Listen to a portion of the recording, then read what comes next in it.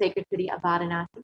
And the Supreme Pontiff of Hinduism in 2013 was officially coronated as the Mahamandaleshwar of the Mahanirvani Akada, the largest apex monastic order, and the youngest Mahamandaleshwar at the age of 35.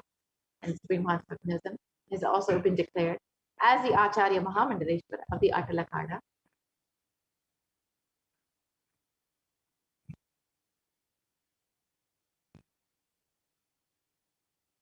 The Supreme Pontiff of Hinduism at the age of 36 was coronated as the Guru Mahasannidhanam of the Tanjavur Adinam in 2014.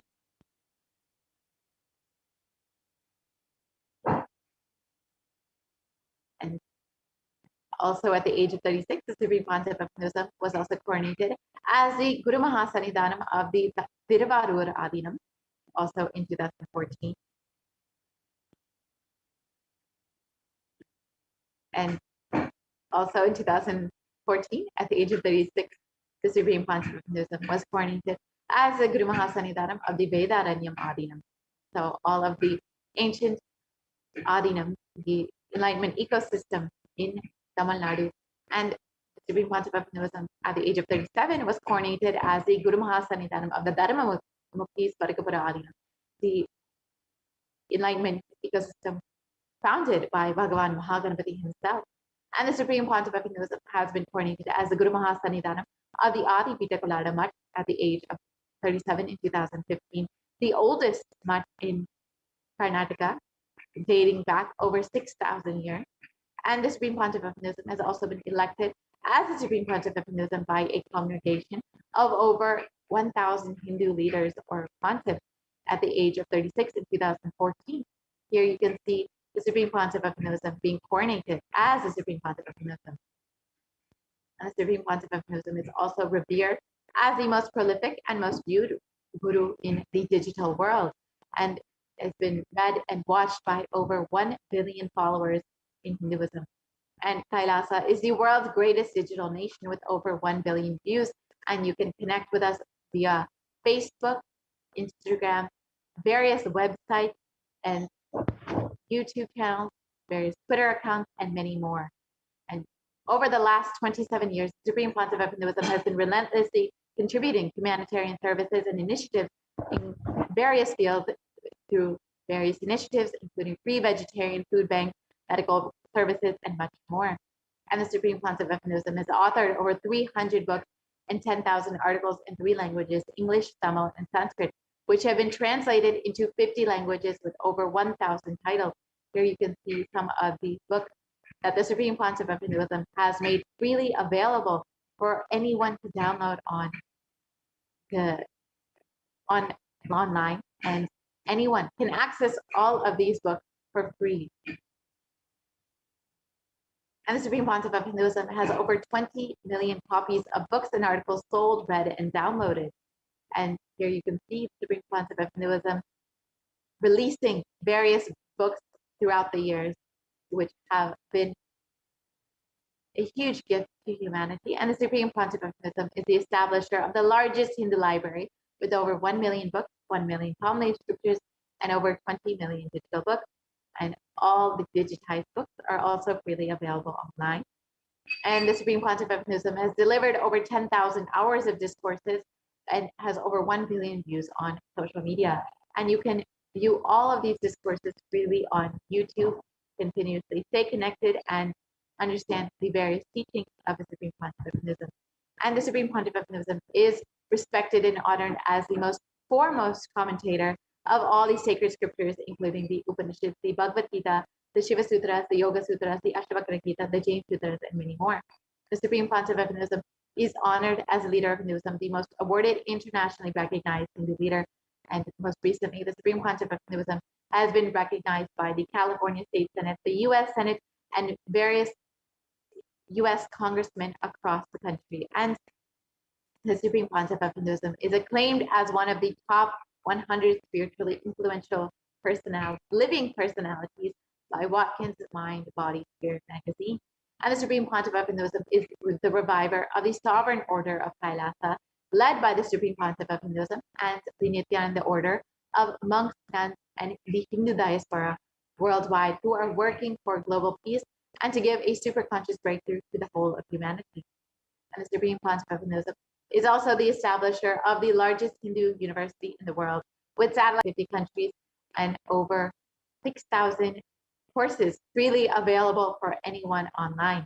And the Supreme Panchamahabhuta is the established 1,000 plus Kailas enlightenment ecosystem, and which are span across 6 continents in various countries across the globe, and is the founder and reviver of over 100 Sadvidya Pitas, the traditional seats of knowledge, which are in India and across the globe.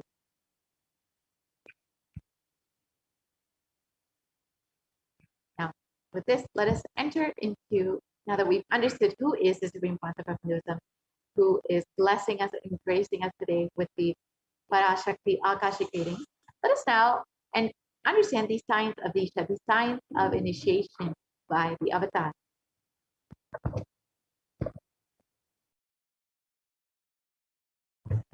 And after this, we will be entering into the demonstration of the extraordinary Shaktis, the extraordinary powers, as demonstrated by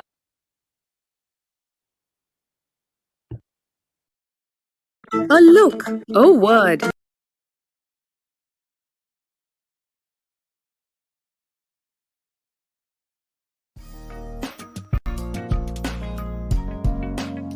We get you health. We get you ability to build beautiful relationships in your life. We get you direct spiritual support, and we make sure you become wealthy.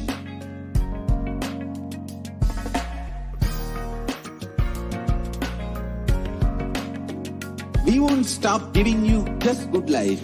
We will literally not stop till you live enlightened life.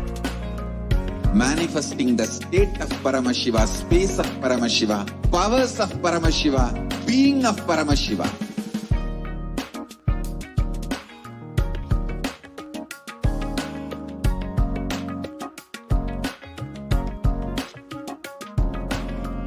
Whole world should become e-Kailashians. I want the whole world to know Hindus have something great to contribute to the world.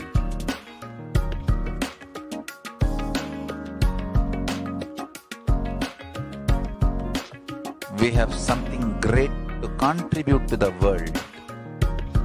Let us do that.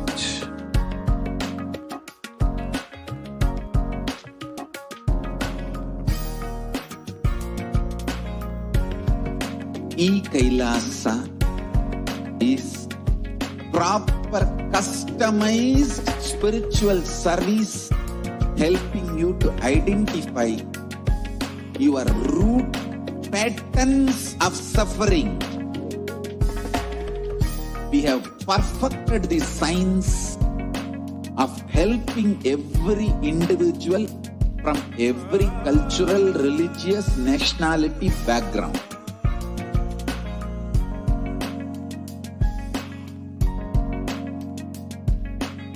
You will have lowest reactionary assumptions, highest awakened response, alive.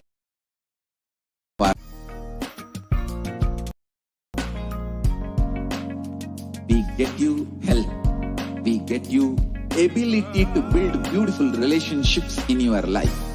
We get you direct spiritual support, and we make sure you become wealthy.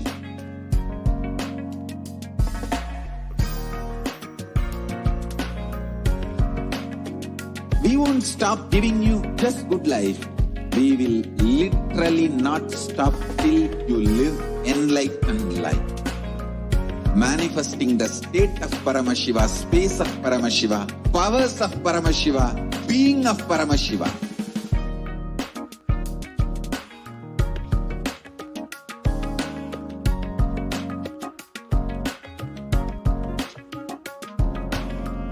Whole world should become e-Kailashians. I want the whole world to know Hindus have something great to contribute to the world.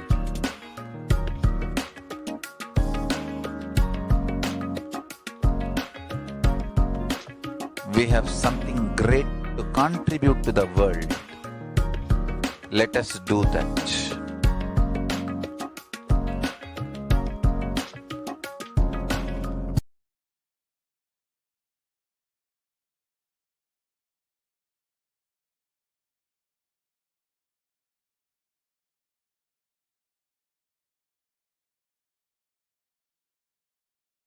A look, a word, a touch. Power of initiation. Diksha is the direct transfer of spiritual energy by an enlightened being through look, word, or touch. The traditional Vedic book Navaratneshwara states, Sarvasamapi dikshanam muktihi phalamakhanditam avirodhat bhavantyeva prasangyastu bhuktayaha.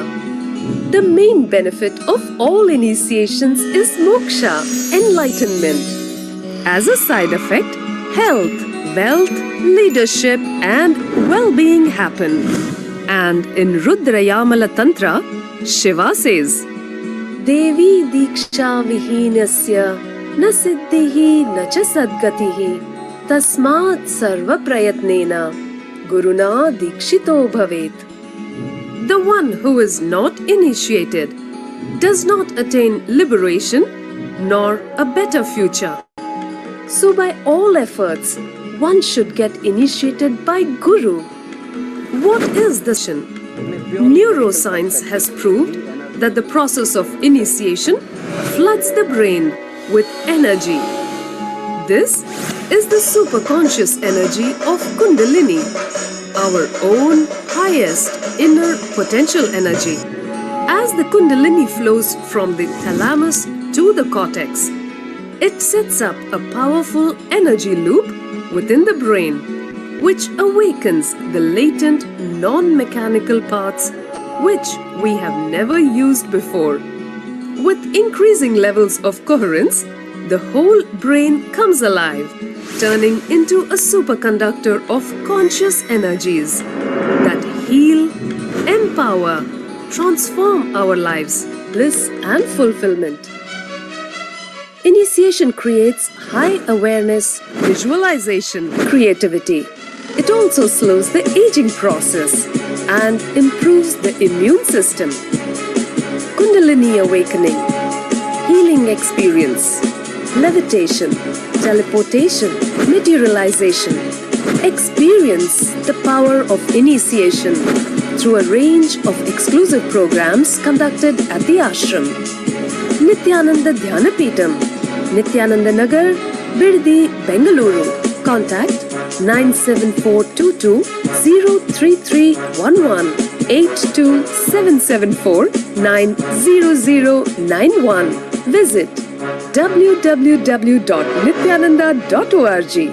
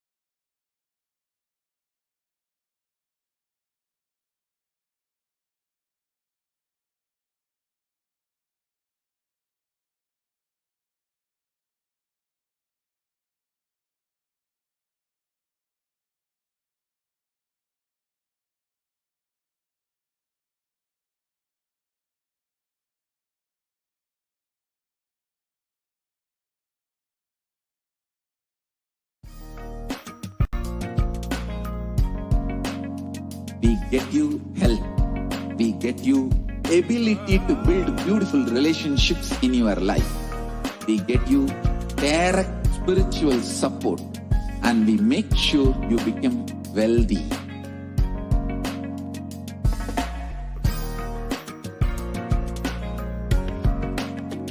We won't stop giving you just good life. We will literally not stop till you live enlightened life. Manifesting the state of Paramashiva, space of Paramashiva, powers of Paramashiva, being of Paramashiva.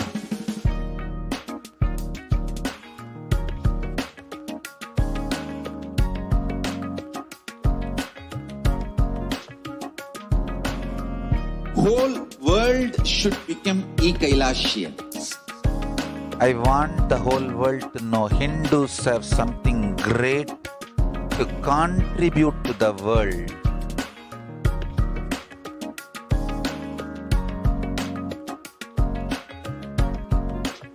We have something great to contribute to the world. Let us do that.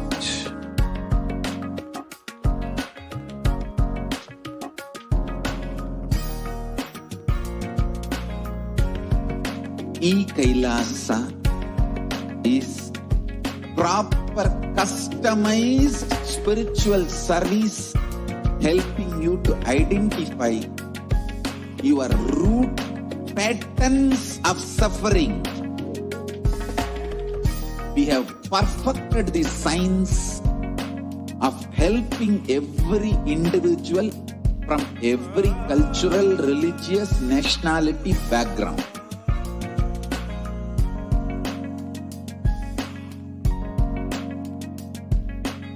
You will have lowest reactionary assumptions, highest awakened response, alive response for life continuously.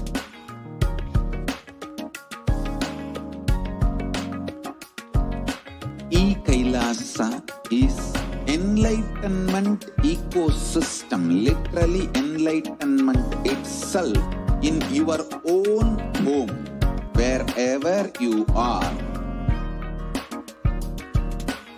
Proper customized spiritual service helping you to complete with your life negativity. Withdrawal from life, self-hatred, self-denial, self-doubt, so much of tiredness, laziness. We can support you aligning your diet, your attitude, your aptitude, your understanding about life. We can help you with everything.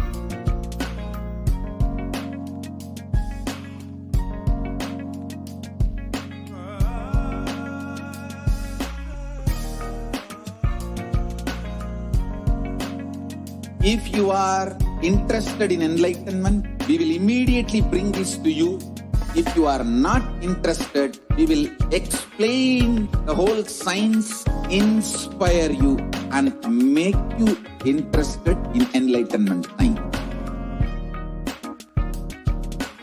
We need to cater this enlightenment science to the whole world wherever they are, because enlightenment is the birthright of all human beings. Kailasa is responsible to provide that to all human beings.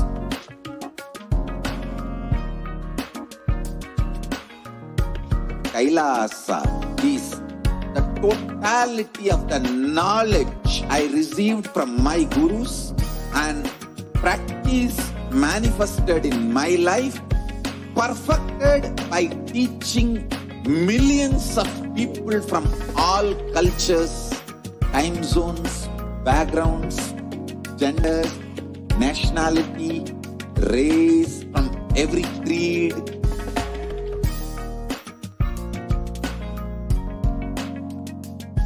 So this absolutely perfected knowledge available to you, served to you in your home without even you moving out of your couch, free of cost.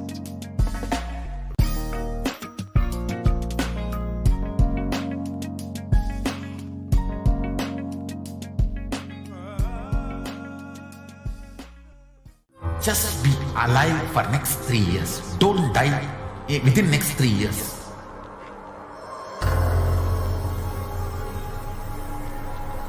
Just don't die within next 3 years. Be alive. Somehow be alive. I'm working sincerely. I will reach you somehow. Somehow I will reach you. It's my commitment to humanity.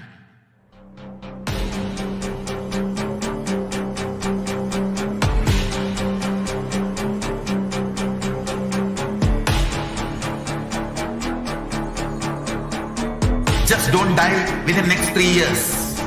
I will reach you wherever you are, whichever corner of the world you may be. I will reach you with enlightenment. You manifesting the space, state, powers, being Paramashivoham. It is possible, and it is possible for you.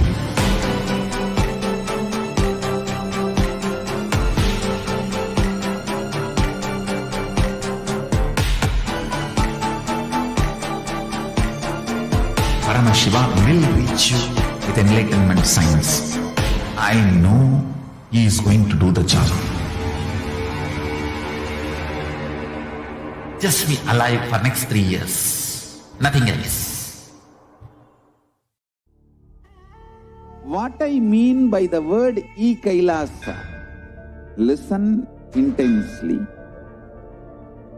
Enlightenment ecosystem, literally enlightenment itself, in your own home, wherever you are. If you cannot come to Kailasa, it's okay. Kailasa can come to you.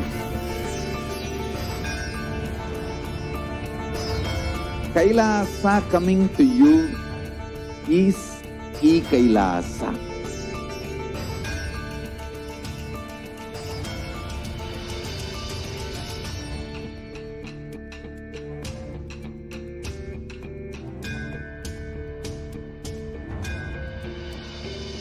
I will revive Hinduism.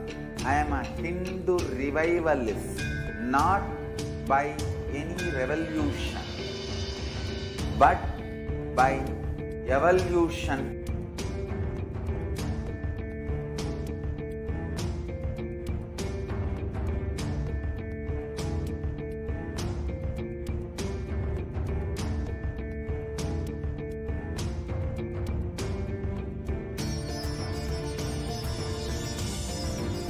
And setting model community.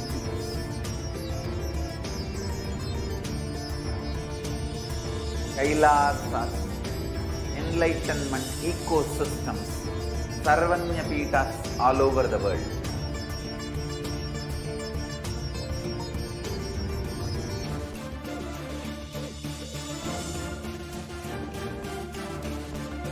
All powerful cognition, knowledge, only when you live, power manifestation and possibilities manifestation happens. It's a fundamental truth.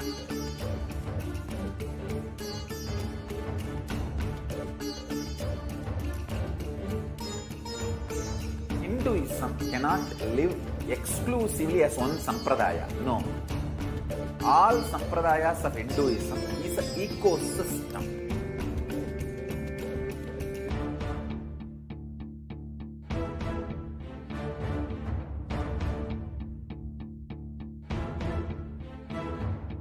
So don't keep quiet thinking that if one sampradaya is attacked, only that sampradaya is going to be affected.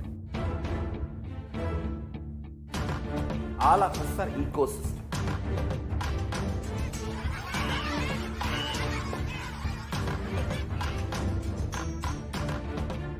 I invite all of you to get involved and enjoy Hinduism by the principle of Dharmo Rakshati Rakshitaha. When you protect Dharma, Dharma protects you. We will make the whole planet flourish spiritually. the spiritual prosperity will happen to the whole planet. We all have to coexist together.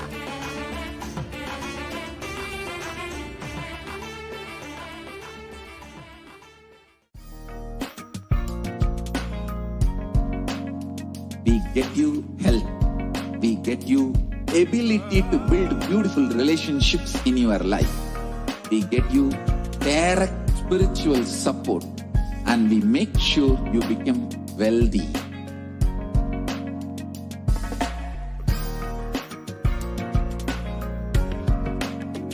We won't stop giving you just good life. We will literally not stop till you live enlightened life. Manifesting the state of Paramashiva, space of Paramashiva, powers of Paramashiva, being of Paramashiva.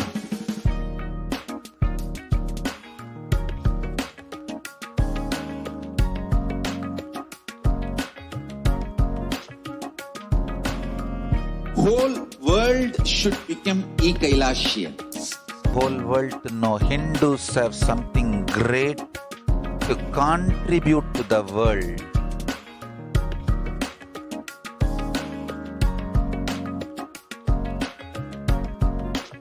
We have something great to contribute to the world. Let us do that.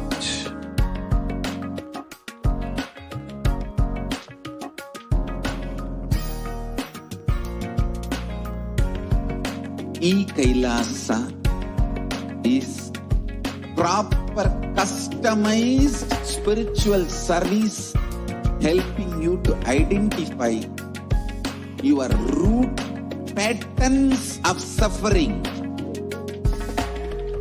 We have perfected the science of helping every individual from every cultural, religious, nationality background.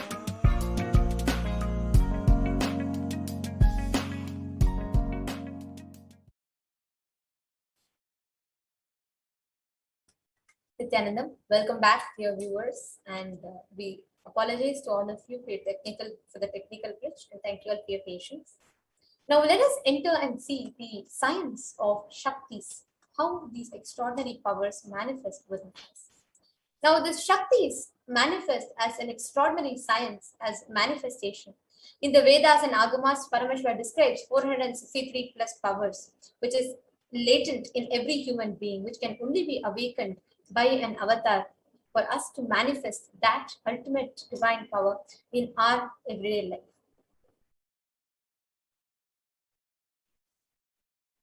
There are 463 plus extraordinary Shaktis as described in the Vedas and Agamas. Now these Shaktis are there are actually two things, Shaktis and Siddhis. The possibilities that can happen to us, the powers that can manifest to us are categorized into these two. Shaktis expressed from the space of enlightenment as a side effect of the feeling connection that you have with the Guru, the high integrity that you have with your Guru. Whereas Siddhis, on the other hand, manifest from your tapas, your penance. Shaktis manifest from the space of enlightenment, whereas Siddhis manifest towards enlightenment, in the path of enlightenment. Shaktis of Paramashiva manifest through ordinary human beings in an extraordinary way, and these manifest just through the initiation of the avatar. And Shaktis are permanent inside you, whereas Siddhis, on the other hand, are temporary and they may divert you from enlightenment. So whatever we are learning and demonstrating are Shaktis. Paramashiva, the primordial divinity of Hinduism, the ultimate reality and cause, it is self-effulgent Swayam Prakasha. It is his Shaktis that we are going to be manifesting. Today, he is walking the planet as 1008th living incarnation.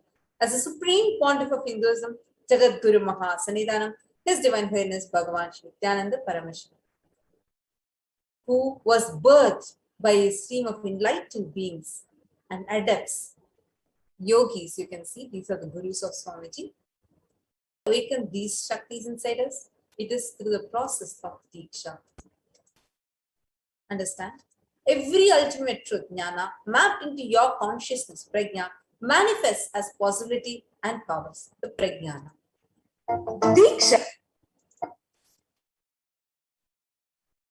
Now, these extraordinary Shaktis are mapped and are given to us Diksha, the transmission of energies. Now, this extraordinary Shaktis that is being transmitted to us is authenticated through 4 aspects of evidences, also called as Pramanas. The first being Shastra Pramana, this eternal unchangeable truths revealed in the scriptural reference. Apta Pramana, references of experiences and results of aptas or authorities of Hinduism, who are the Vedic rishis and scientists. The next is Atma Pramana. Atma Pramana is reference or accounts from the life of the avatar as he manifests the powers as Leela, divine play, to show the humanity the possibilities that lay within man. And the next is Pratyaksha Pramana, or empirical evidence from observation and scientific experimentation. Now let us enter into the power of body scanning. We will now be demonstrating today, sharing with you all the power of body scanning.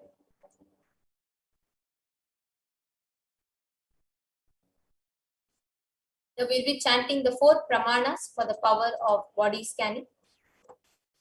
These pramanas are taken from the scriptures of Sanatana Hindu Dharma, and I will now be chanting the Shastra Pramana, the scriptural reference from the Vijnana Bhairava Tantra.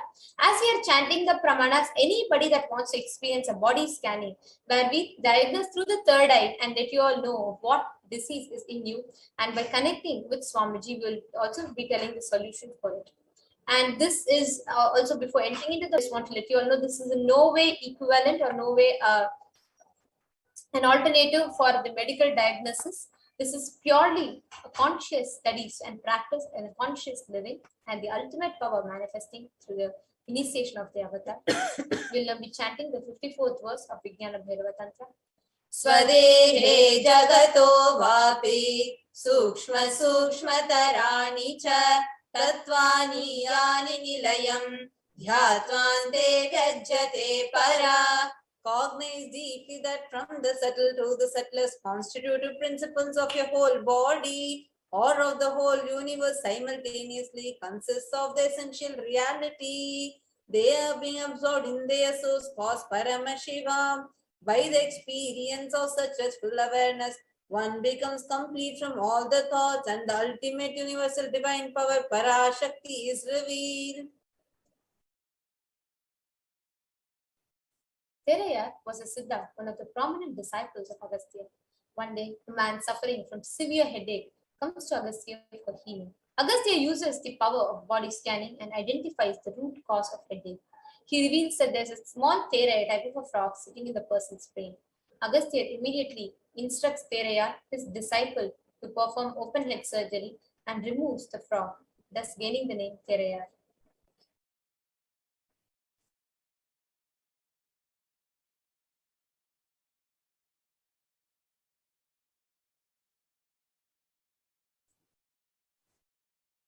This is the Atma Pramana, an incident from the life of Swamiji himself, where he showed to humanity how that pain is a lie. Even when Swamiji had an open fracture and multiple compound hand fracture, Swamiji, not just there was no pain, Swamiji was completely, like Swamiji went through the whole surgery without any anesthesia, showing humanity what it means to live a life of no pain and no suffering. Now let us all see the Sakshi Pramana, the live demonstration of these extraordinary Shaktis. Now, anybody that wants to experience body scanning can leave a comment in the YouTube live video, and we will now be manifesting the power of body scanning with you all.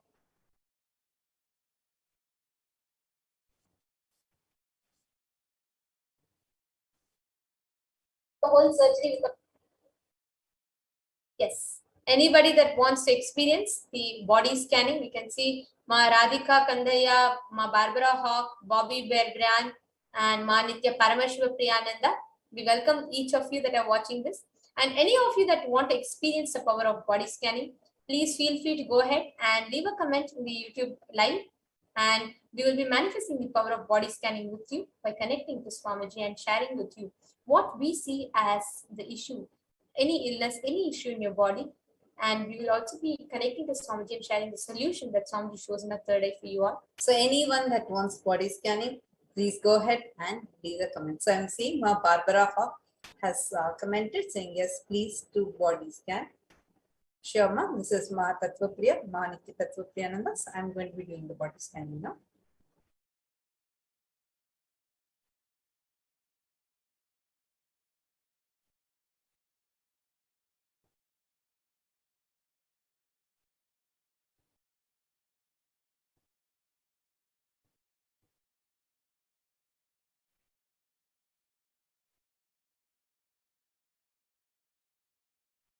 Sure. We have Rajvinder Kaur who has commented, yes, please body scan me. Sure, Aya. Myself, I'm Nithyananda and I can manifest the power of body scanning for you.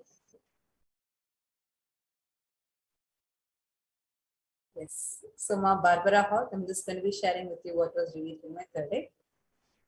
So the first thing that was revealed is that you are having an allergic reaction that's happening in your body, and there is like a lot of reduce, like you'll be experiencing a lot of cold. This has been happening for the last 2 to 3 weeks. This has been happening for you, and this is because of some pollen grains from a plant. It's a plant that is actually causing this for you, and there's also dust that is there, and there's also, I'm seeing your skin is losing its elasticity. If you see your skin is becoming more like a sort of like slight wrinkles kind of a thing that's happening, and you would also observe that your body is towards the bottom, like your lower belly, and like your body is collecting fluid. There's a fluid retention that's happening, water retention that's happening in your system, because of which there's a slight weight gain that's happening in you. There's also a slight constipation that's there, like you would feel it as tightness towards your left side stomach, lower abdomen, and this is another thing that I saw. But I'm seeing there's a plant that is causing an allergic reaction that is happening in your system.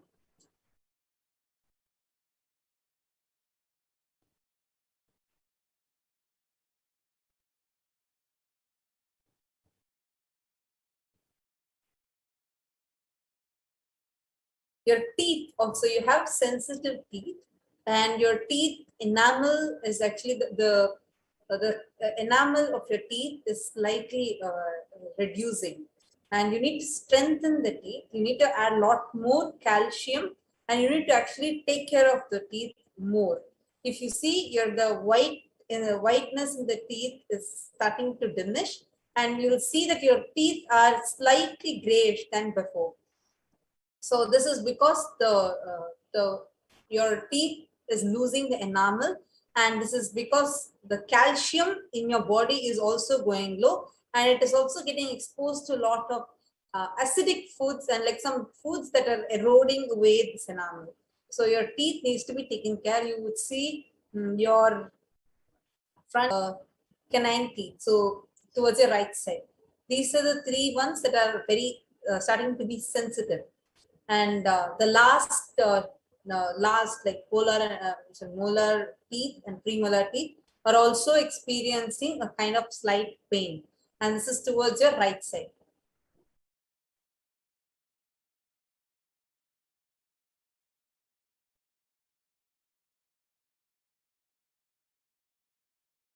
And Ma, there is one other thing is in your body. Actually, I'm not saying something is major, but your the heaviness that your lungs are able to handle is starting to go down because this mucus production is increasing. You need to the kapha healing foods, because like if you see you need to take like tulsi and things like that, which will, and like eucalyptus oil, if you can apply, or like take steam, which will remove this kapha from your system. Okay, Rajvinder Kaur is asking, who's this body scan for? This is for Barbara Hawk. And Rajvinder, I will be sharing with you what I saw for you when I did the body scan. Yes, so these are the things that were revealed, Ma. And there are also slight muscle, like just the slight pains that you experience in your knees and in your lower back. And this is nothing, it's just the muscles getting tired. But you need to increase a lot of calcium in your food. And if you see your left finger nails, We'll also have like two white, like small, like very small. The nails inside the nails, there'll be small, thin lines or a dot kind of a thing. This all are showing the nutrient deficiency that's happening in your system. So you need to have more balanced diet, and main thing is to increase the calcium in your diet, and the iron needs to be balanced in your system. If your iron is getting balanced in your system, there's going to be a lot more emotional stability that you're going to be getting, and that will also help you heal your relationship within your family itself. And because currently there is some issue going on which is affecting you, which it's much you are a person who can take on that more, you can endure more pain, but the last 2-3 years, because iron is going down, it's very difficult to digest the things that are happening very easily, like how you used to before. So this is what was revealed. You can share how much you were able to relate to this. So, Barbara Hock, please get back to us now, how much you were able to relate to. And Rajwinder Kaur Ayya, what he saw for you, Ayya, is the first thing, you are very sensitive to air and atmosphere. And in the last, at least in the last 2.5 weeks, you've been experiencing some kind of a congestion, something like it's extremely suffocating. And it's not like you're not like asthmatic, or I mean, you have not been asthmatic in the last 2.5 weeks or anything. It's not been severe, but even without asthma, there is a difficulty in the amount of the intake of oxygen into your system, into your lungs is not enough. This causes headache, some nauseatic feeling, and also it makes you very tired and sleepy. This is the air around you, in the place you are living right now, in your area, in your vicinity. If you actually check with the locals, and if there's a way to check it, there has been some release of a factory or something, some industrial release of some air into your surroundings, and that content has altered the purity of the air around you. And because you are extremely sensitive to environment, this has directly affected your breathing. This is the first thing that I saw. It may not be directly asthma, but it is like a congestion kind of a thing, like a suffocation that is happening to you. And this causes headache, this causes nauseatic feeling, and it also causes tiredness and a bit of sleepy feeling throughout. And second is, in your stomach, if you see whenever your body is excreting, you'll see that there is the heat in your body will be extremely high. There'll be a lot of burning sensation, and that is because there is in your stomach there is a particular buildup of a type of acid, which is not letting the digestion happen completely, and it is increasing the whole acidity level. And this is also directly affecting the whole tract after, like, however the food passes out after stomach. So that whole tract is getting affected because of it. There is a red color patches kind of a thing that I'm able to see in the tract, and this is directly because of some food which you took has caused that kind of a reaction in your body. And apart from this, I also saw that the calcium level in your body, the hemoglobin and calcium level in your body is starting to drop. This is the main things that I saw with you, Ayya. And if you see in the recent past, there'll be a lot of instability inside your inner space, whether outside or not. In your inner space, there's a lot of instability that you are going through with life, with certain decisions that you have to make. There's some kind of insecurity and instability that you are going through. All of this is directly because of this and oxygen level being less in your body. So this is what I saw here. And I also saw you have to take ginger lemon drink every day in the morning with honey. This will directly have a beautiful impact on your breathing, the whole windpipe getting clean. And also you have to do the steam inhalation or the steaming. You have to do the steaming every day, at least for the next 21 days, to completely cure and completely cleanse out, detox your body. And this is a solution that Swamiji shared with me through the third eye. And also I request if you can confirm back, acknowledge that you heard it and you were able to relate to it. Yes, so Ma Barbara Hawk has shared for the scanning that was just done. She says, thank you for the scan. Left small fingernail showing 2 small white lines. I immediately checked. Yes, the 2 marks are there. Yes, have gained little weight and felt heavy. Also, yes to relationship, not feeling so smooth. So I'll do the recommendations. Thank you. Wonderful, Ma. Thank you for acknowledging. And Ma, just don't worry. The connection, the bhakti that you are having is a strength. This is what Swamiji just showed. And you just hold on to Swamiji, and Swamiji is there with you. Swamiji will protect you, and just take care of the diet. And you need to eat more spinach. There's a particular type of leaf that I'm seeing, which is having rounded, rounded leaves. I'm just seeing what exactly it is. Now I'll just tell you. I'm not getting the name. I'm just seeing the leaves are more rounded. And that is the leaf that that is third is recommending you to eat. You can consume that.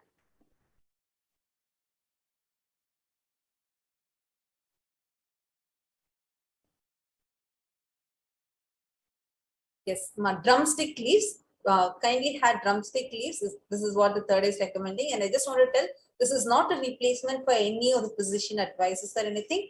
These are just the third eye revelations. You can take the physician's recommendations, consider your doctors, and then you can start.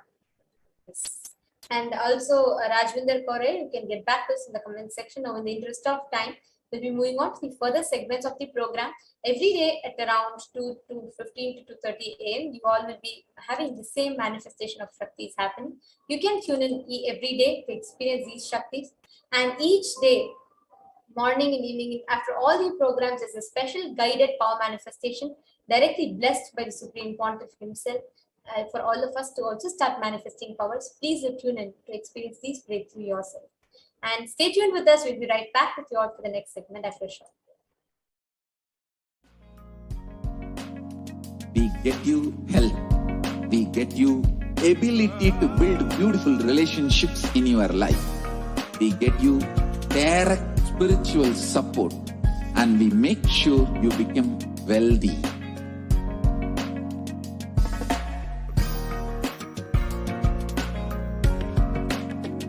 We won't stop giving you just good life.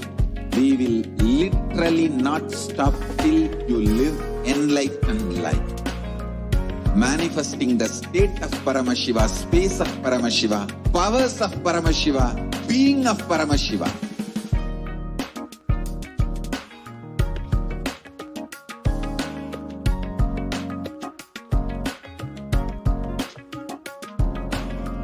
Whole world should become Ekailashians. I want the whole world to know Hindus have something great to contribute to the world.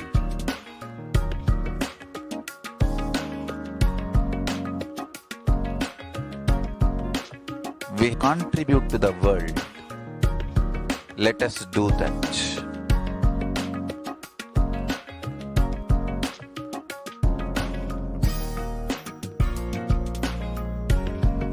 E-Kailasa is proper customized spiritual service helping you to identify your root patterns of suffering.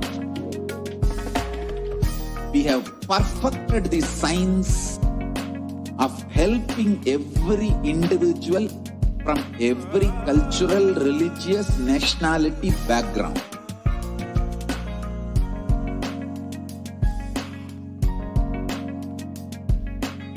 You will have lowest reactionary, highest awakened response, alive response for life continuously.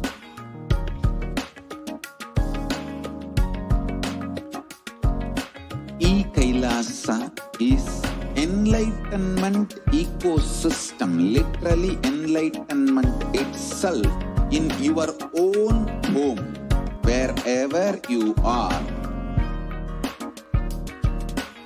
Proper customized spiritual service helping you to complete with your life negativity. Withdrawal from life, self-hatred, self-denial, self-doubt, so much of tiredness, laziness. We can support you, aligning your diet, your attitude, your aptitude, your understanding about life. We can help you with everything.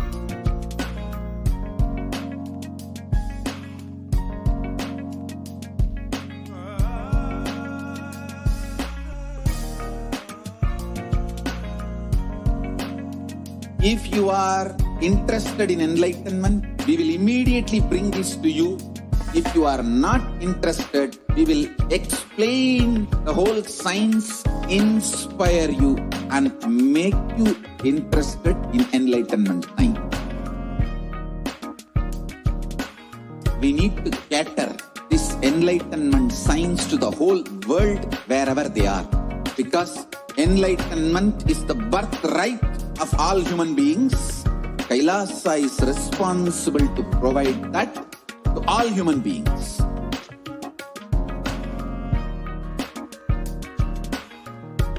Kailasa is the totality of the knowledge I received from my gurus and practice manifested in my life, perfected by teaching millions of people from all cultures, time zones, backgrounds, genders, nationality, race, from every creed.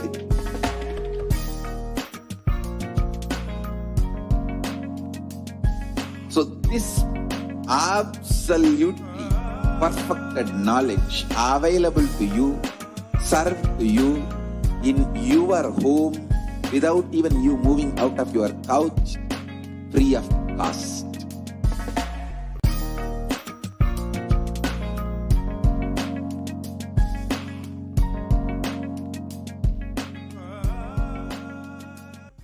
Just be alive for next 3 years. Don't die within next 3 years.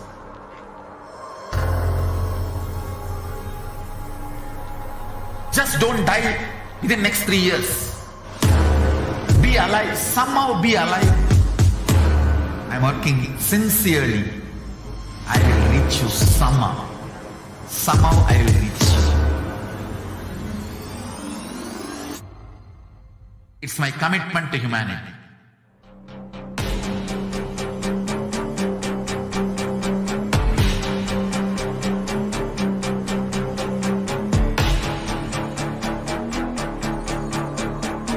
Just don't die within next 3 years. I will reach you wherever you are, whichever corner of the world you may be. I will reach you with enlightenment. You manifesting the space, state, powers, being Paramashivoham. It is possible, and it is possible for you.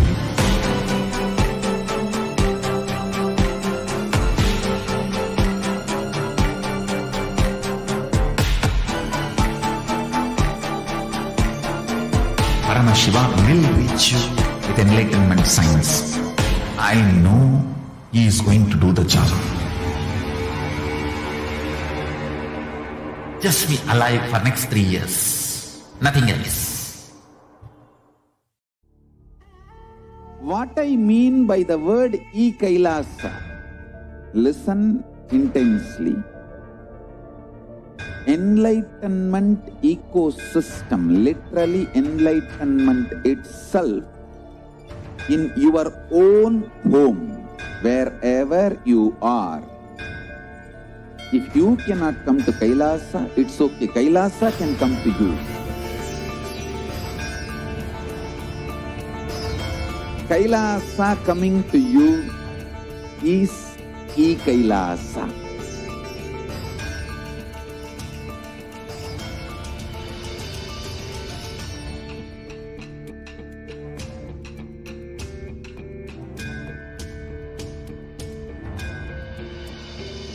I will revive Hinduism. I am a Hindu revivalist, not by any revolution, but by evolution.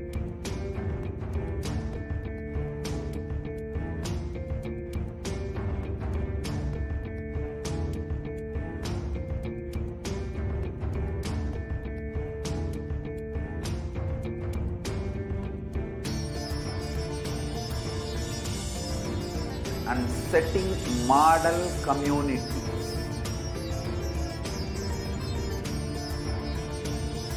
Kailasas, enlightenment ecosystems, Sarvanya Peethas all over the world.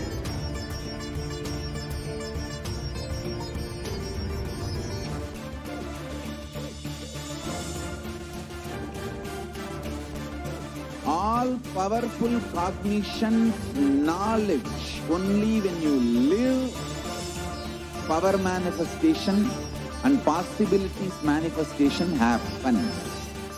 It's a fundamental truth.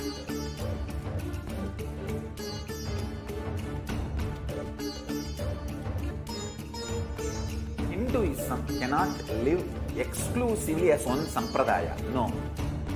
All sampradayas of Hinduism is an ecosystem.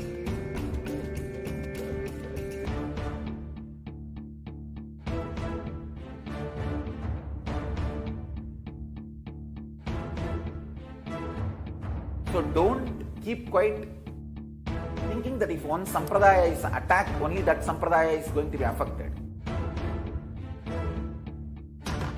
All of us are ecosystem.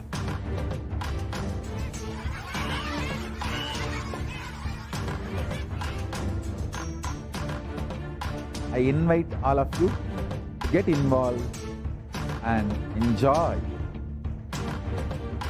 Hinduism by the principle of Dharmo Rakshati Rakshitaha. When you protect Dharma, Dharma protects you. We will make the whole planet flourish spiritually. The spiritual prosperity will happen to the whole planet. We all have to coexist together.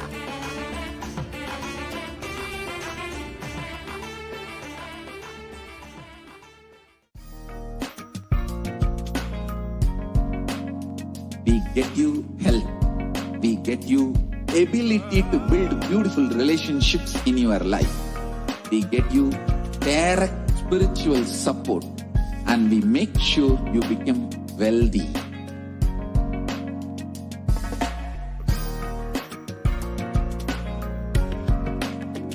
We won't stop giving you just good life. We will literally not stop till you live enlightened life. Manifesting the state of Paramashiva, space of Paramashiva, powers of Paramashiva, being of Paramashiva.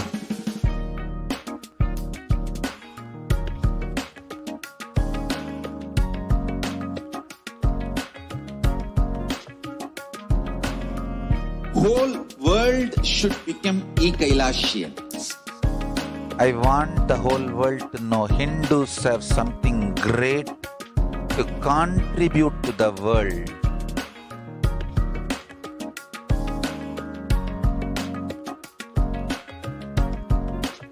We have something great to contribute to the world. Let us do that.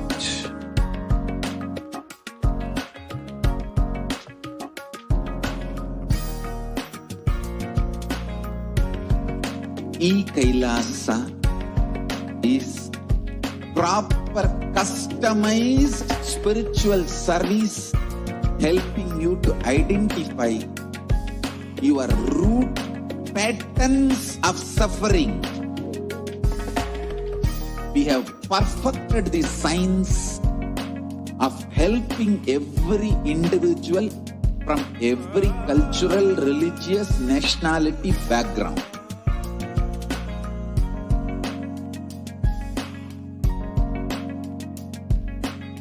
You will have lowest reactionary assumptions, highest awakened response, alive response for life continuously.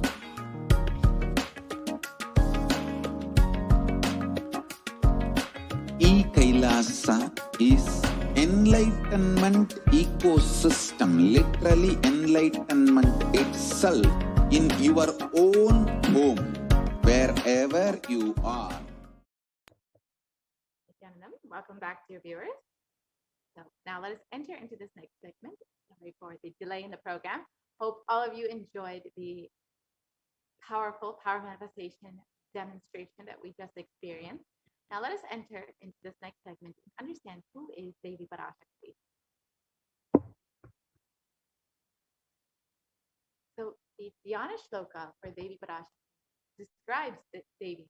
The Divine Mother is to be meditated upon as shining in a vermilion red body with the triple eyes, sporting a crown of rubies studded with the crescent moon, a face all smiles, a splendid bust, one hand holding a jewel cup brimming with mead, and the other twirling a red lotus. This is the Dhyana Shloka from Lalita Sahasranama, and it continues on. I meditate on the great empress. She is red in color, and her eyes are full of compassion, and holds the noose, the goad, and the bow and the flowery arrow in her hand. She is surrounded on all sides by powers such as Anima, and she is the self within me. Devi is the ultimate pure feminine consciousness. Parashakti is the cosmic mother. It is her cosmic womb from which billions and billions of universes come out and go in. Source where the Big Bang and black holes go on.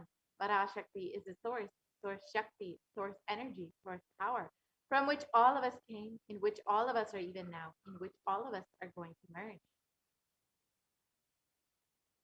Out of her extreme love and compassion, Parashakti herself is manifesting through the embodied form as the Nijavatara of the Supreme Consciousness, gracing us, answering all of our questions, attending to our prayers, giving boons, healing us, revealing our past, present, and future, delivering profound spiritual truths, and ultimately giving us the experience of Paramashivoham itself.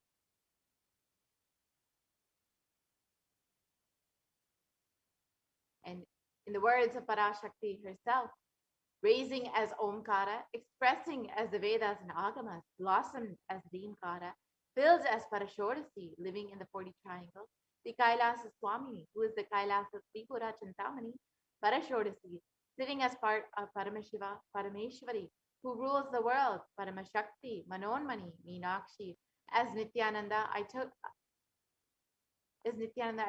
Nijavatara here to give good boon to everyone, to bestow all goodness.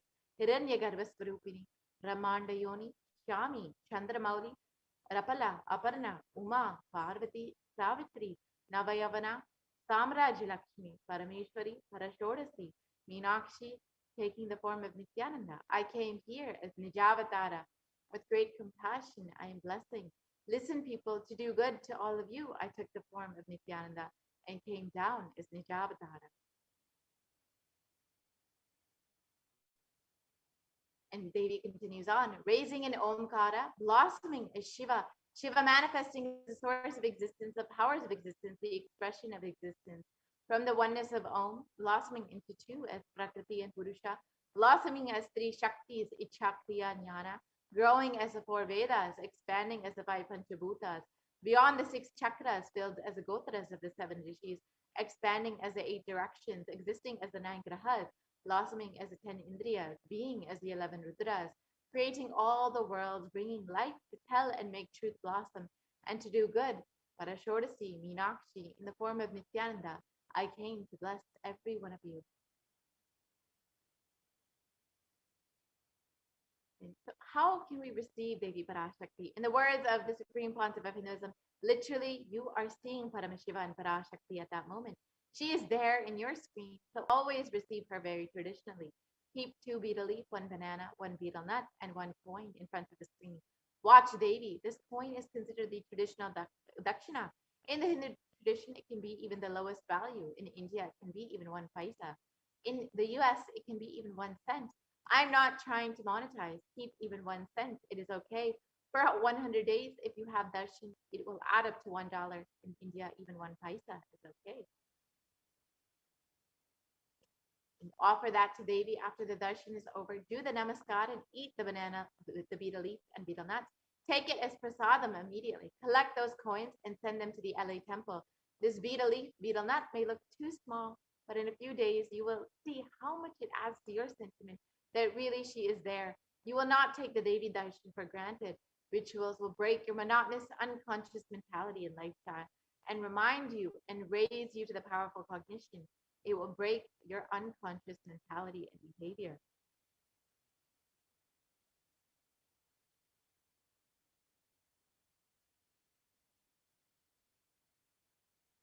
We can continue to the next slide, please.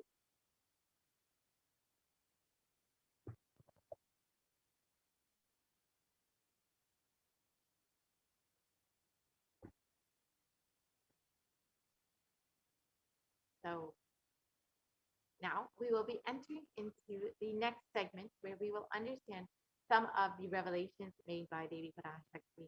As all of us know, Devi has been continuously guiding us during this time. So let us see some of the revelations made by Devi Parashakti and how it has manifested in our reality.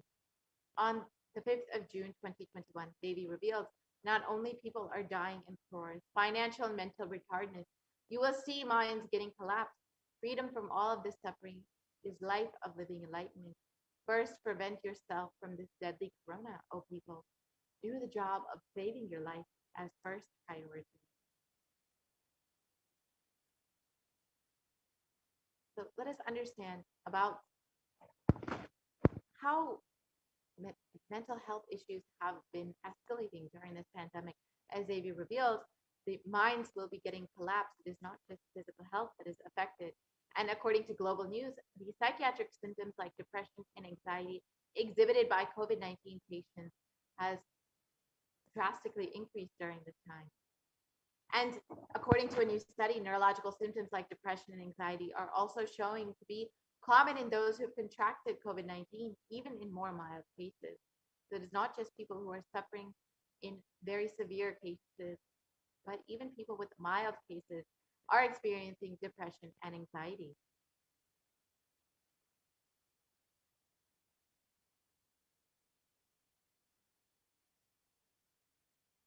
And the impact of COVID-19 on the mental health of US college students was explained in this study by BMC Psychology.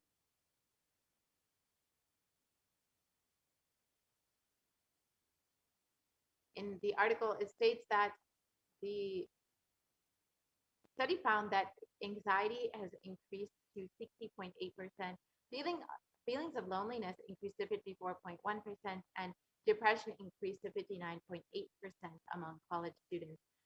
And many have reported being worried about the health of loved ones as the most impact on their mental health. And the need to take care of family has most affected the current and future plans. So more than half of college students are experiencing some type of mental health issue. So just as they revealed, minds are getting collapsed at this time.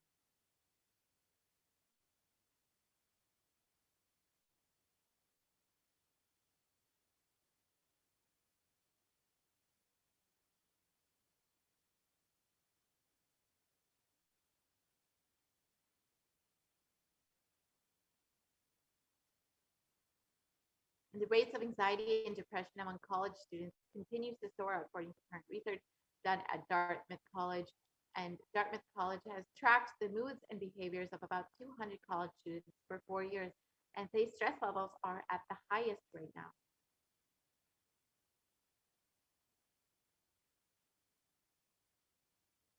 In this article, it states that Dartmouth has followed 217 students when they entered into school as freshmen in 2017 in hopes of understanding how they behave. And they've seen student stress levels tend to rise and fall, usually in tandem with midterms and final exams. But since the onset of the COVID pandemic, rates of depression and anxiety have soared and have not shown any sign of coming down. So just as Devi Parashakti revealed that this COVID-19 pandemic has not just affected people physically, but has collapsed the minds of people. And Devi revealed that the only protection from all of this is the science of living enlightenment. And you can learn about this through kailasa.org. You can visit kailasa.org and become an e-citizen of Kailasa and avail all of the benefits. Understand and learn the science of living enlightenment as revealed by the Supreme Concept of Feminism. You can stay connected, constantly stay in a high space, and protect yourself from this ongoing pandemic. You can also continuously stay connected via social media and follow the Supreme Concept of Feminism and Kailasa on all the various social media platforms. You can join as a member of Kailasa's HDH Nithyananda YouTube channel and avail all of the benefits, continuously stay in touch with the Supreme Concept of Buddhism and receive the blessings and grace of Devi Parashakti and the Supreme Concept of Buddhism, and receive the teachings and learn the science of living enlightenment as revealed by the Supreme Concept of Buddhism. Now let us understand what Devi Parashakti has revealed as the secrets of the universe on the 8th of June 2021.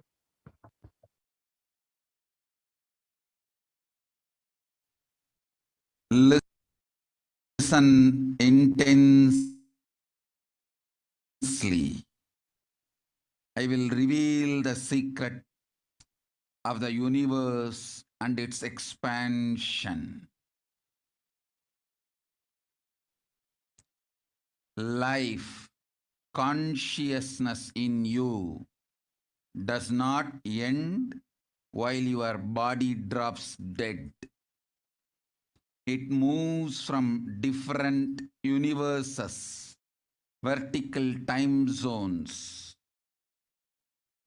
lives in different time zones as per its free will, knowledge, desire. But ultimately, to get enlightened, complete liberation, Paramashiva Padam, your soul has to come back to this karma bhumi, the Bhumandala. This Bhumandala and the Jati ecosystems, the caste ecosystems,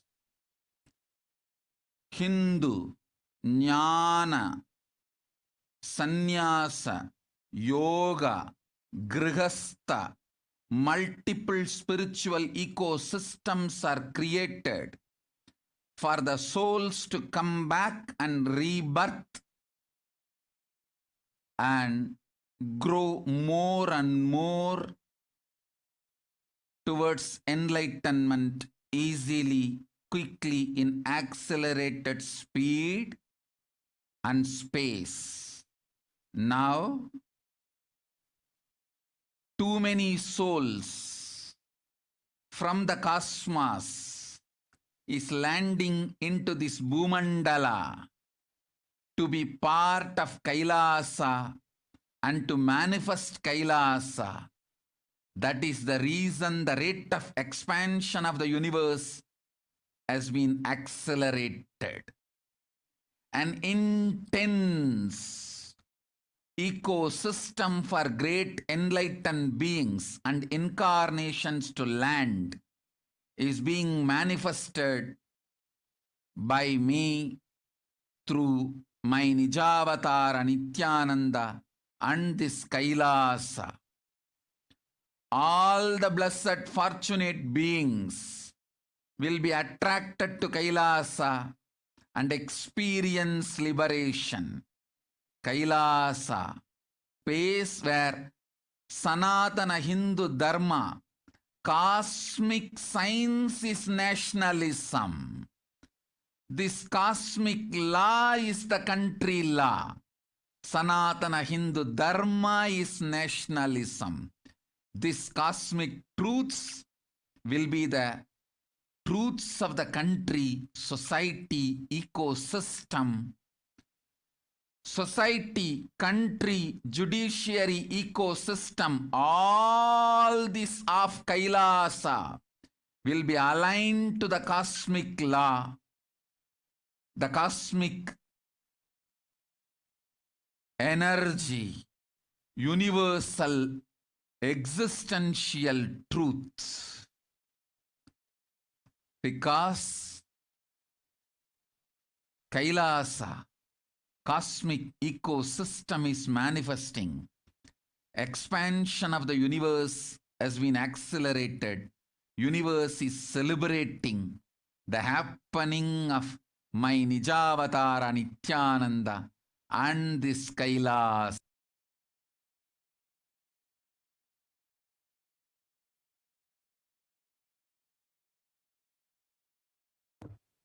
Yeah. So let us look at what Devi revealed and reiterate Devi's revelations. Listen intensely. I will reveal the secret of the universe and its expansion. Life, consciousness in you does not end while your body drops dead. It moves from different universes, vertical time zones, lives in different time zones as per its free will, knowledge, and desire. But ultimately, to get enlightened, complete liberation, Paramashivoham, your soul has to come back to this Karma Bhumi, this Bhumandala.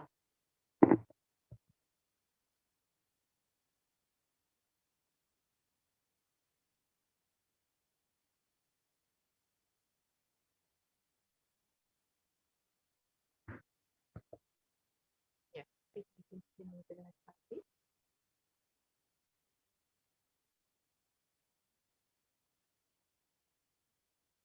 Yes, we can continue to the next slide, please.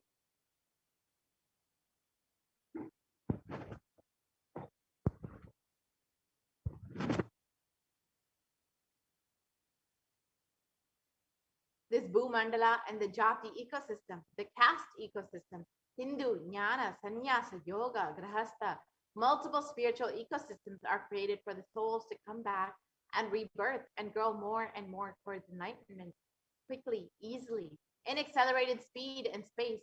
Now, too many souls from the cosmos are landing into this Bhumandala to be part of Kailasa and to manifest Kailasa.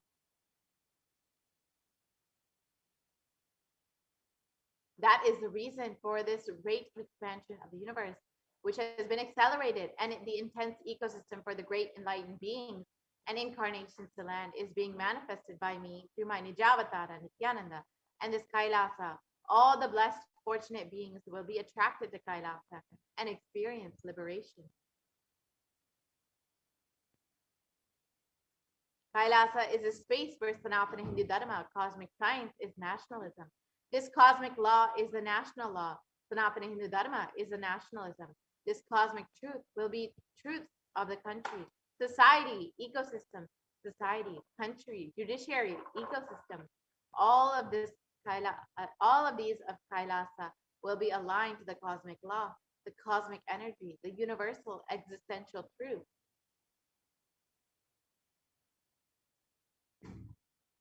Because Kailasa cosmic ecosystem is manifesting, expansion of the universe has been accelerated.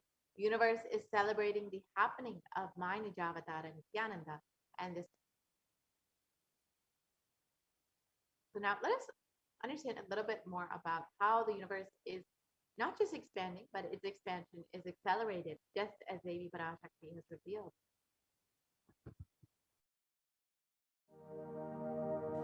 You are looking at the most detailed three-dimensional map of the universe known to humankind, and it's called the Sloan Digital Sky Survey.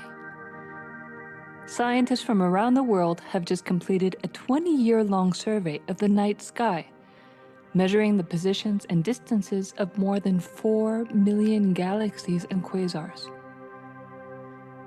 This detailed map will help scientists shed light on the remaining mysteries of the universe. Let's go on a journey from the local stars to the largest scales of our universe. Beyond the local stars that draw familiar constellations in the night sky in the neighborhood of the Earth, in addition to our own Milky Way, billions of galaxies are spread throughout the observable universe. Moving faster than light, we will take you through space in a journey from our place in the Milky Way all the way out to the large-scale structures of the visible universe, and we'll tell you about how we're mapping it out.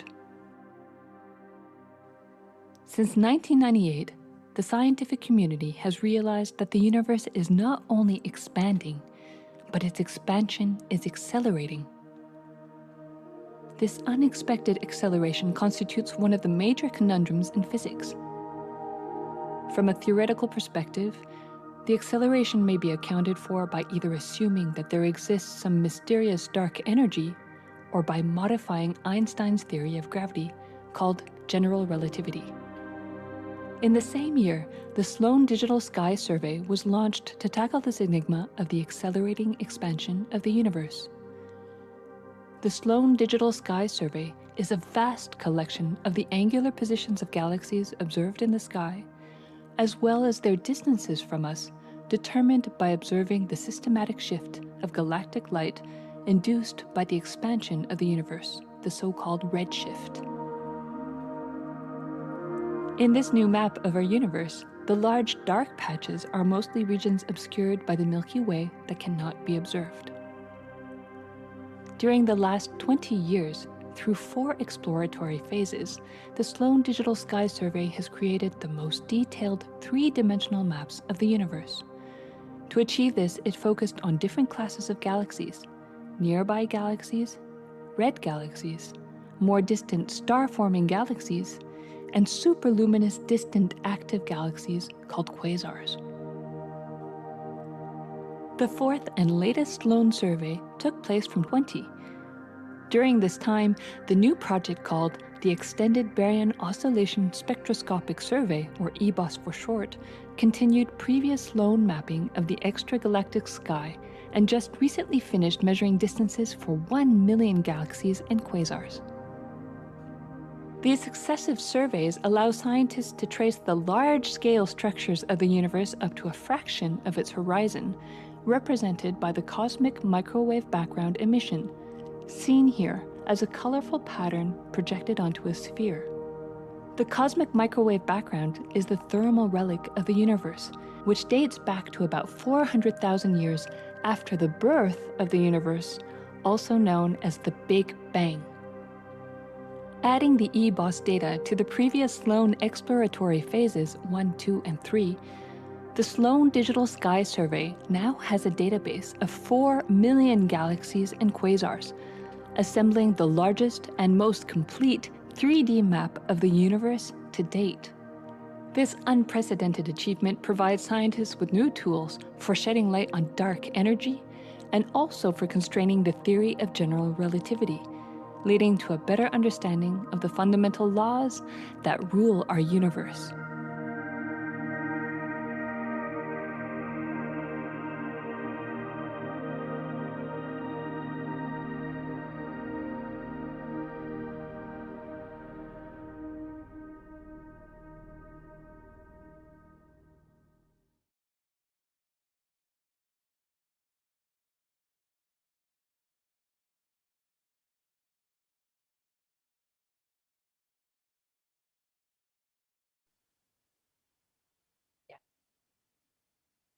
So National Geographic has also shown that the universe seems to be expanding faster than all expectations. And it states that new evidence deepens a mystery around the Hubble constant, one of the most important numbers in cosmology. Fresh evidence suggests that the universe is expanding faster today than it did in its infancy, and a difference that has set off a search to understand what cosmic forces could be at play. If confirmed, the changing rate, which is 9% faster than it had been projected, would force us to reconsider a fundamental aspect of the cosmos. So just as Devi Parashakti revealed, the universe is expanding at an accelerated rate, and those modern science does not understand why Devi has revealed that is because so many beings are landing to be a part of this Kailasa.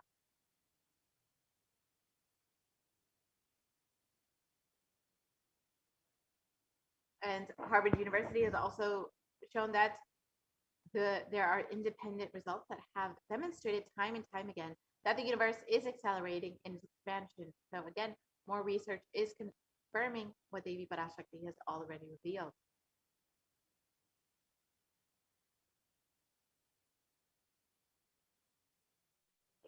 So now let us understand what the Supreme Concept of Hinduism has revealed about the expansion of the universe and its acceleration.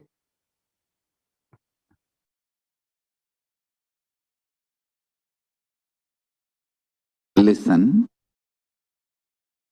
the key information, the key line I wanted to bring all your attention through this video is universe is not just expanding, its expansion is accelerating. accelerated. Please understand. Last few years, I am screaming in top of my voice that superconscious breakthrough is happening. Please understand. It is not only just the physics level. The universe expansion is accelerated. It's a dark energy, the dark matter in that level, the unmanifest, in avyakta, unmanifest level itself, the expansion is accelerated intensely. Please understand. The expansion is accelerated intensely in the dark energy, in the dark matter, unmanifest, avyakta swarupa of Paramashiva. See, Paramashiva's manifest form only is this world which we are all enjoying, experiencing. There is an unmanifest form of Paramashiva, dark matter. What we call dark energy, dark matter. The triggering of expansion, not just expansion, acceleration of expansion is happening from that dark energy, dark matter. Because scientists are using the word dark energy, dark matter, I am using the same word. But if you ask me to give a right word, I will say Swatta Sutta Swayam Prakasa Jyoti. I will call it a superconscious energy, superconscious matter. See, because the human eyes can't cognize, human beings are calling it as a dark matter. But because human eyes can't cognize, but third eye can cognize, I am calling it as a Swayam Prakasa Jyoti. Jyoti, light, superconsciousness is the word rishis, enlightened beings will use. But unfortunately, scientists have their own limitation. With the two eyes, when you see something which is not seen, you call it as dark. With three eyes, when you see something and you know it cannot be seen by the two eyes, you call that as Jyoti. Sutta Swayam Prakasa Jyoti. Jyoti Mandala. What we show as Jyoti of Arunachala, what exists as unmanifest of Paramashiva is one and the same. Please listen. This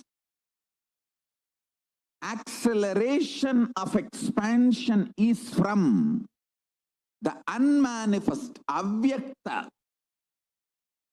sarira of Paramashiva, the unmanifest space of Paramashiva. From that, the acceleration of expansion is happening. Now, the superconscious breakthrough is imminent. It has to happen. It is happening. I have been sent to planet Earth to facilitate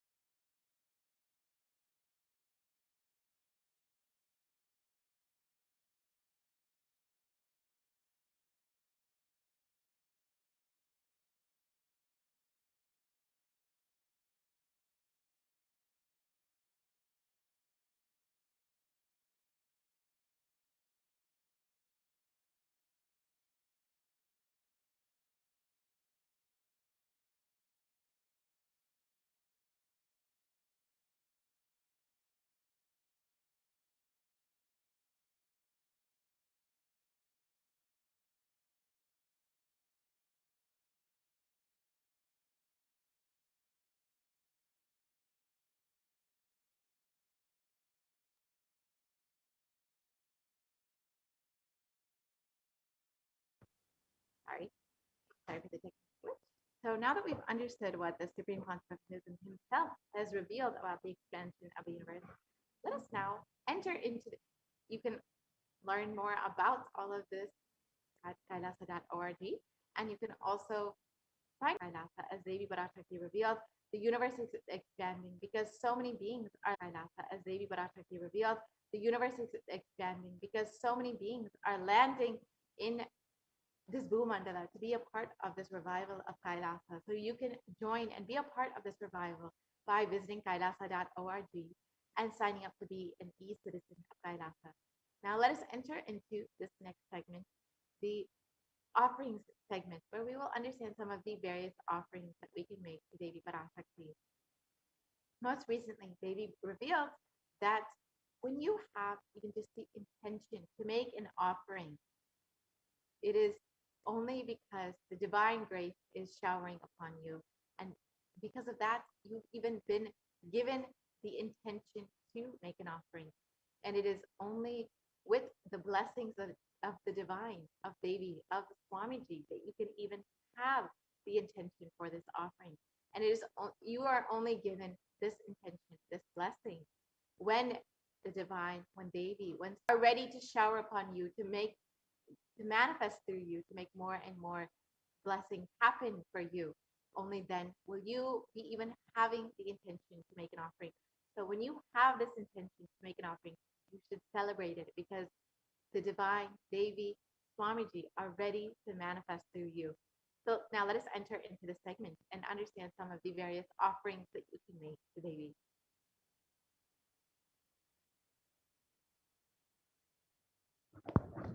So an offering is a giving of a divine gift of pure love, devotion, and oneness, and it consists of two parts, giving and accepting.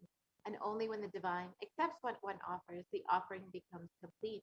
Offerings are not made out of fear nor out of greed, but when an avatar lands, the offerings are purely a part of the grand Leela, played out for the only purpose of enlightenment.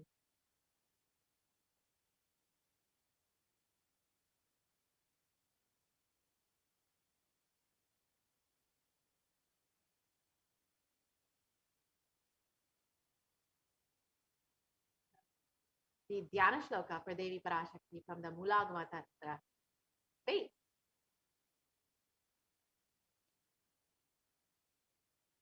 moon-like face holding the Vedas on one hand, fire in eyes with lotus flower gracing and blessing hands, and one hand with the Japamala beautifully decorated with jeweled ornaments. In wonderful clothes and shining crown, her name is Manomani.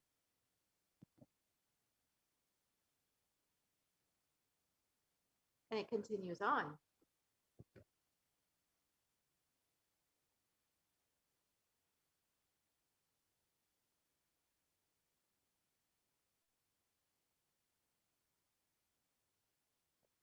We can continue on.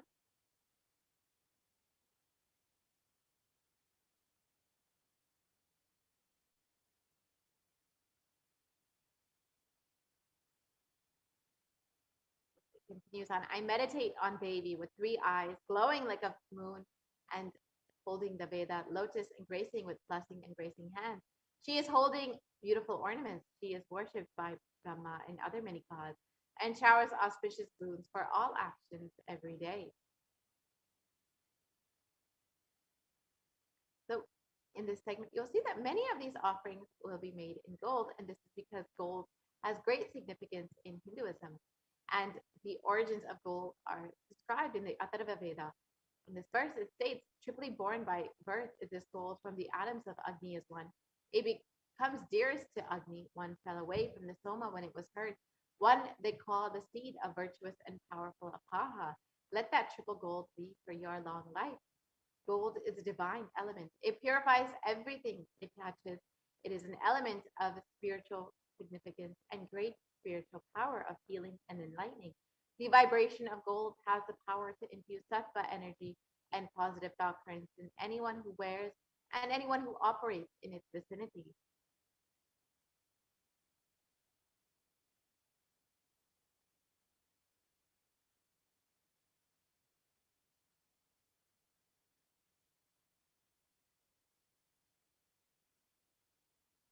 Gold is present in all the scriptures, the Agamas, the Vedas, the Shrutis, the Smritis, the Itihasas, and Puranas. In all the Hindu scriptures, it is abundantly displayed that gold is the most auspicious and purest metal, which purifies your very being. In the Hindu civilization, everything was built in gold, offered, exchanged in gold. Ritual feasts were even offered in gold bricks. When one was to be saved from life-threatening illnesses, gold was offered as a ritual fee. Gold was in abundance and used for weighing equivalent amounts of commodities, including cows, and kingdoms were even built with huge doors of gold. The streets would have huge columns and huge archways made of gold. Horses and cows were even dressed in gold.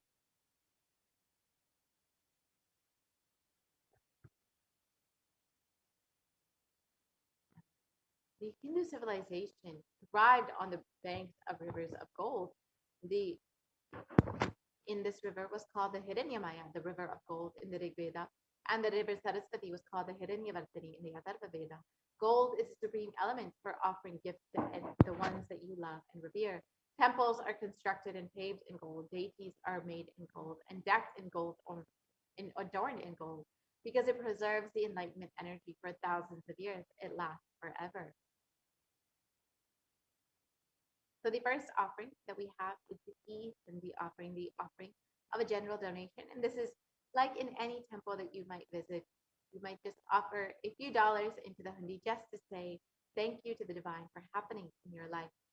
And you can offer as much as you would like or as little as you would like, as it is just from that space of devotion that it counts.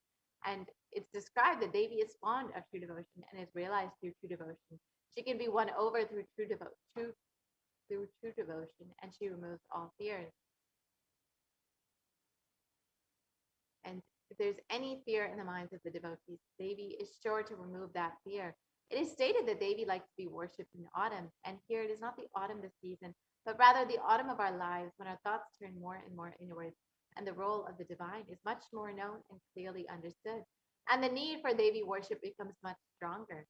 So you can offer your gratitude and devotion to Devi Parashakti and offer your kanika, and your name shall be chanted out during the puja to Devi.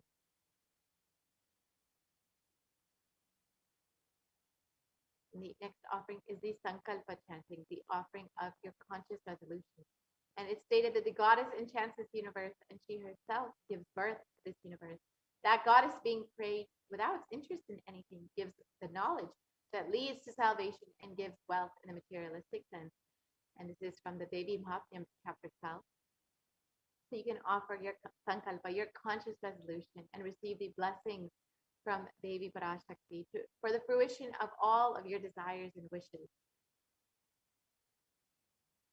The next offering is the Sahasranama Svarna Kasu, the offering of the gold coin with the inscriptions of Devi's various names. And Devi is described as Nama Parayana Prita, the one who likes the repetition of her various names. And so each of these names of Devi Parashakti is not just her name, but the various divine qualities of Devi, whether it's her overflowing compassion or her infinite knowledge, whichever aspect of Devi Parashakti you connect with, you can offer that an inscription inscribed on a gold coin to Devi Parashakti. And this is a very special and unique archana offered to the Mahameru of Devi Parashakti. So you can offer one or as many of these gold coins as you would like and receive the blessings of all the Ananta Kalyana Gunas, all the divine auspicious qualities of Devi Parashakti. The next offering is the Mukta Anguti, the finger ring with a pearl. And Devi is very well known to be adorned and very fond of pearls. And in this verse, it describes, I bow to the goddess Meenakshi, whose crown has garlands of pearls and the face shining like a full moon, who wears anklets and that are studded with gemstones and has small bells, who is shining like the splendor of the lotus, who grants all the wishes, the daughter of the mountain, who is worshipped by goddesses Vani and Rama. I remain ever bowing to the goddess Meenakshi, the ocean of compassion. So the pearl, of course, represents Devi's infinite compassion. And when you offer this finger ring with a pearl, you will be showered by her compassion and pure love in all of your business endeavors.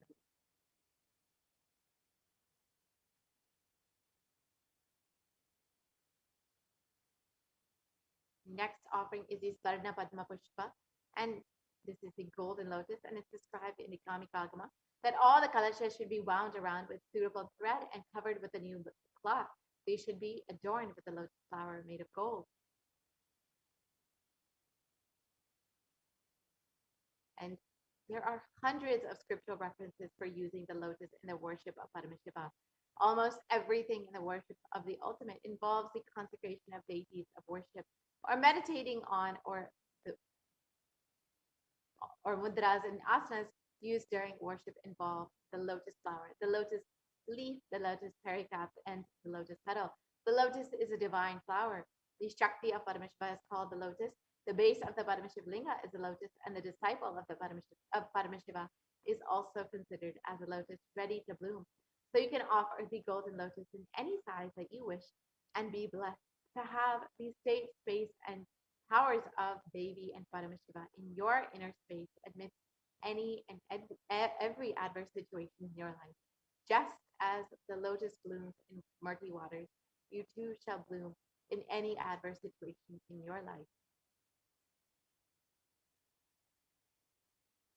The next offering is the Saranamati, the gold toe ring. And in this verse, it describes you whose brightness from the toenails destroys the darkness of ignorance from the minds of your devotees who prostrate at your feet.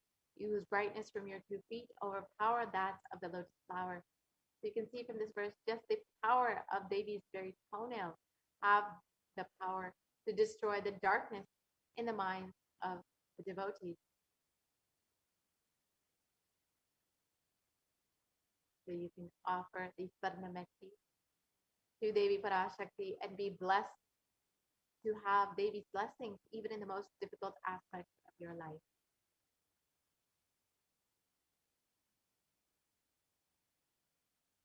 The next offering that we have is the Sarnamantika, the gold hairline jewelry.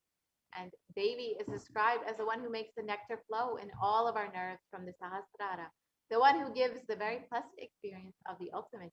And the Mantika represents the nectar flowing from the Sahasrara chakra, which is fully open. So when you offer this Sarnamantika, the gold hairline jewelry to Devi Parashakti, you will be blessed to achieve the blissful state of overflowing gratitude and the state of complete completion.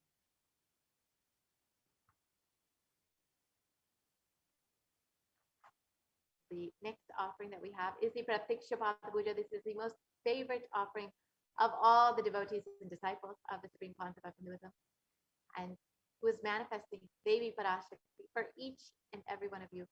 And we will have a very special Pratiksha Puja coming up on November 4th on Diwali Day. So take a few moments to offer your gratitude and love to the Supreme Concept of Hinduism, who is manifesting Devi Parashakti for each and every one of you to guide, bless, and heal each and every one of you. And in the Saundarya Lahari, it states that the toenails of Devi have been sharpened by constantly being touched by the crowns of the celestial beings who always prostrate before Devi. And Tamogana is darkness. In this stotram, tamas is indicative of the ignorance in the minds of the devotees. And by constantly prostrating before Devi, their ignorance is removed and they attain the knowledge. And so you can offer the Pratiksha Puja on November 4th on Diwali Day and receive the blessings for the most auspicious and sweetest path of enlightenment to attain the ultimate knowledge.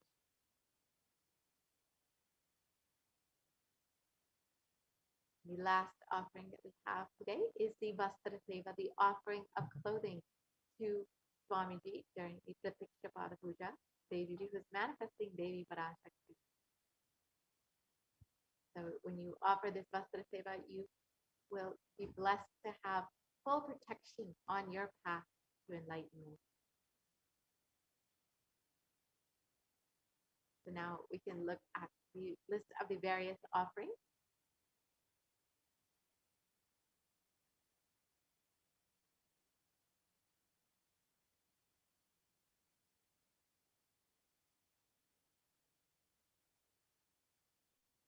So here are all the various offerings that you can make. It's a very simple process. You can go ahead and visit kailasamailer.com/sevas or you can go to tiny.cc/baby-offering. And when you visit that website, we'll be shortly seeing that soon. You can go ahead and choose whichever offering that you would like to make. And if you are wanting to make an offering, but you're still not having the funds to do this, or you want more information, you can also sign up your intention form to make your offering. So we'll visit now, we'll visit the kailasamailer.com/save us, and we can guide you through how to make your offering.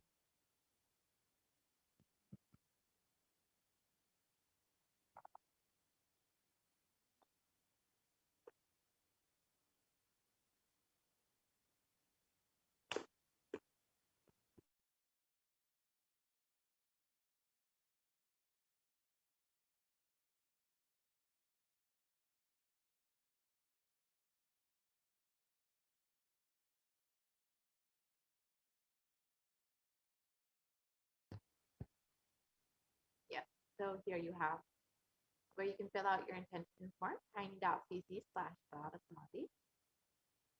And you can also visit kailasamailer.com/save us, which we will be shortly visiting to see where you can make your offering.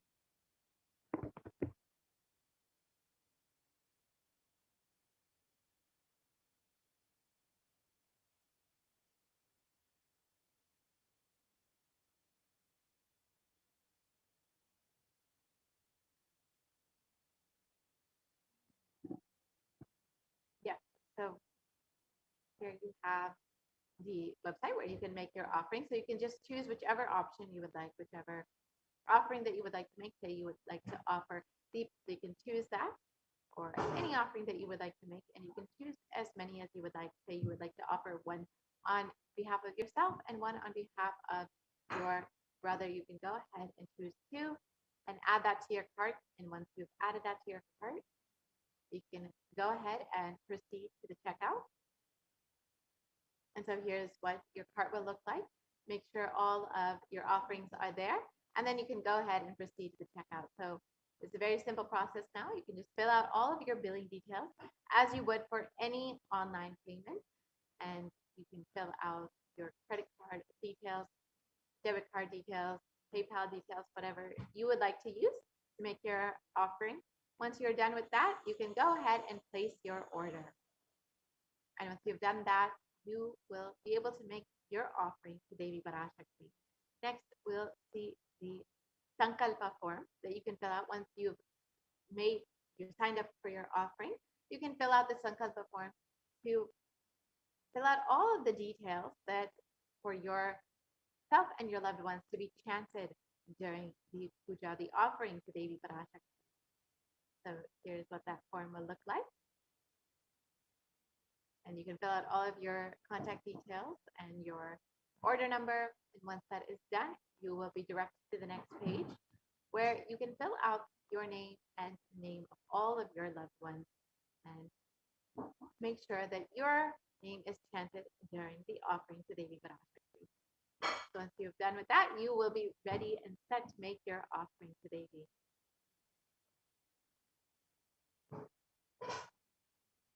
So now with this, we will be concluding this portion of the program, and we'll be entering into the next segment. As all of us know, Devi Parashakti and the Supreme Pontiff of Buddhism have been continuously warning that the only priority for this year is to keep yourself alive, is to protect yourself. That is the only profit for this year. And the Supreme Pontiff of Buddhism, out of his infinite compassion, has made this easily available for all of the Indian citizens to protect themselves by signing up to be a part of the Kailasa's COVID care centers, the multi-layer quarantine centers, which are completely freely available to anyone who is in need and wanting to protect themselves and their families. The COVID care centers provide not just free accommodations and multi-layer quarantine, but free medical services, including Ayurveda and all various types of medicine, Hindu medicine and modern medicine, as well as free food, free organic, sattvic food, and free internet services, and free classes to ensure that you are staying in this high space and not being affected by all the suffering that is felt today. So now we will be entering into this next segment where we will understand some of the activities and happenings at Kailasa's COVID care centers in India. And we have Ma Daimai Swami with us today to guide us through all of the activities in the Kailasa COVID care center.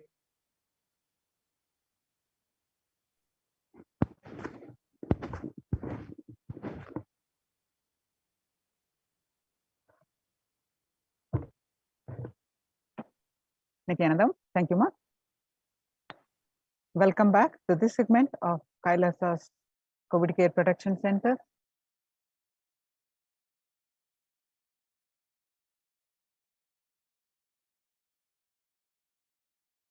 Nithyanandam. With the blessings of the Supreme Pontiff of Hinduism, Jagat Guru Mahasannidhanam, His Divine Holiness, and the Paramashivan's blessings. Let's start with the Sadguru Vandanam. Nithyanandam Paramasogadam Kevalam Jnanamurtim Dvandvatitam Gagana Sadusham Tattvamasya Ekam Nityam Vimalamachalam Sarvadi Sakshibhutam Bhavatitam Triguna Rahitam Sadgurum Tam Namami.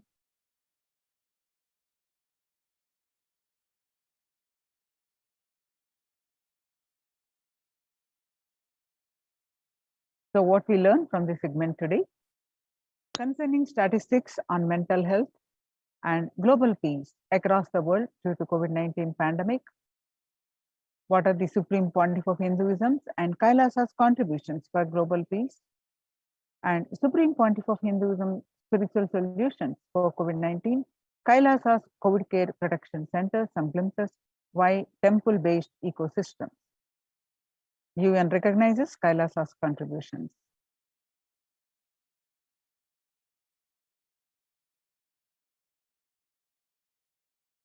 The crisis that we are under. Today, people around the world are trying to grapple with the grim reality that the pandemic is far from over. The aftermath of the current calamity promises to be much more devastating. The greatest economics of the world are facing disastrous futures. Countries are facing off each other in deep mistrust. Now let us see some of the statistics. Record high cases in Australia amid the third wave of COVID-19. And the World Health Organization makes a big statement about the Delta variant of COVID-19.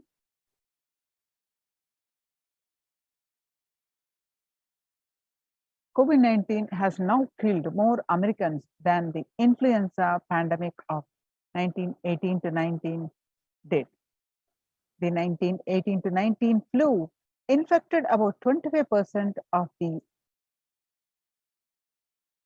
Americans and killed an estimated 0.65% with 675,000 deaths.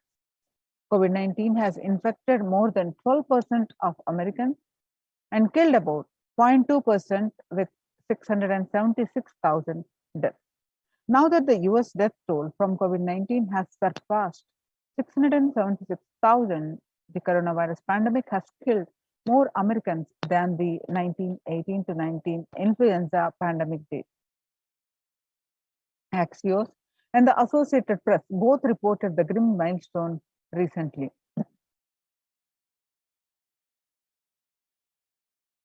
So COVID-19 now officially the US deadliest pandemic as the death toll crosses that of the 1918 to 19 influenza flu.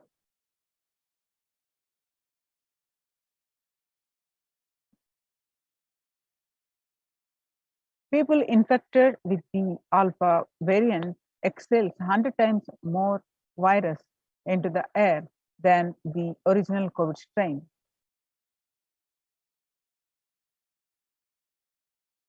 Six feet distance may not be enough to prevent the viral transmission through indoors.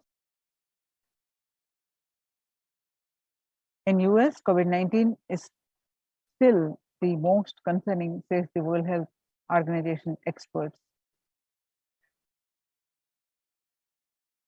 COVID-19 pandemic is nowhere under control in US, says the Chief Medical Advisor, Mr. Anthony Fauci. He said, right now, we are still in pandemic mode because we have 160,000 new infections a day. That's not even modestly in good control. In an interview with Axios, the US has reported 40 million cases of COVID-19 since the outbreak of the virus, with over 4 million infections adding up in the past few weeks. The increase on COVID cases comes as the US administration earlier this month announced that it is planning to provide booster shots of the virus, of the vaccine, as the Delta variant has become dominant in the nation and is wreaking havoc. The surge in Delta variant is driven by the low vaccination coverage in many communities across US, according to the US Center for Disease Control and Prevention. In a country of our size, you can't be hanging around and having 100,000 infections a day. You've got to get well below 10,000 before you start feeling comfortable, Mr. Fauci added. World Economic Forum reported that COVID-19 made the world less peaceful with the increase in violent incidences, fatalities after the pandemic. Younger adults are more likely to report symptoms of anxiety and or depressive disorder during the COVID-19 pandemic.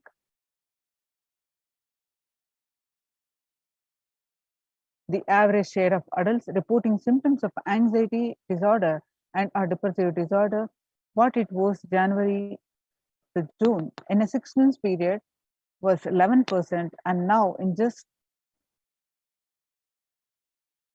1 month of the beginning of this year is shoot up to 41.1%. The share of adults reporting symptoms of anxiety and or depressive disorder during the COVID-19 pandemic, again showing that the younger adults are more likely to report symptoms of anxiety and or depressive disorders. Stress in America, a national mental health concern. COVID-19 is a significant stressor for most Americans. Nearly 8 in 10, which is 78%, say the coronavirus pandemic is a significant source of stress in their lives.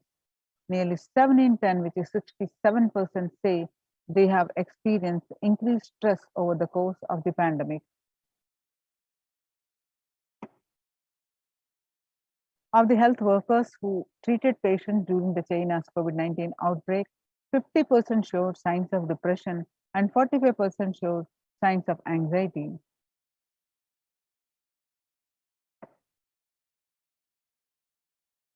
Self-reported mental health among pregnant women and new mothers. Before COVID-19 pandemic, depression was 15%. Now it rose up to 40.7% after the pandemic. And the anxiety was 29%. Now it rose up to 72% after the pandemic.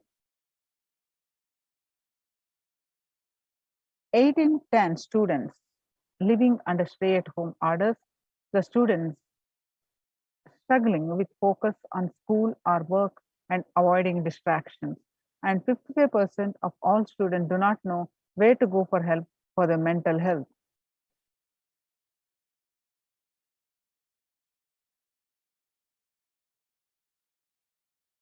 International Labour Organization, COVID-19 is a threat to peace building in conflict-affected nations. COVID-19 already fragile situation. The ILO is more aware than ever of its responsibility to promote peace and resilience in the time of this global pandemic. In India, the Mumbai mayor says the COVID-19 pandemic, the third wave is already here. Breakthrough infections found in 25% of the health staff. and new COVID variant more shows signs of vaccine resistance. How to cope up with the current COVID-19 pandemic? It is important to address the COVID pandemic, which is seeing another wave destroying many more lives. And the COVID pandemic has left the whole world desperately looking for answers. Life as it had been experienced even back in February 2020 is no longer recognizable. Drastic change is the order of the day, with people having to redefine their world with the new paradigms of economy, society, faith, religion, and health. Blessed are those who have had the greatest fortune to be with the incarnation of Paramashiva, the Supreme Pontiff of Hinduism, in their lives, to carry them through this crisis.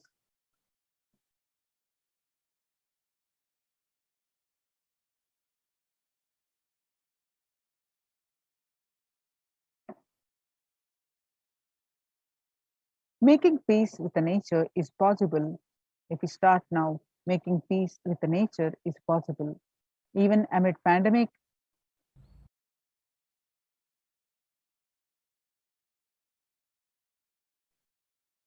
"2021 can go down as the year we made peace with the nature and set the planet to healing."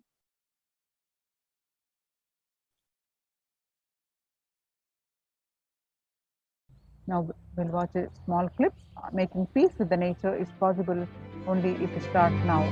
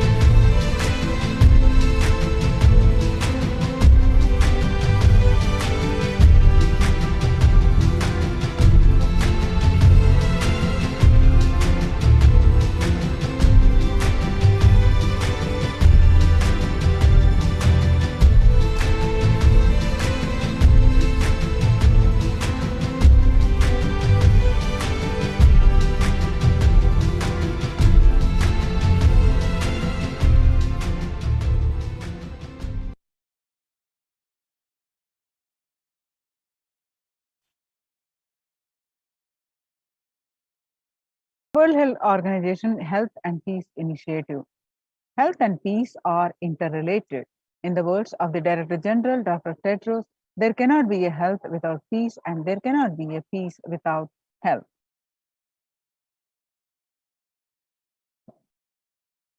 United States Institute of Peace. Amid COVID, we need enhanced international coordination to build peace. Tackling the pandemic and building resilience in fragile states requires concentrated international action at local, national, and global levels. As the humanitarian and economic toll of the COVID-19 pandemic continues to grow, so does the risk that this crisis will fuel new conflict around the world while stemming prospects for resolving ongoing ones. Strong health systems and universal health coverage must be a priority. Remarks to the General Assembly special session in response to the COVID-19 pandemic. For the first time since 1945, the entire world is confronted by a common threat, regardless of nationality, ethnicity, or faith.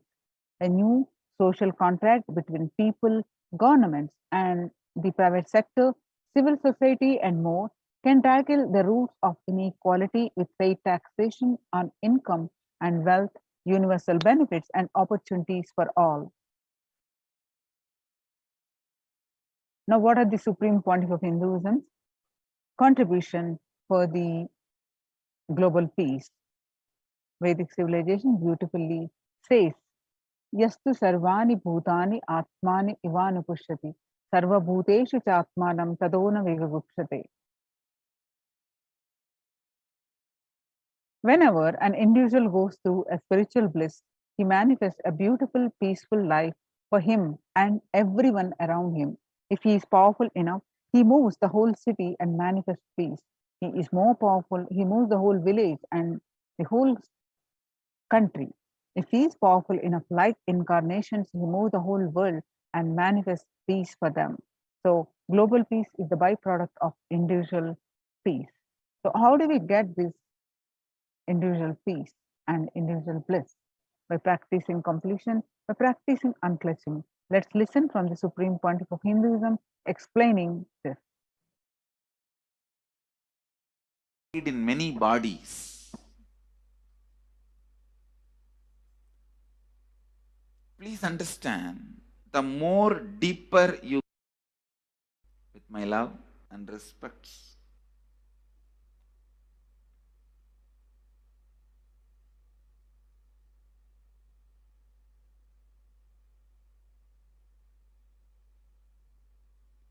today I wanted to expand on the science of completion. How the science of completion can directly impact the consciousness you are carrying and the consciousness embodied in many bodies. Please understand, the more deeper you go inside you, means more deeper space you go inside you, more expanded you become, more one with everything, more oneness you experience. Because the more deeper you go, the more you experience the unified field of consciousness. Various words are used.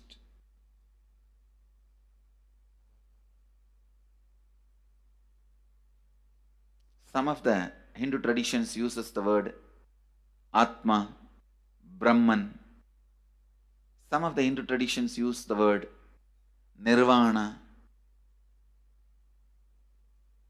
Whatever word you may use, Atman, Brahman, Nirvana, unified field of consciousness, whatever.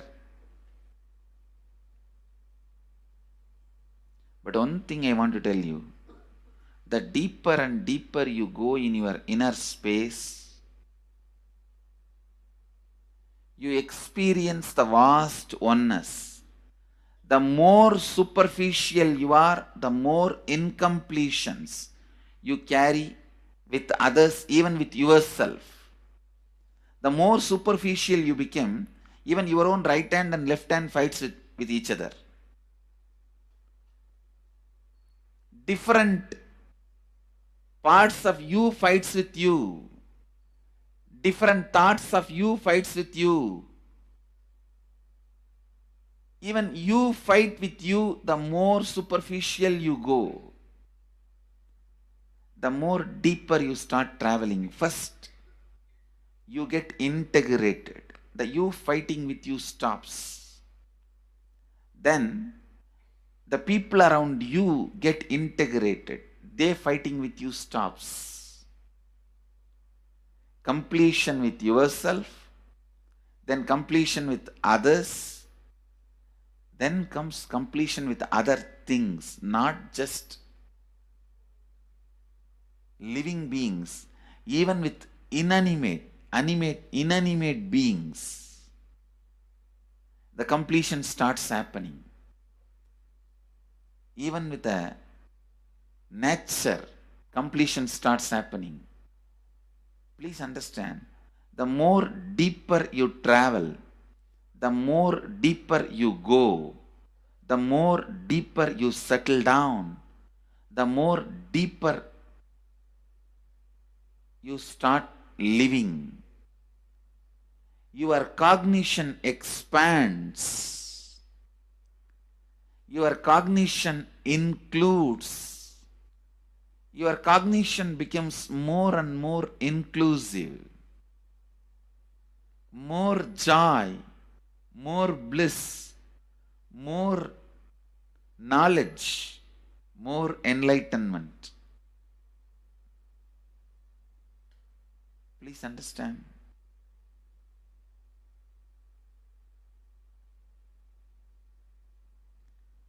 The more and more completion happens in you, you will see everyone around you feels complete with you.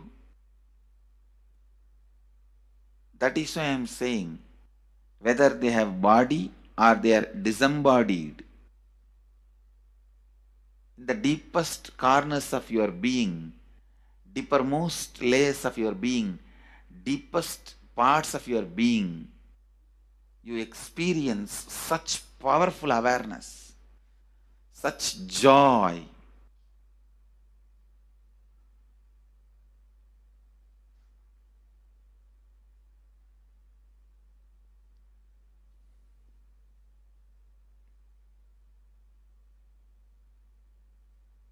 Going into the deepermost corners of your being not only is a joy, it's a power.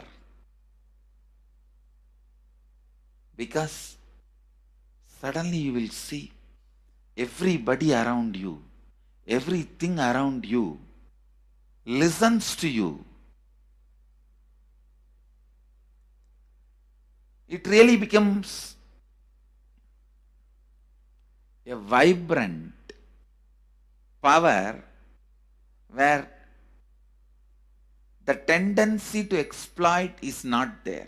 Listen, that's a very important thing. Power without the tendency to exploit.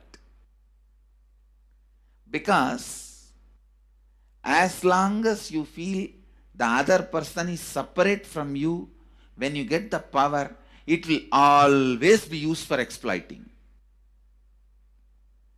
Because the other person is separate from you, then naturally what you will feel? Let me suck all the possible energy, intelligence, time, talent, treasure. But when you feel the other person is your own extension, you will see, you will be showering so much, enriching so much. The power you have will not be exploiting, it will be enriching. I tell you, even if death comes at this moment, I can tell you very clearly, I can face the death directly and tell the death, I have enriched every human being more than what I received from anybody. I have given to every human being whom I met in my life more than what I received from them. My accounts is clear. I am ready. Come on, let's go. My accounts is clear. I don't have debt. No credit card money to be paid, loans to be paid, no debit card, no credit card. My accounts is clear. Understand, when you feel everyone is your extension, the power given to you, the power you gain, see, any living is power. Powerful way. Even in that, you will become powerful. So any lifestyle you choose, you will get power in that field. Whether it is exploiting or enriching, murdering or raping or go on serving. Whatever lifestyle you choose, living is power. When you go into the deepermost core of your being and start living based on completion, I tell you,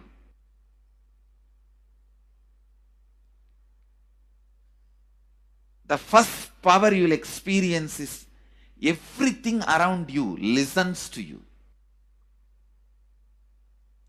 That power will simply make you enrich everyone. The best power you can have through living is power of enriching. Whatever you do, as I said, whether you live the life of enriching or exploiting, you will become powerful.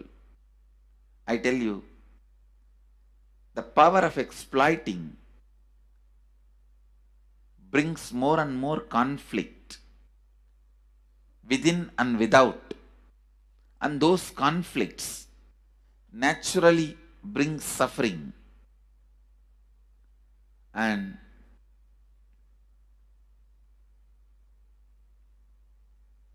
the power of enriching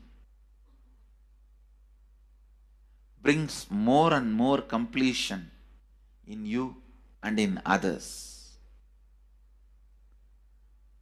This full month, Nithyananda Sangha all over the world. The other day I was seeing, we have officially presence in more than 50 countries. As devotees, group of devotees, we have presence in 100 countries. All over the world, we are going to celebrate this whole month for Global Peace Month, impacting global peace. All of us this whole month will live completion and do samskara dahana kriya, means burning the patterns which separates us from others, burning the patterns which are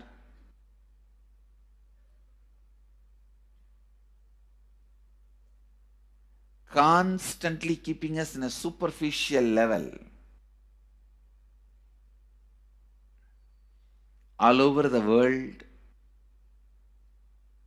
we will be doing samskara dahana kriya, burning our patterns and leading us to more and more completion. And we also have special 3 Nitya Dhyana Yoga program teaching people science of completion and facilitating samskara dahana kriya. This 20th, 21st and 22nd,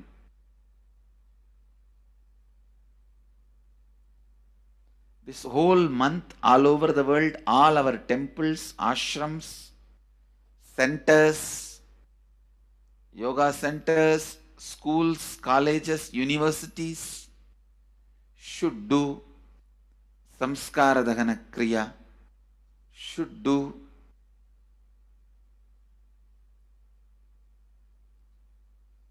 the practice of burning all the incompletions and patterns which leads to conflicts, bringing more and more peace inside us and outside us, spreading peace. This whole month, let's impact global peace. Let us really contribute to the global peace, not just talking about it. Let's do it. Let's do it. Not just talking about it. Let's do it.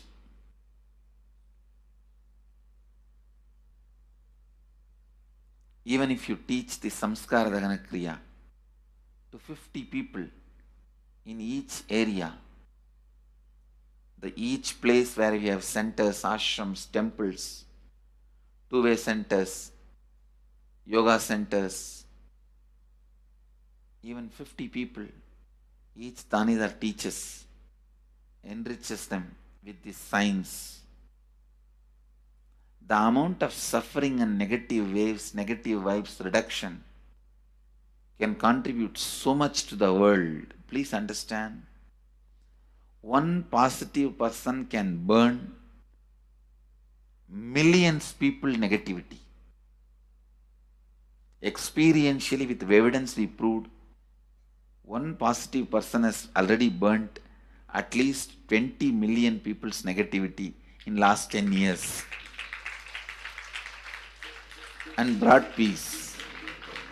So each one of you, if you stand up as one positive being, one authentic, responsible, enriching being,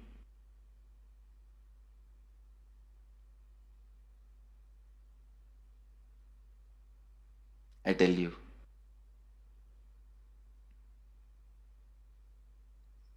we can do so much to the world. It will be better place than the time we entered. When we leave, it should be better place. That's all. When we leave the earth, it should be better place. So understand, inner peace is your birthright. Go to the depths of your being. Bring more and more completion into you. Completion with others. And start living Advaita. Today in the Inner Awakening session, it's all about completion with others. So last 6 days, literally, you worked so much, one by one by one by one by one, layer by layer by layer by layer. The completion with yourself. Now comes completion with others. Today, we are starting the science of completion with others.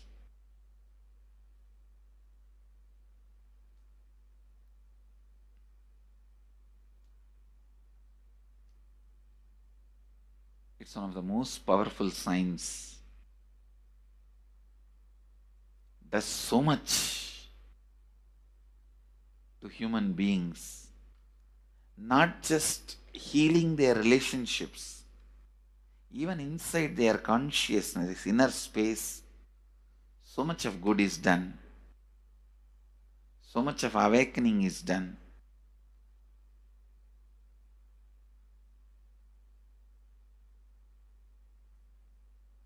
See, when you have completed with others, the kind of strength you feel is the power of Advaita. Strength of Advaita. Today the Inner Awakening sessions are all about completion with others. We have long session today working on completing with others. So with this, because today we have a long session with Inner Awakening, we are also lagging behind the syllabus. Actually, it is a good news. It's not a bad news because participants are so sincere. They are going through the whole process so intensely, sincerely. Because of that, we are little delayed. But today I am going to catch up. Today I am going to spend more time and catch up with them, with the syllabus. So,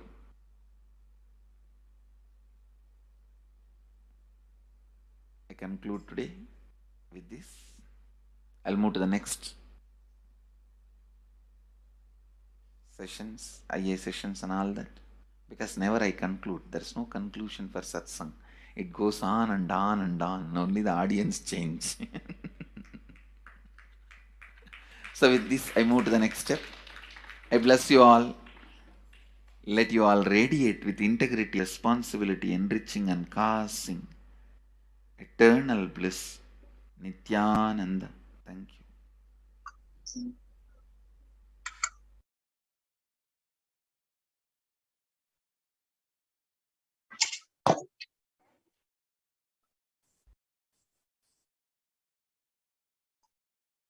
Now let's listen from the Supreme Pontiff of Hinduism that the self-transformation is the secret to achieve global peace.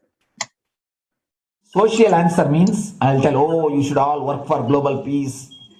You should all work for turning the world. You should work for revolution. You should work for all these, that things. You should vote only the party which says that it will stop the war and all these things. This is the social answer.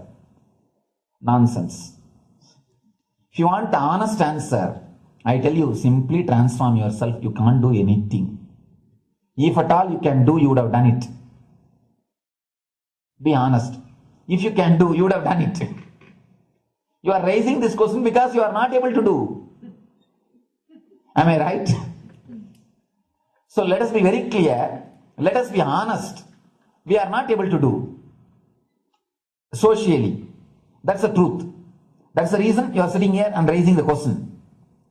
I tell you, understand few important things. There are a lot more attached to this question. There are many things which is attached to this question.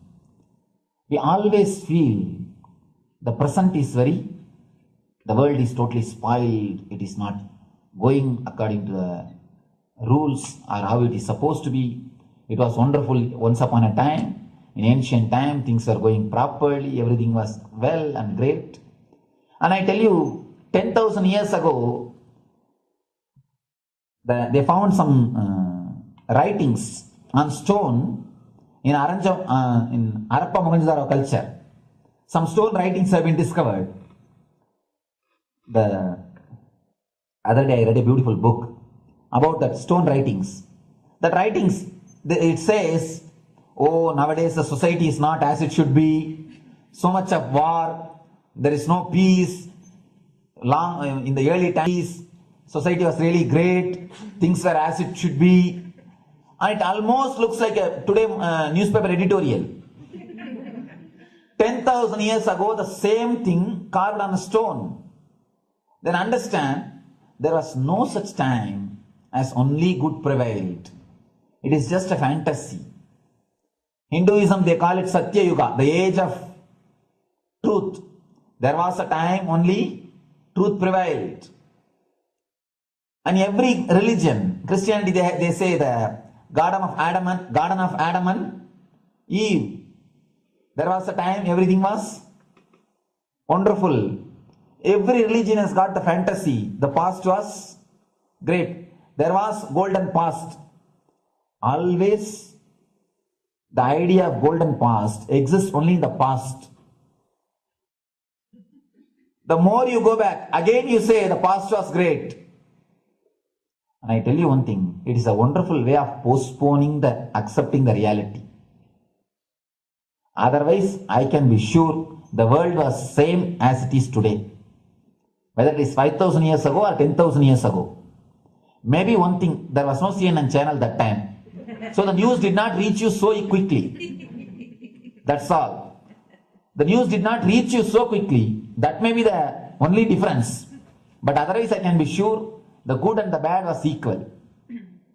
Good and the bad was equal. The same amount of wars were there. All the other things were there. If you read the Puranas, the mythological stories of India, you see enough of things. Enough of dirty things. I think sometimes I find a little more. And if you read completely the Puranas or the Hindu scriptures, there are a lot of things much worse than modern day. The criminal activities or bad things or negative things, whatever you say, all this stuff. And never think only present day is corrupted or violent. In the ancient days also, all these things were there. Only one thing was not there, the CNN news or the internet. So the news did not reach you. But otherwise I can tell you, enough the good and bad was there. It always will exist. It will exist. All you can do is, if you awaken yourself, if you reach the enlightenment state, you can go beyond it. And I tell you, enlightenment is the only service you can do to the society. Just become enlightened so that you will reduce the negativity. Now, as of now, you are also the part of negative group. Naturally, we will be a negative group. As long as we are unenlightened, we will be the part of collective negative consciousness. So if you become enlightened, at least you will reduce your weight. That's the only thing we can do, can be done. So all I request you to do is just become enlightened. Realize that you are a lion. That's the only way to help yourself and the society. Otherwise, all revolutions, you see, all revolution again end up as one more tradition. In last 2000 years, 3000 wars have happened in the humanity. In 2000 years, 3000 wars. Human beings have not done anything except doing wars, except fighting. Everybody claims he wants to do revolution. He wants to spread peace. You see, every country claims their army is a defensive army. Then who is offending? Tell me. Every country says defensive army. Then who is offending? These are all just, games. The idea of peace is a pure game. Everybody wants to spread the peace according to them, not according to the other person. They want peace according to them. The other day I was in one interreligious gathering. One guy is preaching, let all of you convert to my religion so that we will not have fight. He wants peace the way in which he wanted, not the way in which. And there is a beautiful saying, the sword of Muhammad, it is written, peace alone should survive, something like that. He has written some statement about the peace on the sword. We all take sword to spread the peace. So no revolution is going to help, because in the last 2000 years, 3000 revolutions have happened, but still world is same, I think much worse. So no revolution is going to help, only individual evolution is going to help. So be very clear. Instead of working in the outer world, start working in the inner world. That will help you and society some way.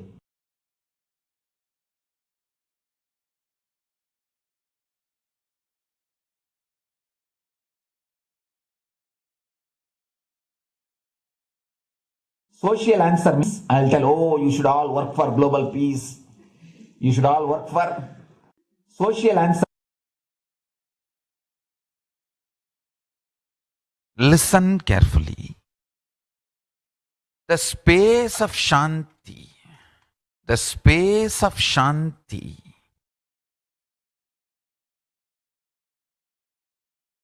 is where Kailasa grows. Listen carefully. It is in the deep powerfulness of peace, or peace-centered powerfulness, is the ground, breeding ground for Paramashivatva to manifest. Please understand.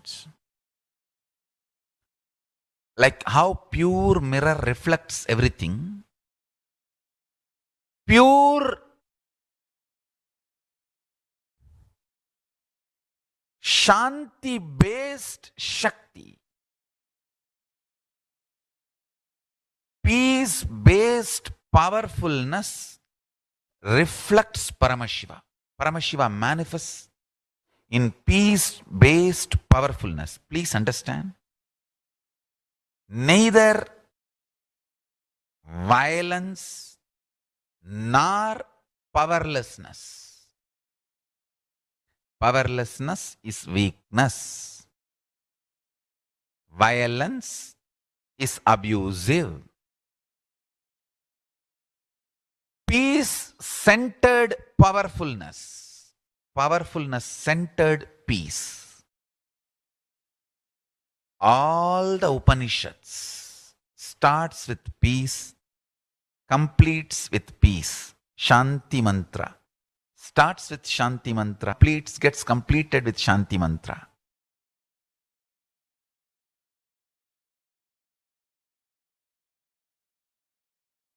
peace-based powerfulness is a fundamental requirement for Paramashivatva to manifest. That is why people who don't want us to manifest Paramashivatva or power manifestation do not want to allow the peace in our life or do not want peace in our campus. Understand? But only if you are peaceful, which cannot be shaken even by the demons and devils and rakshasas, we can be in eternal peace. So, remember this very clearly.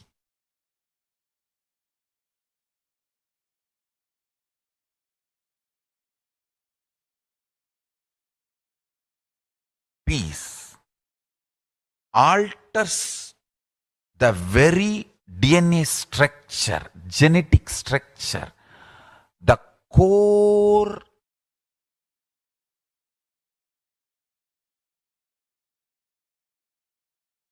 Anu Mahat structure. Understand? Anoraniyan Mahato Mahiyan. The consciousness in you is atom inside the atom, Mahat, more than Mahat. That Anoraniyan Mahato Mahiyan. That consciousness starts growing in you with more and more peace-based fullness developing in you. Nothing can be compared to unclutching. Spend more and more time, energy in unclutching. It will never be wasted. Time spent on unclutching is the most productive time for you in your life, because unclutching completely makes you altogether a different material. Understand?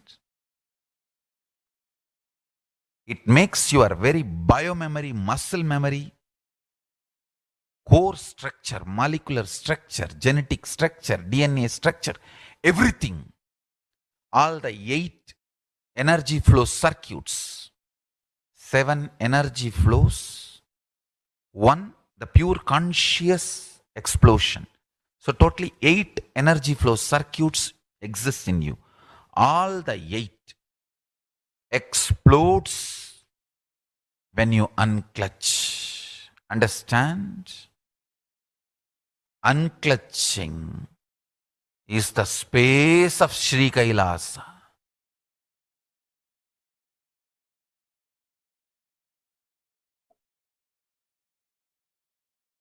Listen carefully.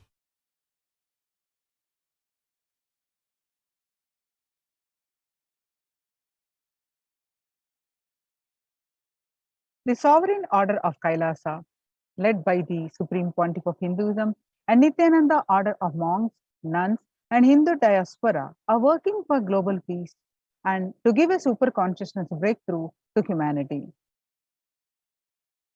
It is the Supreme Pontiff of Hinduism's mission to revive a conscious world where the global issues at the climate, economic, social, health, and humanitarian levels cease to exist from their very root, turning the problems of poverty, hunger, violence, discrimination into powerful living through the experience of oneness.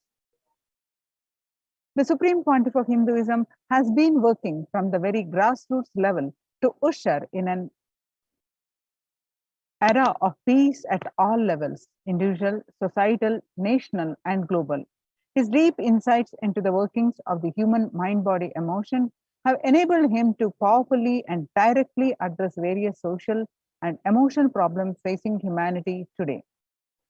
Some of the ways that the Supreme Pontiff of Hinduism provides spiritual solutions to combat the pandemic and other issues through Paramashivoham program, bringing the super consciousness breakthrough by starting the Akhanda Nirvikalpa Samadhi Jnana Yajna and contributing almost billions of minutes so far. Paramashiva Sankalpa chanting, the sacred Sanskrit mantra chanting to heal 24/7 via Zoom sessions, the spiritual healing to one and all 24/7, helping humanity to cope up with insecurity, fear, disease by empowering individuals to heal themselves and learn to cope up emotions like depression and tough situations in relationships, providing alternative solutions to worldly problems through power manifestation, initiating thousands every day into manifesting innate superhuman capabilities into Kailas Courtyard sessions, providing healthy solutions like a technique to clear the stomach from the Ayurveda solutions, which ultimately brings clarity out to the spiritual truth and give a conscious breakthrough. In the long term, establishing self-sufficient communities, continuing and intensifying the service of Annadan, free food in the Nithyananda Annalayas around the world, including Tiruvannamalai, Los Angeles, and various other adhinams, paving way with the New World Order, starting the agriculture-based communities in Adi Kailas and several other locations. Peacekeepers of Kailasa offering various life solutions from the teachings of the Supreme Pontiff of Hinduism. Hinduism prescribes various methods for global healing. One such is Maheshwara Puja, nullifying collective negativity simply through the presence of the avatar and his order of monks, offering Maheshwara Puja to the natural calamities hit victims. Bhava Samadhi Darshan to raise the individual consciousness breakthrough. Devi Parashakti Akashic reading, cosmic revelations. Supreme Pontiff of Hinduism, spiritual solutions for COVID-19. Society was created with the delusional ideas of too many human beings, blind spots, and decisions made from those blind spots. If the visionary of a civilization or country or nation has blind spots when he develops a vision for it, the whole civilization suffers those blind spots forever. Now it's time that nature, Prakriti, resets itself.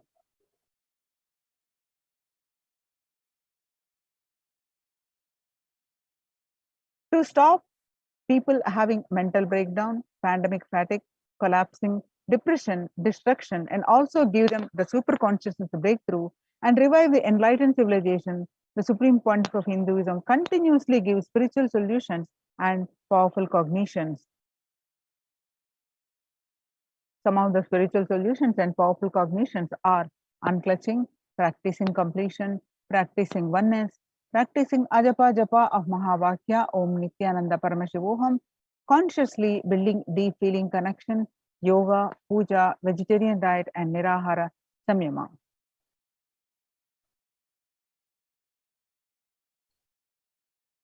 The life solutions based on the ancient Hindu tradition, the meditation and yoga techniques from the scriptures, the cognitions rooted in the highest truth, the lifestyle based on living and radiating the higher values of life, and powerful way of living and realizing one's ultimate potential form the foundation of the Supreme Pontiff of Hinduism's teachings, which by their inherent nature provide the foundation for peace on planet Earth.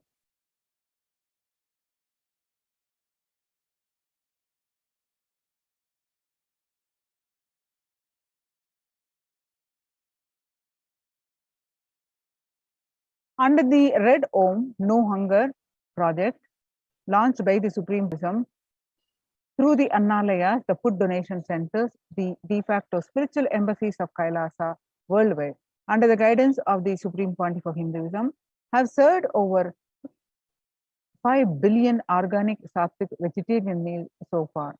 Giving free food to all the citizens is the economic policy of Kailasa, deriving the reference from Vedas and Agamas.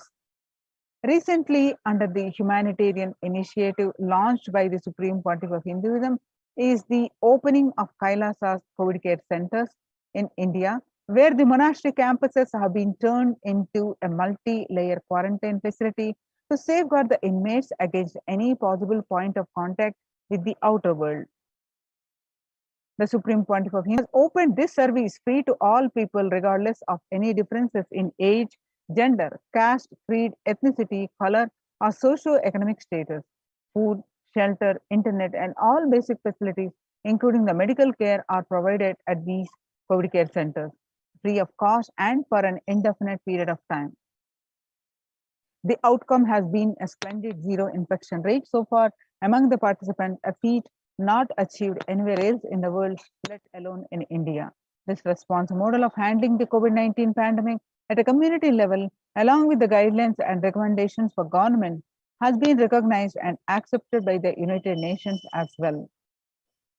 Now you can see the participants of the COVID care program offered by the Supreme Pontiff of Hinduism are enjoying a healthy, blissful spiritual lifestyle in multi-layered protection.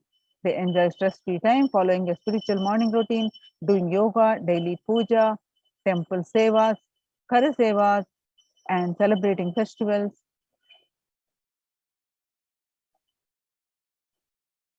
So join the COVID care protection centers. Register now through the link below with the https://kailasa.org/kailasa-care. Link again, https://kailasa.org/kailasa-care. With this, we are going to move on to the next part of our segment after a very short break. Thank you, Nithyananda.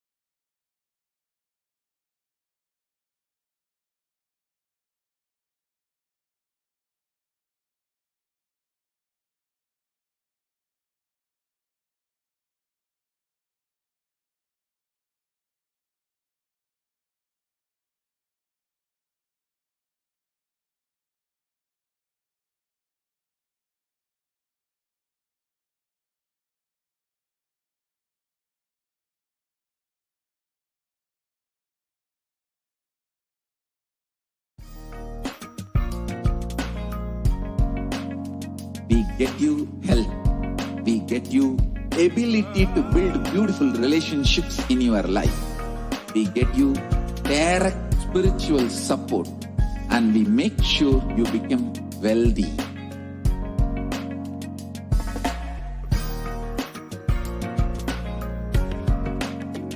We won't stop giving you just good life. We will literally not stop till you live enlightened life. Manifesting the state of Paramashiva, space of Paramashiva, powers of Paramashiva, being of Paramashiva.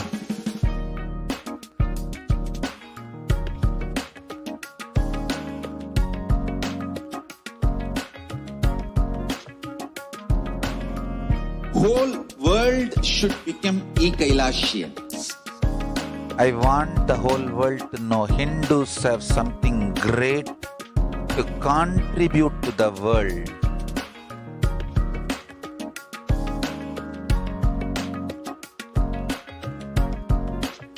We have something great to contribute to the world. Let us do that.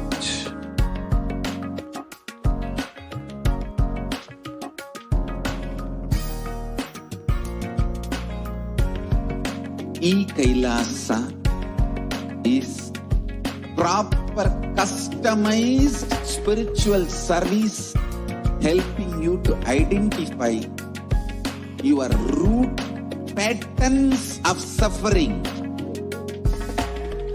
We have perfected the science of helping every individual from every cultural, religious, nationality background.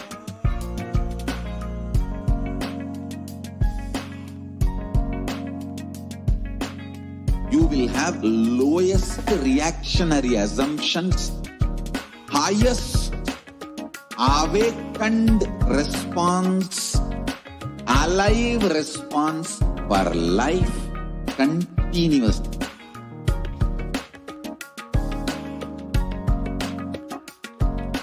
E-Kailasa is enlightenment ecosystem, literally enlightenment itself in your own home, wherever you are.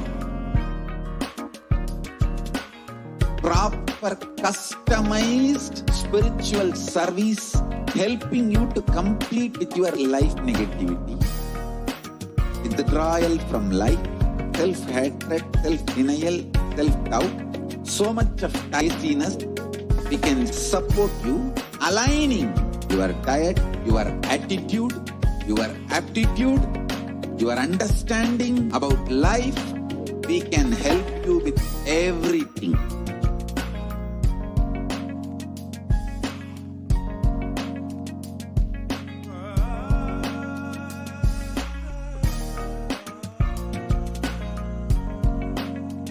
If you are interested in enlightenment, we will immediately bring this to you. If you are not interested, we will explain the whole science, inspire you and make you interested in enlightenment science. We need to cater this enlightenment science to the whole world wherever they are, because enlightenment is the birthright of all human beings. Kailasa is responsible to provide that to all human beings.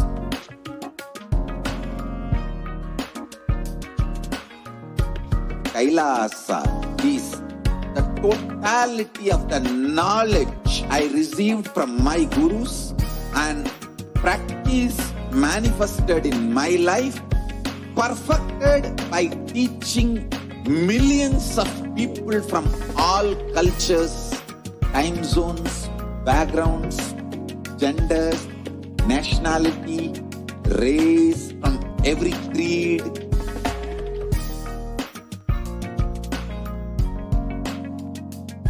So this perfected knowledge available to you, served to you in your home without even you moving out of your couch, free of cost.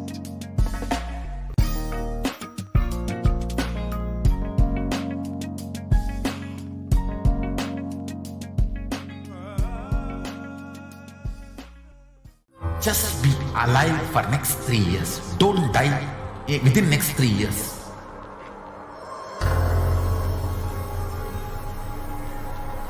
Just don't die within next 3 years.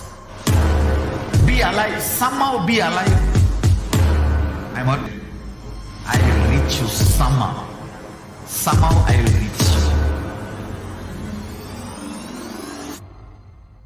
It's my commitment to humanity.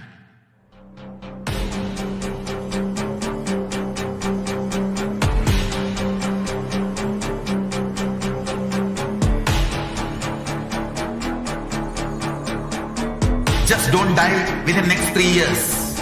I will reach you wherever you are, whichever corner of the world you may be. I will reach you with enlightenment. You manifesting the space, state, powers, being Paramashivoham. It is possible, and it is possible for you.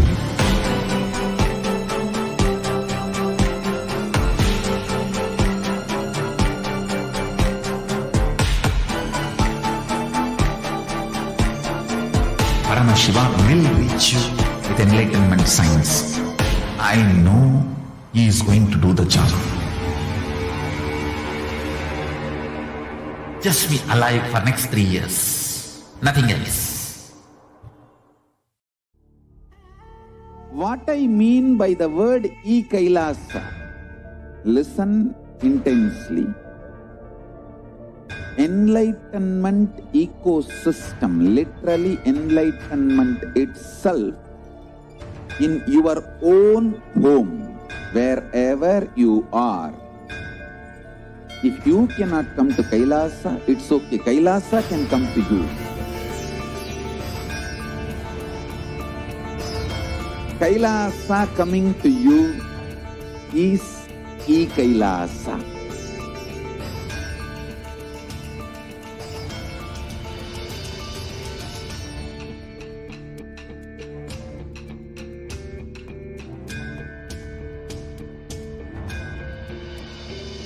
I will revive Hinduism. I am a Hindu revivalist, not by any revolution, but by evolution.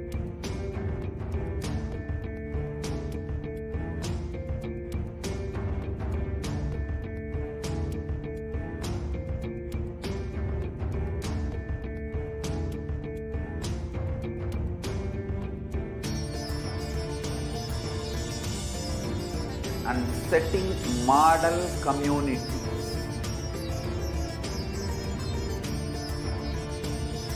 Kailasas, enlightenment ecosystems, Sarvanya Pitas all over the world.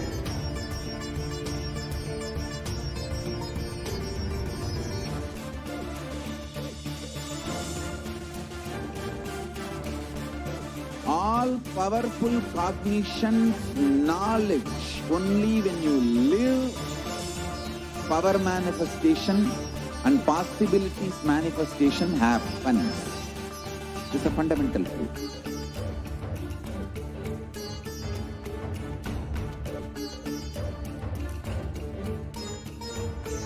Hinduism cannot live exclusively as one sampradaya. No. All sampradayas of Hinduism is an ecosystem.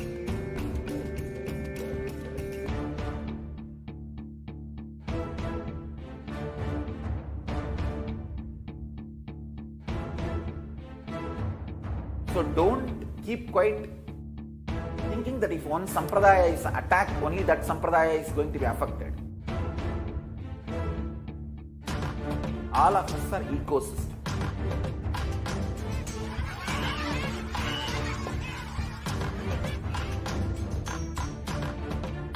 I invite all of you to get involved and enjoy Hinduism by the principle of Dharmo Rakshati Rakshitaha. When you protect Dharma, Dharma protects you. We will make the whole planet flourish spiritually. The spiritual prosperity will happen to the whole planet. We all have to coexist together.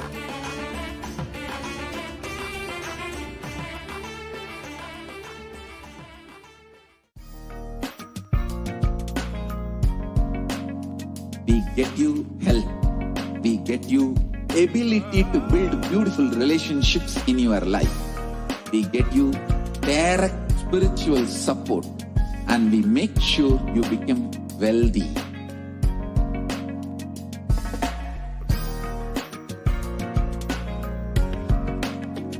We won't stop giving you just good life. We will literally not stop till you live enlightened life. Manifesting the state of Paramashiva, space of Paramashiva, powers of Paramashiva, being of Paramashiva.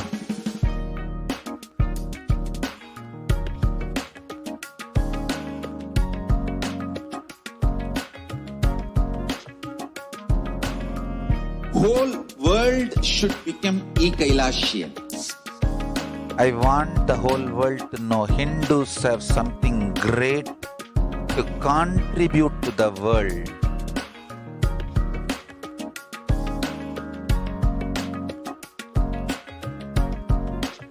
We have something great to contribute to the world.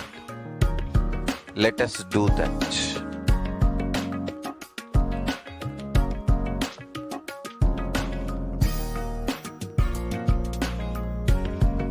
E-Kailasa is proper customized spiritual service helping you to identify your root patterns of suffering.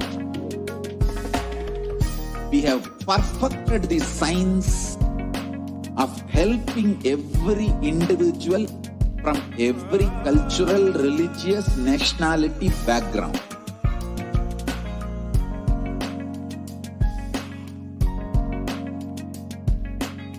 You will have lowest reactionary assumptions, highest awakened response, alive response for life continuously.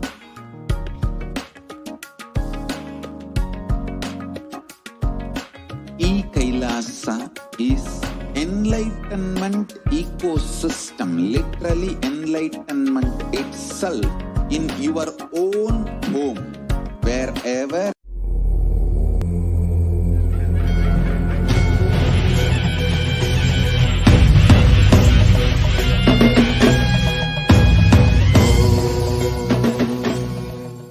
Connecting with the divine with your eyes closed is meditation. Connecting with the divine with your eyes open is darshan. Come, let us all now move from meditation to darshan. Slowly, very slowly, please open your eyes.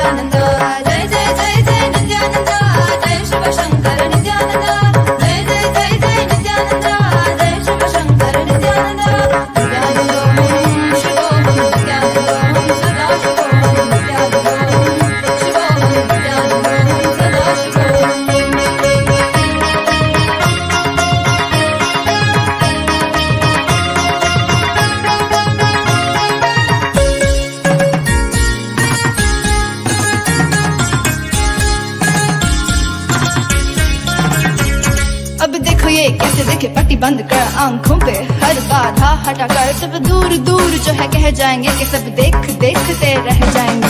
Trinetra जागरण जो इसे कहते हैं कथाओं में जो सुनने को मिलते हैं, कहने में जो लगे नहीं इतना आसान just chill, इतना भी नहीं मुश्किल, बात बनेगी संपूर्ति जब साथ है तो आओ एक दीक्षा की तो बात है सारी दुनिया में मगर एक ही इंसान, उप्स नॉट इंसान ये है भगवान। जय जय जय जय नित्यानंदा जय Shiv Shankar Nityananda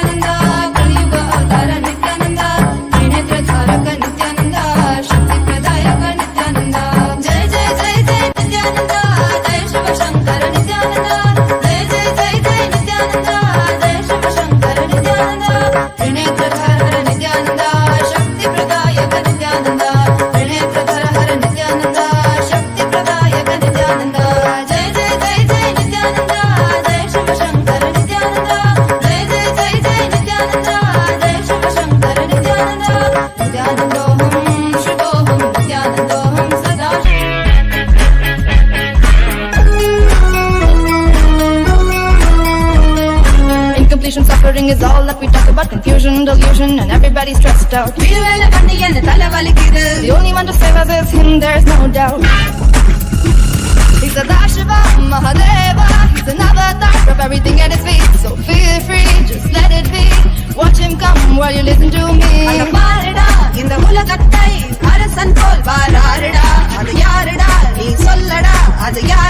Should I tell you who's here? None other than Nithyananda. Jagat Guru Nithyananda.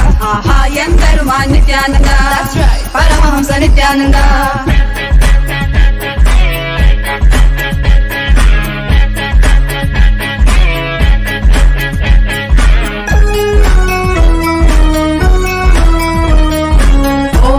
Nithyanandai, Namo Namo Nithyanandai, Om Namo Nithyanandai, Sadashivaya, Om Namo Nithyanandai, Namo Namo Nithyanandai, Om Namo Nithyanandai, Sadashivaya, Om Nithyananda Sadashiva Mahadeva say, I see you and that track, my heart goes stuck, let's sing it once more. Nithyananda Sadashiva Mahadeva say, I see you and that track, my heart goes stuck. He's a Dashiva Mahadeva. He's an avatar of everything at his feet. So feel free, just let it be. Watch him come while you listen to me.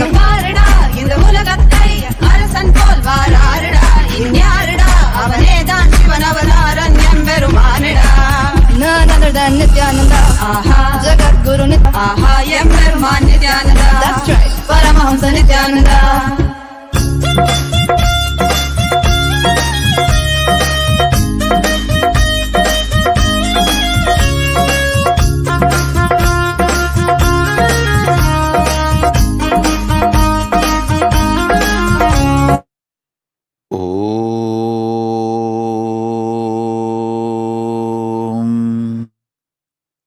Nithyanandeshwar Paramashivoham Nithyanandeshwari Paramashakti Madhyamam Asmadacharya Paryantam Vande Guru Paramparam.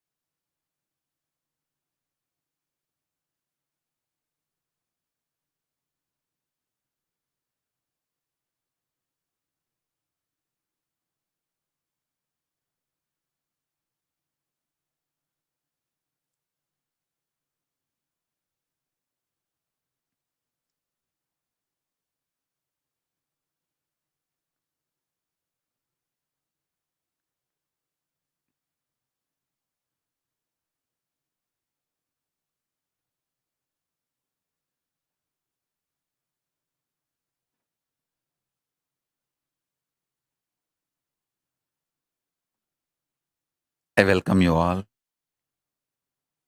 with my love and respect. I welcome all the devotees, disciples, Samajis, Satsangis, Srimahans, Mahans, Tanedar Kotari, visitors, viewers, Sarvanyapita Kartas, Yajamans, manifestors, Sarvabarityahis, everyone sitting with us all over the world, Mantreshwaras, Vidyeshwaras, Ganeshwaras, Lokeshwaras, Astreshwaras, I welcome all of you with my love and blessings.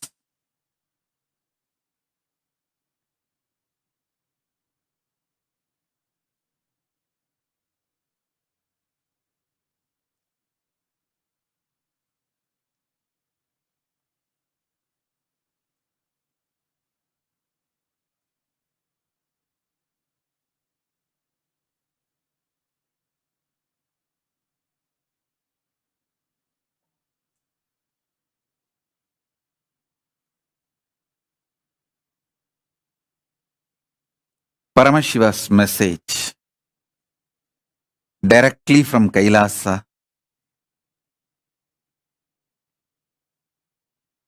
Listen. Reality of the existence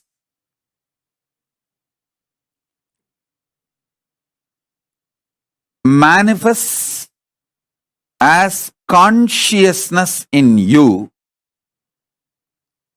as Paramashiva in Brahmanda, in macrocosm.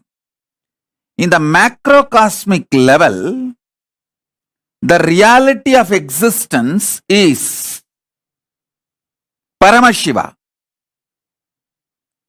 In the microcosmic level, the reality of existence is consciousness.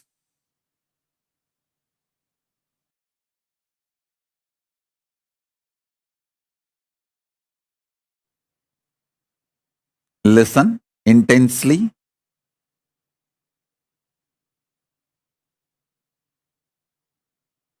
The fifth force, consciousness, just by understanding the fifth consciousness, the initiation can happen in you. Understand? There are some things, once you learn, there is no question of forgetting or going back to the state of ignorance. For example, swimming. Once you learn swimming and start swimming, even 25 years you did not swim, but by mistake, accidentally you fall into the water, simply your body will start swimming. So there is no question of going back to ignorance. When some of the knowledge gets into your biomemory, same way cycling. Once you learn cycling and did it successfully, even 25 years you did not touch the cycle, doesn't mean you will forget it. Simply when you get the cycle again, you will start cycling. There are many great possibilities and powers. Once it gets into your biomemory, there's no going back to the pre-knowledge period, the ignorance period. Some knowledge makes a permanent awakening, alteration in you. This knowledge about consciousness, the fifth force, will make permanent transformation, change in you. There is no going back to the space of ignorance or pre-knowledge zone. Once you receive this knowledge, there is no going back to pre-knowledge time or ignorance period. Listen, I'm going to initiate all of you by giving you this conscious reality.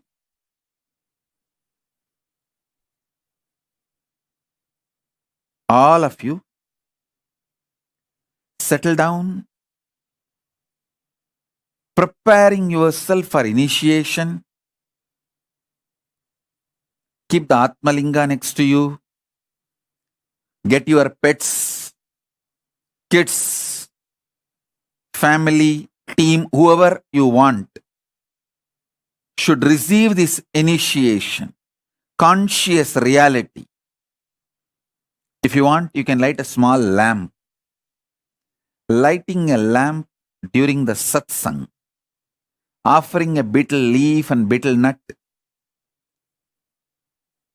a coin. These all may look ritualistic, but it will prepare your inner space to receive initiation. You don't need to give $1 or $2 or nothing. Just you can give a penny. The lowest available denomination coin. Because it is not economical value, it's a spiritual value. Understand? It is not at all economical value, it's a spiritual value. A betel leaf, a betel nut, and the lowest available coin, a lamp. All this does a powerful preparation inside you.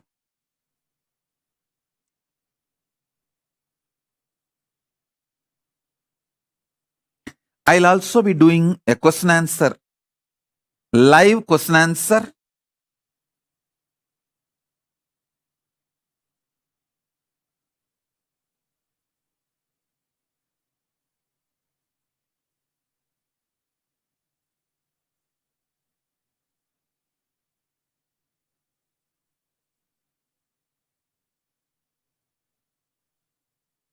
So first thing,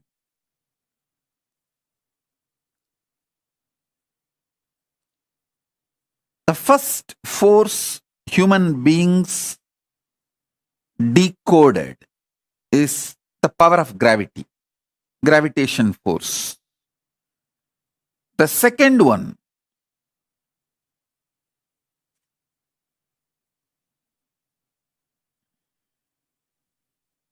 electromagnetic force. Third, weak nuclear force. Fourth, strong nuclear force. The fifth force is reality. Of course, it's not that just with the fifth it ends. No. With the fifth, it enters into a different space altogether. There are 6th, 7th, 8th, 9th, 11th, 12th, 13th, 14th, up to 14 dimension. Different forces exist. 14th force is that absolute Paramashiva, Paramashiva, Turyadita, Turyadita.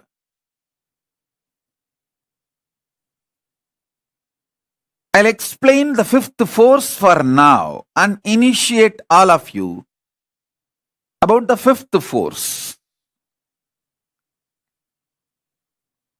I'll reveal the exact Tamil words got revealed to me by Paramashiva, Arunagiri Yogeshwara directly. Still I enjoy Paramashiva as my Guru, Arunagiri Yogeshwara. Even though he became one and the same, my Guru Bhakti is so overflowing.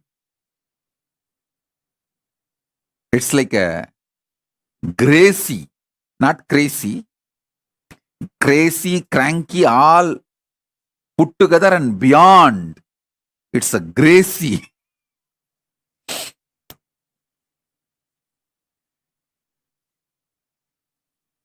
So I enjoy my Guru, Paramashiva, as Arunagiri Yogeshwara, புவியீர்ப்பாம் முதல்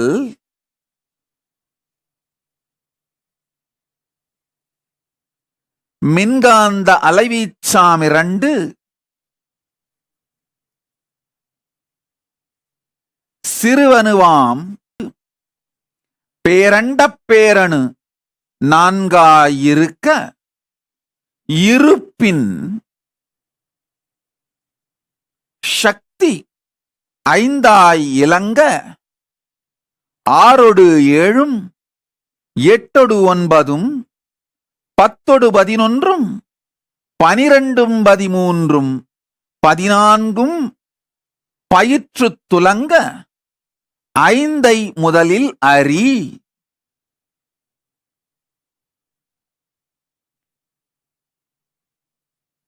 இருப்பின் இருப்பு பிண்டாண்டத்திற்குள் உயிரின் உணர்வாயும் உயிர்மையாயும் பிரம்மாண்டத்திற்குள் பரசிவமாயும் மலர்ந்து இருந்து துலங்குகிறது. Listen.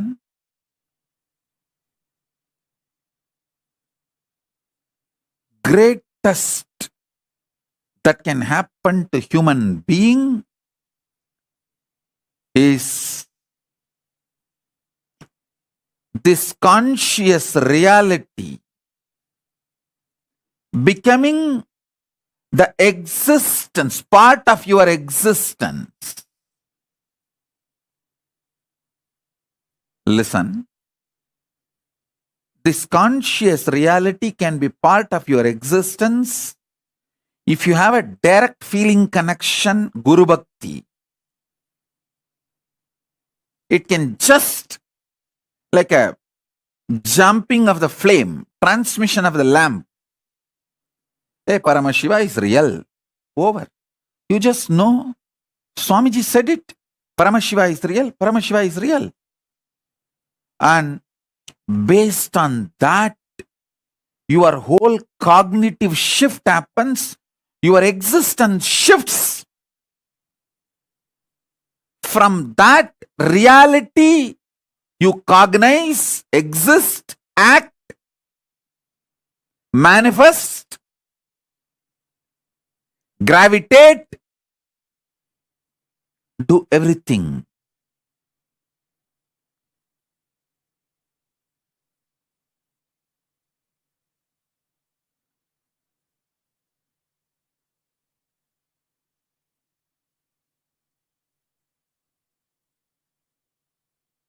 If you are not fortunate enough to have that kind of a Guru Bhakti, then at least listen to the Sankhya I am giving.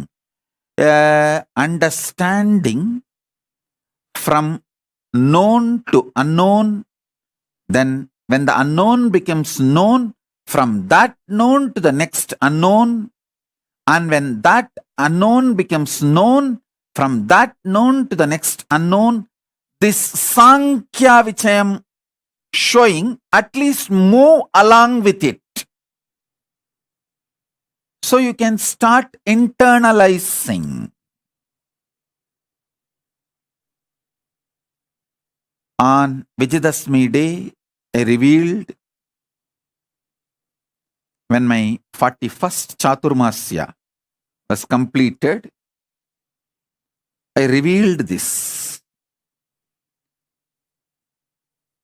The gravitation force happens in the Brahmanda, happens as greed in Pindanda. What is greed? Nothing but trying to expand, multiply, gravitate, pull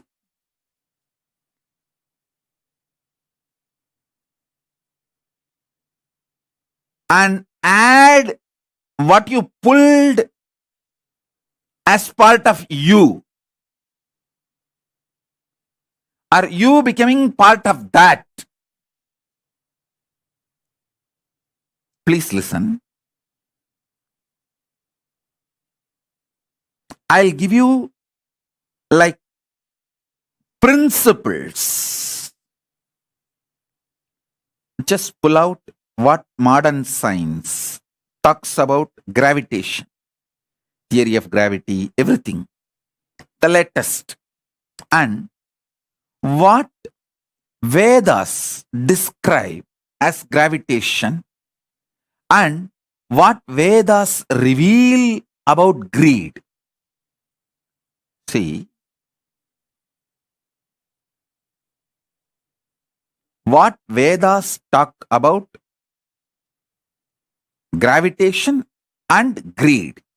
What modern science speaks about gravitation. Take all these three and study. Never go to what modern psychology says about greed. Oh God, that's a worst. Forget about that.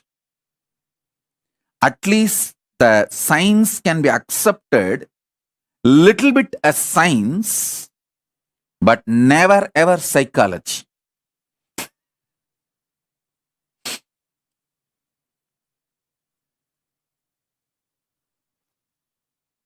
What Vedas and Agamas describe about gravitation, what Vedas and Agamas describe about greed, and what modern day science describes about gravitation, theory of gravity, everything.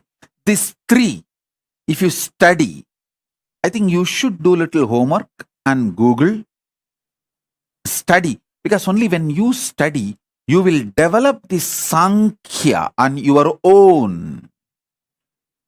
You will start having clicks on your own.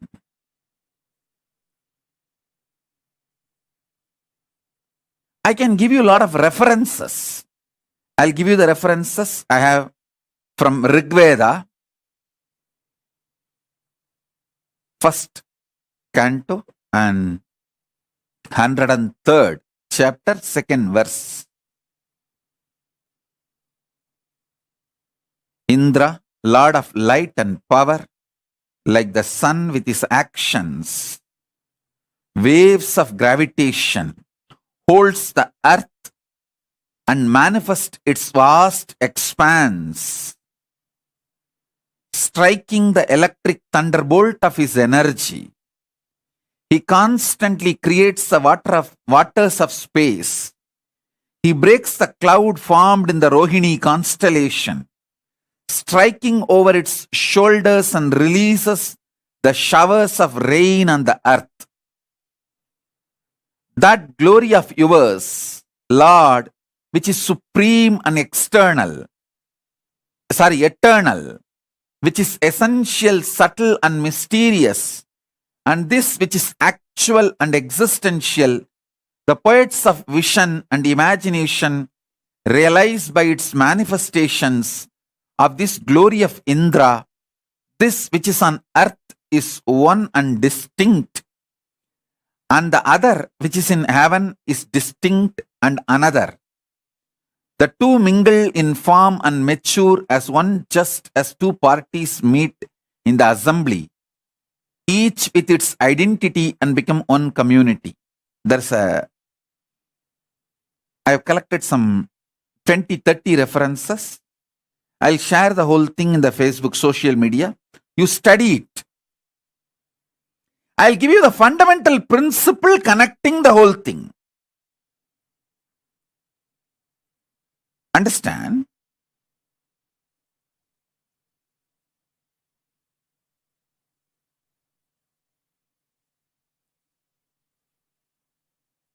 Gravitation in macrocosm, greed in microcosm.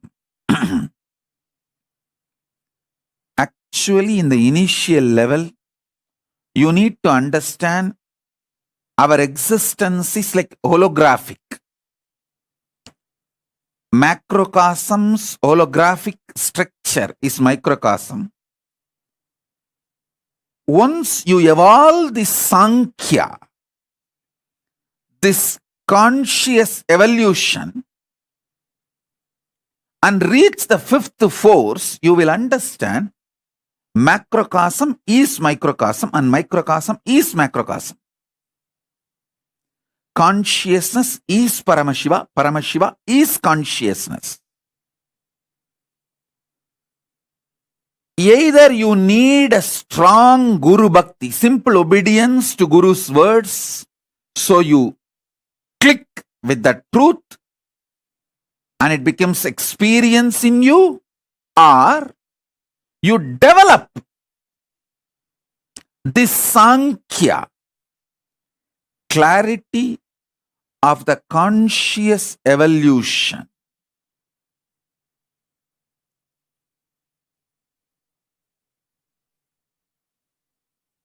Rishi Pippalada explains in the Prashnopanishad, the mother divinity in the earth helps the apana by supporting it.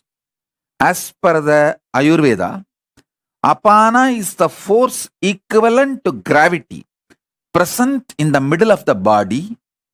In all living beings, it aids bodily functions of ingestion, taking in of food, digestion, the process of moving and breaking down food into absorbable nutrients, excretion, discarding the body waste such as defecation,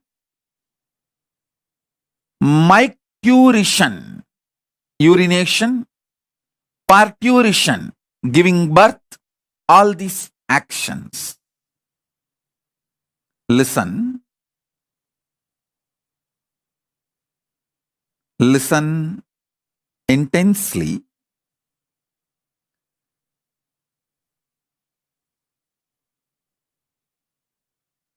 I'll put all the references I'm referring now in the satsang. You don't need to worry, oh, Swamiji is giving too many references. I'm not able to recollect, remember. No, I'll put all this in the social media. In the Facebook, I'll upload everything. Relaxed way, you sit and study. Now you receive only the basic principle which I am teaching you. With this basic principle, if you study all these references, your whole head will lit up. Especially if you are living a vegetarian lifestyle, your whole body will lit up. Understand? Vegetarian food, veganism as a reason. Suddenly I started using the word veganism. Because in the West, even the milk is not vegetarian. Desi cow's milk, which is worshipped as Gomata, is vegetarian. The cow should be worshipped as a living being, equivalent to mother. Only that cow's milk is vegetarian. Not any other cows. I am making it very clear. Cow, which is worshipped as Gomata, equivalent to mother. Only that cow's milk is vegetarian. It is considered as vegan. The definition of veganism as per Kailasa.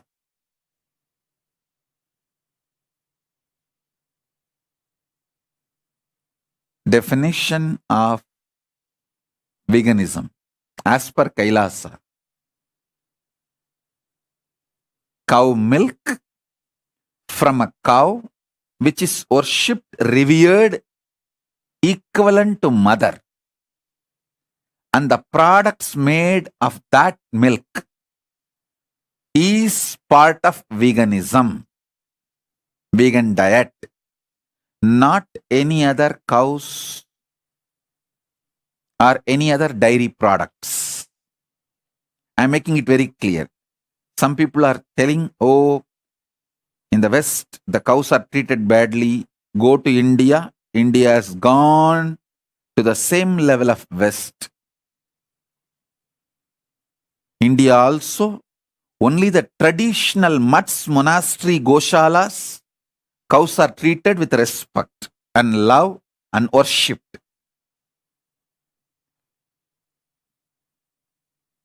So I am very clearly telling you, all my disciples, if you want to drink milk, any dairy product, have cows in your home. Worship them, respect them, get milk from them.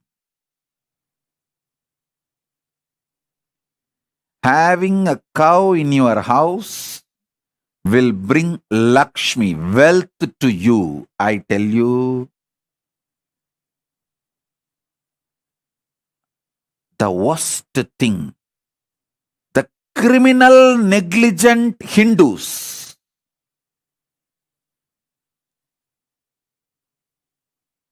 I want to popularize this word, criminal, negligent Hindus.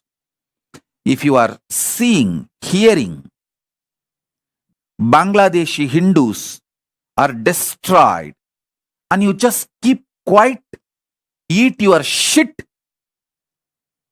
and live your third-rate life, you are a criminal, negligent Hindu, and your son, your next generation, is not only not going to be Hindu, you don't have a right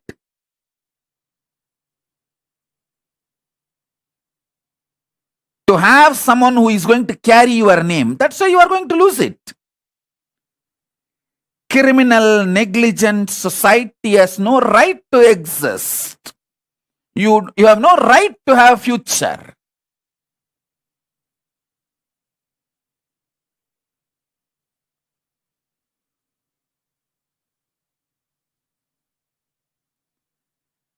One of the worst thing these criminally negligent Hindus tell is they always think the Hinduism will be protected by somebody else.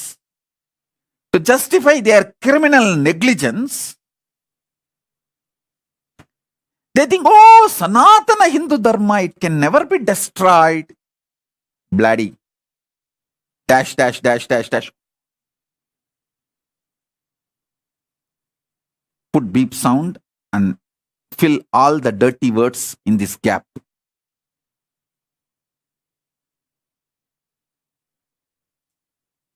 See how much Hinduism was a living experience during your great-grandfather and grandfather, and now for you and your kids. Then tell whether Hinduism can be destroyed or not. It is already. It is there, almost ready for museum. I am not going to let it die. That's different. I am going to revive.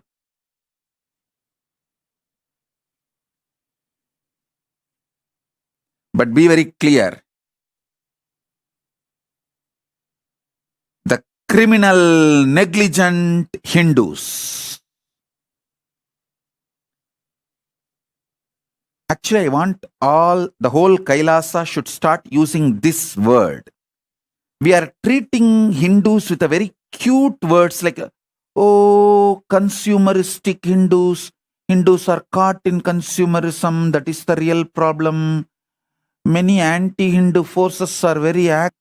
Oh, Hindus are not united. Don't use all these decent words towards Hindus. Use straight word. Criminally negligent Hindus. Always bothered about one degree, one house, one spouse, 2 kids, 2 cars, bank balance, over.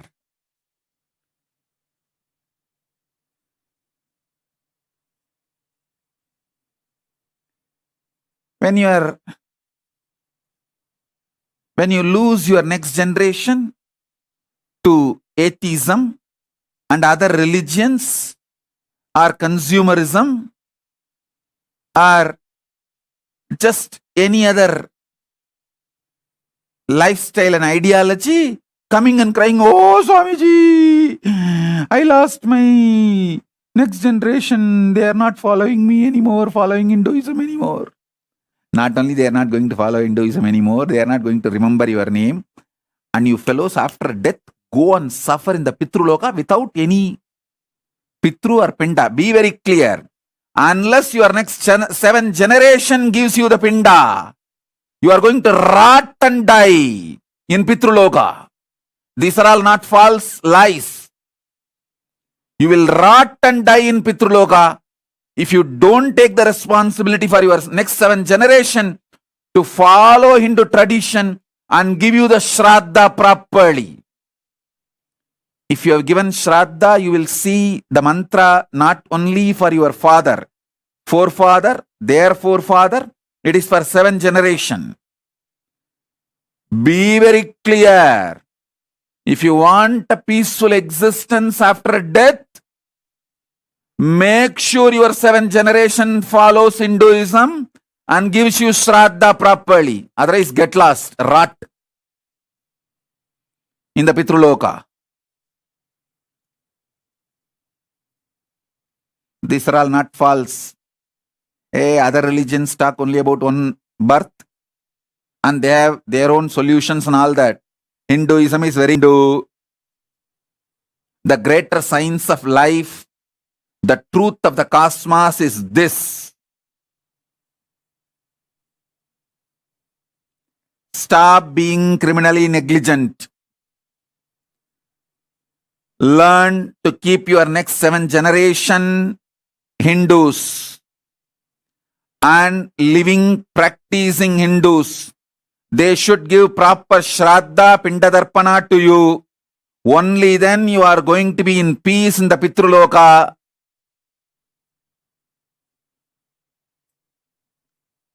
I am making it very clear. Anyone comes to Kailasa,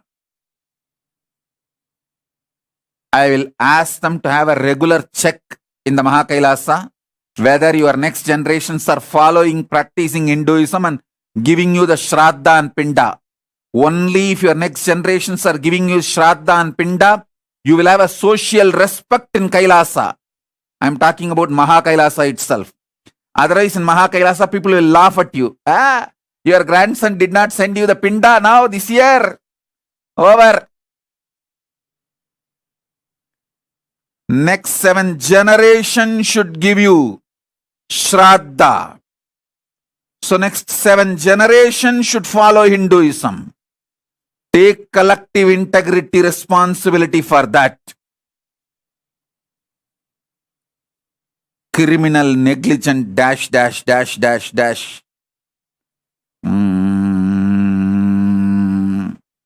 Put the beep sound and fill all the filthy words in that gap.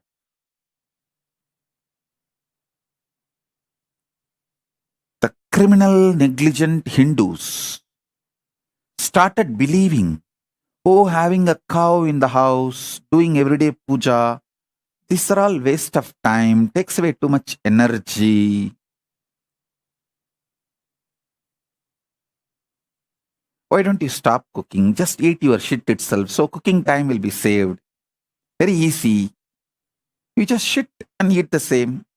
That becomes more practical, time-saving lifestyle, na?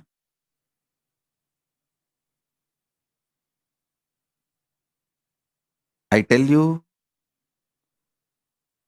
I am born and brought up in a house where my grandparents used to have a cow in the home just to milk every day and use for puja, offer to Paramashiva and Shiva puja and take it to temple.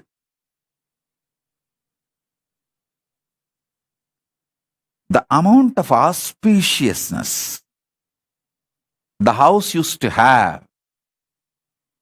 Wow. Every day morning that go puja, all that.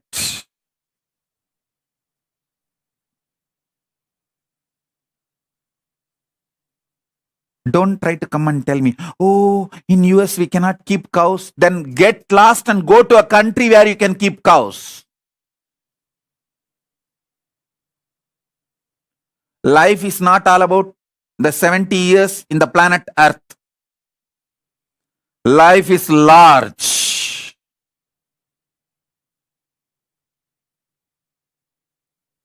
Life is large.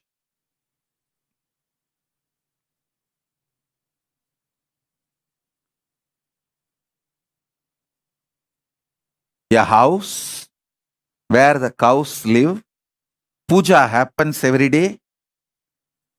The whole house will be productive 10 times more, because every day you need to pull yourself, drag yourself out of bed, and you need to be active. You cannot just sit in your cell phone whole day. Now the next is coming, multiverse,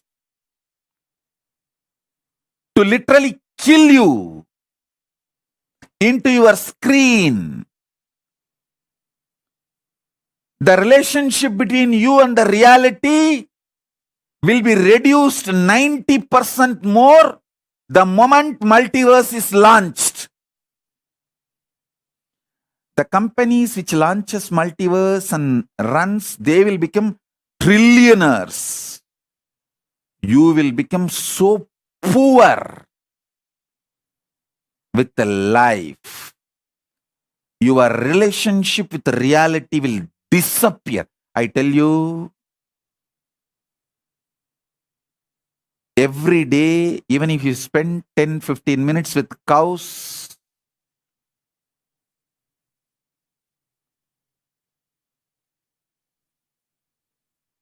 either milking or just hugging, doing puja, cleaning, it brings so much healing in you, so much compassion in you, so much completion in your way of relating with life. All husbands who have problem with the wife's violence, if you feel my wife is violent and she is not listening to me, same way all wives, if you feel you very aggressive, abusive type and is not settling, just get a cow to a house, start caring. You will see how much both of you will be healed inside. I tell you, these are all not lies or some cheating techniques. One cow in the home will bring so much completion between the family, so much attitude, right life positive attitude towards existence. A house in which the Go Puja happens, Shiva Puja happens. When I reveal this truth's reality, simply it will become reality for you, initiation for you.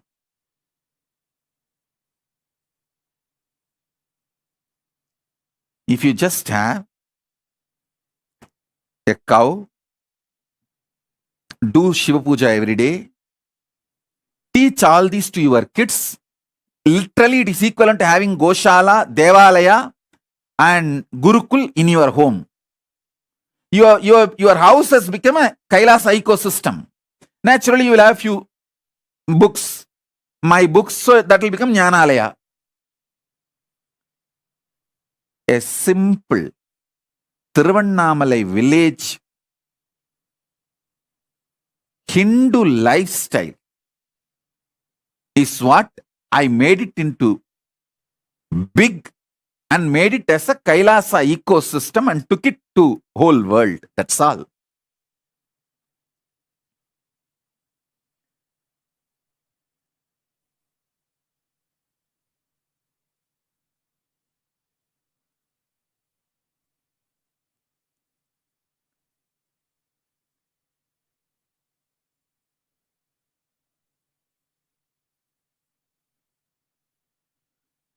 life is not just 70 years. So listen to what I am trying to explain. And I tell you, I am very practical person. You see, I am a workaholic person. I will neither waste my time nor teach you to waste your time. I can give you statistics for now. How many hours you are productive? Spending for wealth creation, spending on having sweet family, spending on entertainment. Per day you are totally alive. Just bring the life of cow puja, means bring one cow to your home and start maintaining it. Bring go puja and Shiva puja. You may think, oh, this Ko Puja and Shiva Puja will take at least 1 more hour of my time. No. Now, if you are active every day, 5 to 8 hours, if you bring Ko Puja and Shiva Puja, 1 hour extra work, I promise you will be alive and active 18 to 20 hours a day. I am telling you. I am not an impractical person. Just see. See my life.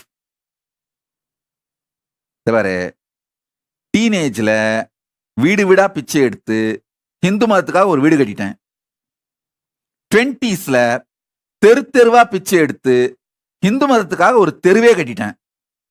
30ஸ்ல ஊரா பிச்சை எடுத்து ஹிந்து மதத்துக்காக ஒரு ஊரையே கட்டிட்டேன். 40ஸ்ல நாடா பிச்சை எடுத்து ஹிந்து மதத்துக்காக ஒரு நாடே கட்டிட்டேன். நான் பிராக்டிக்கலான ஆளப்பா.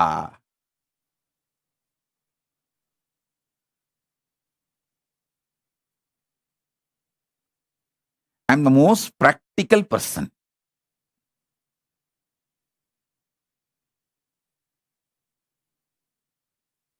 And I work not just 20 hours a day, almost 24 hours. I constantly make myself available for the Sangha, Kailasa,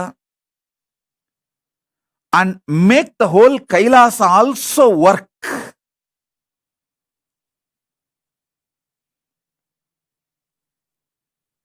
So listen with a little sincerity. You are active, intelligent, working. Hour per day will increase 150 to 200% if you bring Ko Puja and Shiva Puja in your life, and I am responsible for what I am uttering. I am responsible for what I am uttering. Because this all makes you more active, alive. Keeps you connected to reality. Not that stupid screen 24/7 drill, daga, notifying. That cell phone and your stupid screen.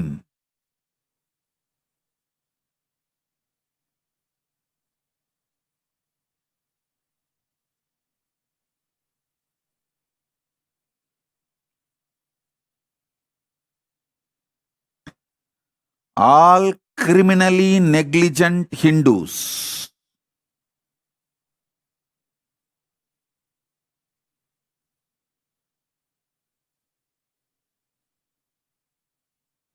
wake up,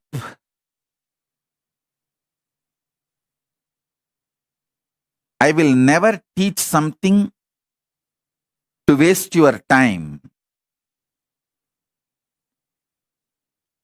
I keep myself productive and keep all of you extremely productive.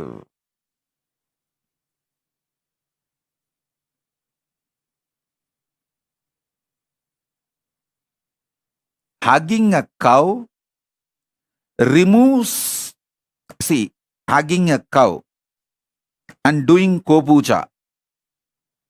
If you spend 10-15 minutes a day, it takes away almost 4-5 hours of boiling violence in you and keeps you cool, sweet for 4-5 hours, makes your 4-5 hours very productive and able to relate with people. Especially this pandemic, how you all got broken. That is why during this pandemic, Pralaya time, any of my Kailasavasis, Adinavasis, anything they told me, I don't believe. I just put the whole blame on Pralaya and tell them, okay, it's okay, kids are going through Pralaya, let's leave it. Let's not give meaning to the words they are uttering, because even they don't know what they are uttering.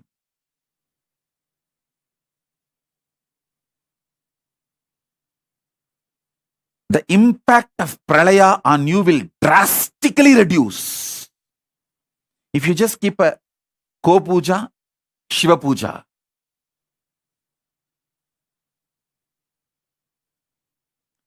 Kim Williams is asking, we are not allowed cow in home. What else can we use? No, just leave that country and go to a country where the cows are allowed. Kim Williams is asking a question. We are not allowed cow in home. What else can we use? Just go to a country where you are allowed to have cows in your home. Drop that country, that's all. Why people change countries for the job, for even sometimes food and alcohol, wine? Why don't you change the country for life? That's all.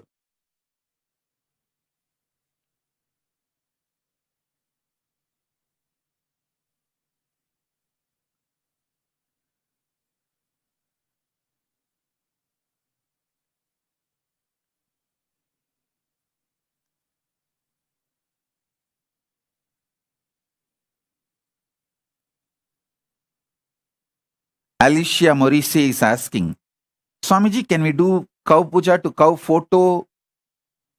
Then just get enlightenment also as a photograph. Don't ask for enlightenment. Don't drink cow milk. Have the photograph of milk and lick that and get satisfied. And have the photograph called enlightenment. Write in a paper enlightenment and lick that paper, eat that paper, and satisfied that you are enlightened. Don't ask for enlightenment. Don't ask for cow milk.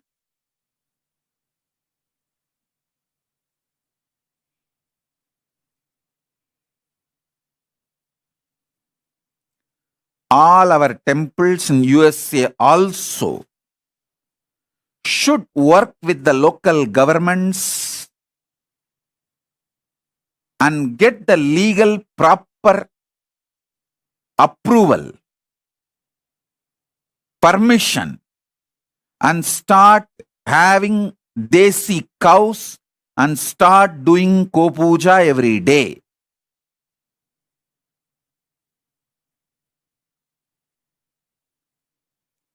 To set a trend. To set a trend.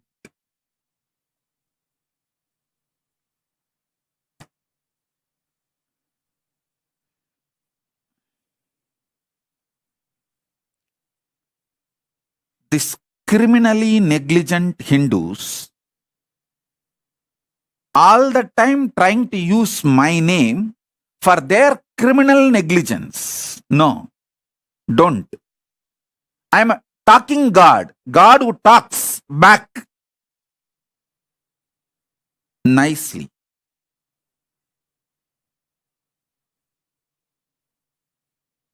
So you can't use me to justify your criminal negligence.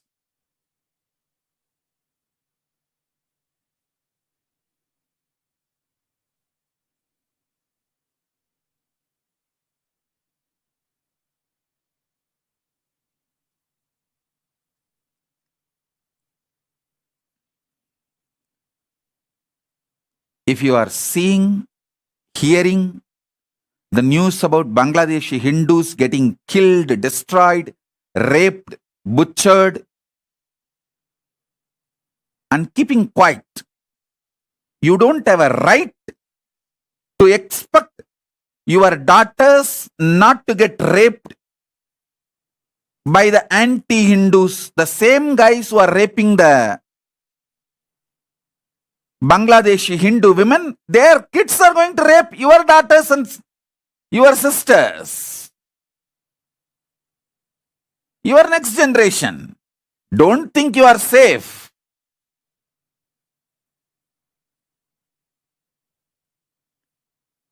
100 years before, when Afghanistan Hindu women were getting raped, the Indian Hindus kept quiet. Pakistani Hindus kept quiet. Then, 60 years before, Pakistani Hindus were getting raped. Indian Hindus kept quiet. Then, this generation, Bangladeshi Hindus are getting raped. Indian Hindus are keeping quiet. Next generation, there will be nobody called Indian Hindus. That is where you are heading. And you are still believing your criminal negligence can be justified. The same people who are raping the Bangladeshi Hindu girls, actually the Bangladeshi Hindu girls are now getting raped. Those kids who are born out of that rape, they will come and rape your daughters and granddaughters in India. That's what is going to happen. That's where you guys are heading. Criminal, negligent Hindus. I want this word to be, this should be hashtag trending in all social media. Criminal, negligent Hindus. Your negligence is not casual, it is criminal negligence.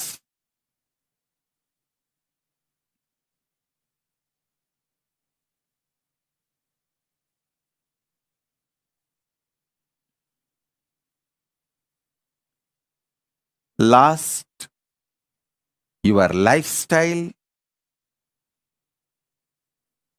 You know, funny thing, my grandfather had cow in the home and did Kopuja, Shiva Puja.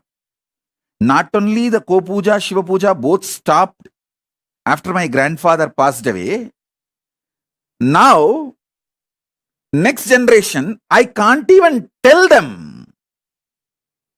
I can't tell even in the family in which I was born and brought up. To them, even to them, I cannot advise. No, you guys are doing something wrong. We should bring the Kopuja, Shiva Puja back in our life. We should continue. All this should not discontinue. They say, Swamiji, we will hand over the deity to ashram. You please take it and you do it, Swamiji. We will pay the money for cows to you. And you please buy a cow in our name and keep the cow in the ashram, and you maintain the Goshala and do Kopuja and bless. No, they are all very sweet people. Swamiji, how much money we need to give for one Godana? And you buy the cow and keep in the ashram and maintain, Swamiji, and bless us with that punya.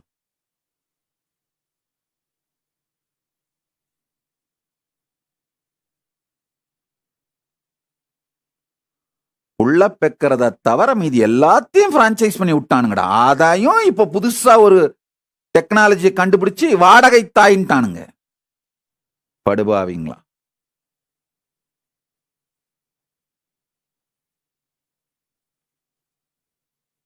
லைஃபை franchise பண்ணி விட்டு போய் படுத்துக்கிறதான சுடுகாட்டுல சுகமா இருக்கும்ல.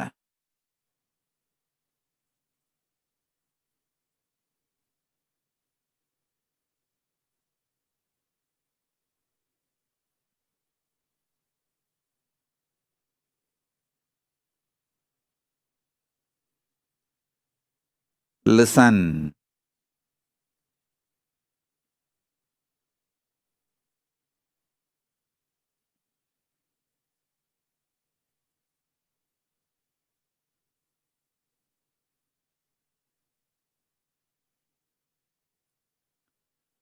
All Hindus, listen. Your negligence is crossing all limits and becoming criminal negligence.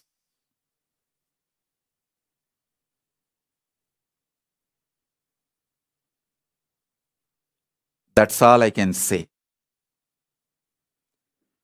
Let me come back to the satsang subject I was talking.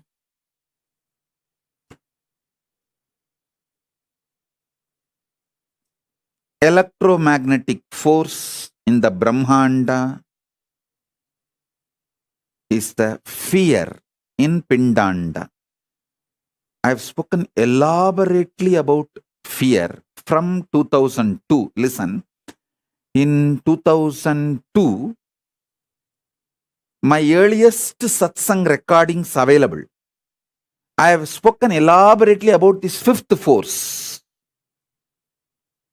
from 2002, 3. You can hear my satsangs on this fifth force, consciousness. That time itself I have spoken elaborately about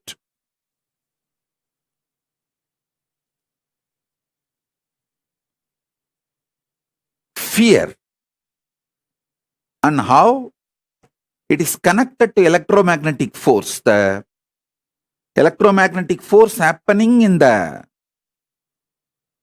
macrocosm, same when it happens in microcosm, it is fear. Fear happening in macrocosm is electromagnetic force, and electromagnetic force happening in the microcosm is fear. So study a bit all the laws of the electromagnetic force.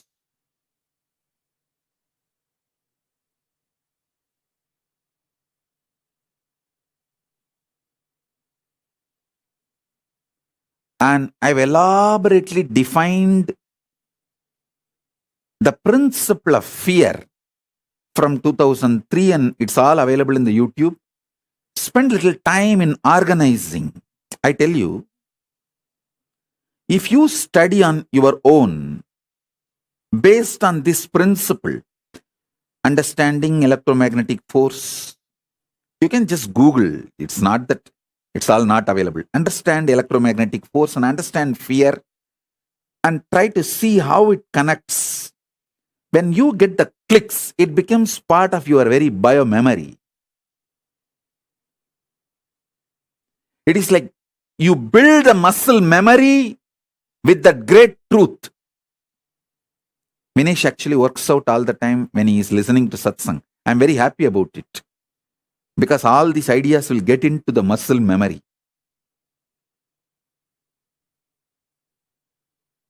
You can actually do gymming and workout, listening to the satsang, even yoga, or have your kids on your lap, making them sleep or making them comfortable, because all this will make these great truths get into your muscle memory. Even drinking coffee or hot chocolate is advisable during the satsang, because I have always seen multiple times Arunagiri Yogeshwara will keep a pot full of water. While he was giving the satsang itself, while he is teaching the truths, he will be touching that water and asking me to drink, sip.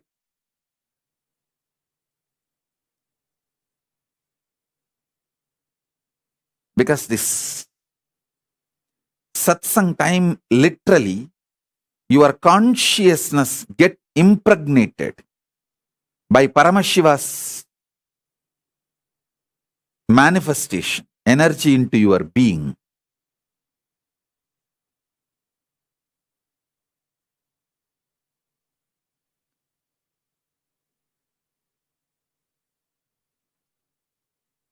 Some of the stupid, criminally negligent Hindus come and tell me, oh, Swamiji, these people have Goshala, maintain cows, but all that takes too much time, waste of time. It is not productive. We can just buy the cow milk from the shop and from the mall and do Abhishekam. Why should we have cows?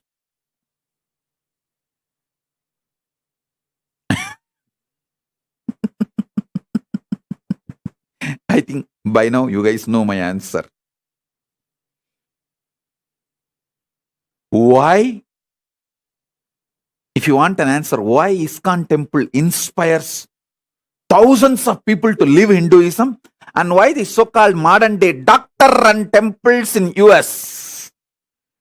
What is doctors-run temples in US? No, all these Telugu doctors. No, I'm not blaming them. They are good people and they make a lot of money. And they can't forget Venkateshwara. They can't go regularly to Venkateshwara. So they put a temple here and give money. All this great. But they control the rituals as per their text message. They will have when they get a call, that's all. The whole Abhishekam is cut short. Time changed.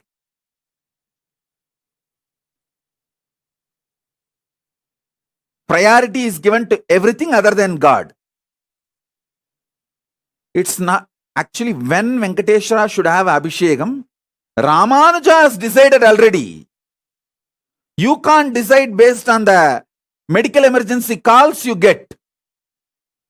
If you are not able to attend, okay, go and attend your hospital, nothing wrong. But don't try to interfere with the rituals. Why these Hindu doctor-run temples are not able to inspire even their next generation to follow Hinduism?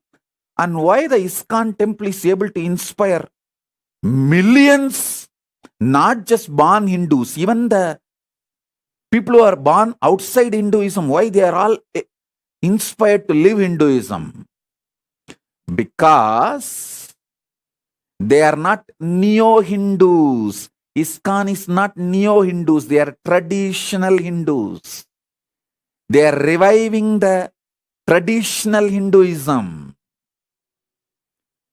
I wanted to make very clear statement. All my temples, Kailasas, all over the world should follow ISKCON's tradition of reviving the Hinduism as it is, not this neo-Hinduism.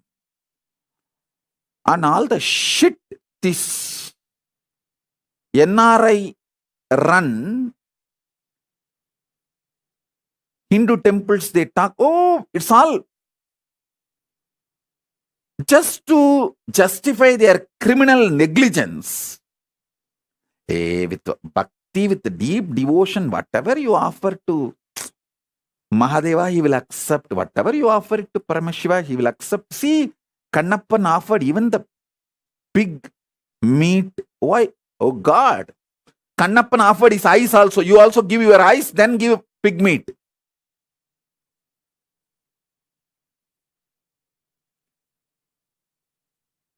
Don't try to use Kannappar for your violation of the Agamas. For these guys to violate Agamas and to justify their criminal negligence, these neo-Hindus will go to any extent. Mix and match. Use Vedanta, part and parcel here and there, to abuse Hindu gods.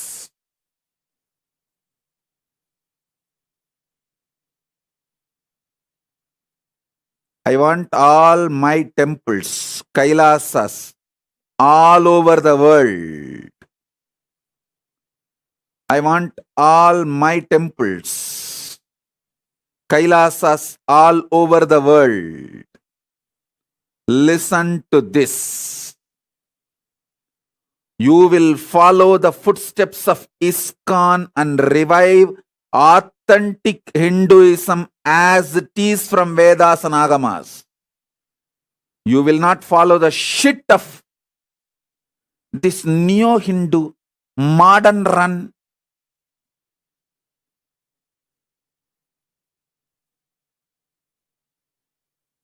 hodgepodge, criminally negligent organizations. I'm making it very clear. See, I don't have a problem in NRIs running, they run that Indian centers and all that. They enjoy. Even next to our San Jose temple, there is an Indian center. Great. That's like a social organization. Gather, enjoy, know each other, help each other in business. It's a wonderful thing. I liked that very concept. When you help each other in business and you get to know the families, making new friends. It's so beautiful. That Indian centers, great. But temples are temples. The temple science is different. Don't try to make the temples as community centers. Temples are the place where Paramashiva directly lands from Kailasa and lives as Archavatara.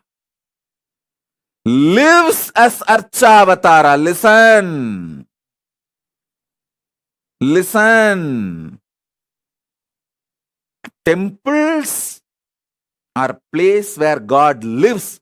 Hindu temples are not Hindu religious organizations. It is the place where God lives.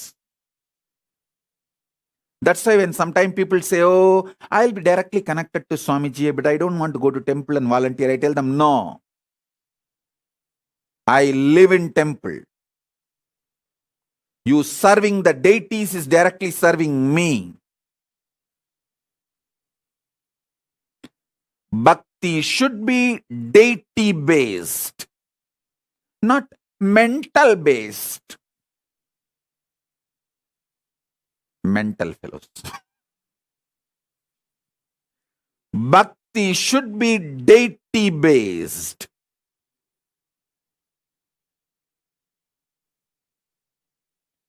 Don't use Vedanta to justify your criminal negligence. Don't use stupid ideas and principles to justify your criminal negligence.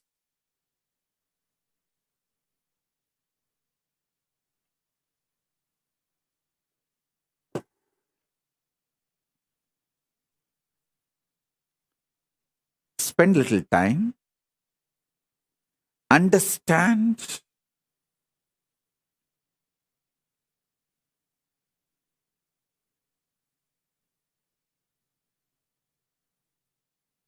the principles of how electromagnetic waves function, how your fears function.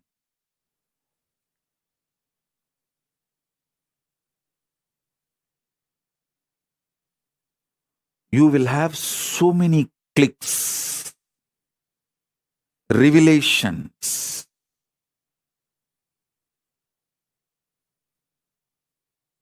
Same way,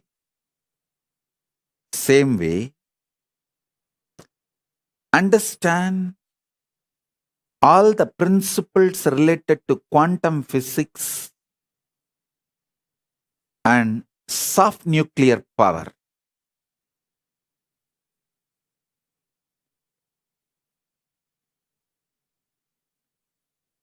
This theory about parallel universe, soft nuclear power, or weak nuclear force, quantum universe, theories about atomic powers, energy, everything human mind has decoded is only to the level of weak nuclear force. Study that. and see how a powerful cognition in you does the same in the macrocosmic level. If you study these three, by then you would have developed a beautiful Sankhya, the conscious conclusion method, how a knowledge can be arrived from Shastra Pramana, Apta Pramana, Pratyaksha Pramana, with our own Atma Pramana, and made into Sakshi Pramana. You will start developing that conscious methodology. See, either you should have a deep feeling connection where I can just initiate you and give you this as a gift, or you have to develop this conscious way of coming to conclusion, cognitions, right powerful cognitions on your own. In these two, someone has to happen. Some one thing has to happen.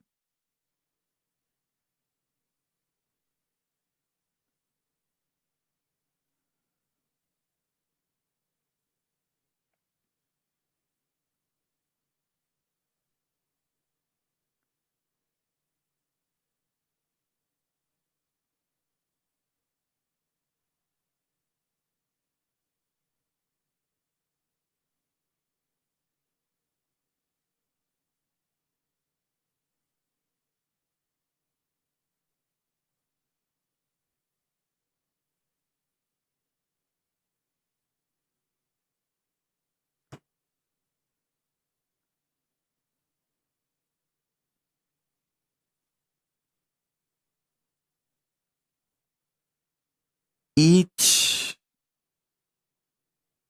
powerful cognition which becomes part of you stays in you forever. It never leaves you.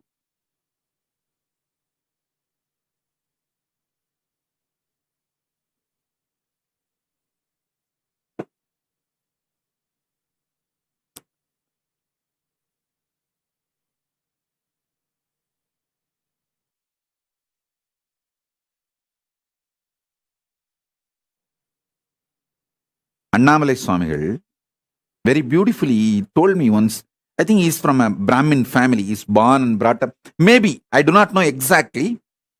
The way he talks is that elite, highly spiritually evolved, and that family background, I feel it must be the Brahmin background because the language and everything.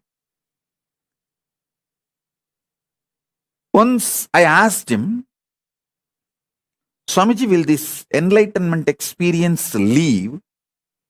He just patted on my back and said, "Hey, தொட்டு காட்டினது சுட்டு போட்டாலும் போவாதடா, போடா போடா." I'll translate in English. He says, once that touched you and shown as a revelation, even if you are burnt, it will not leave you. தொட்டு காட்டினது சுட்டு போட்டாலும் போகாது, போடா போடா.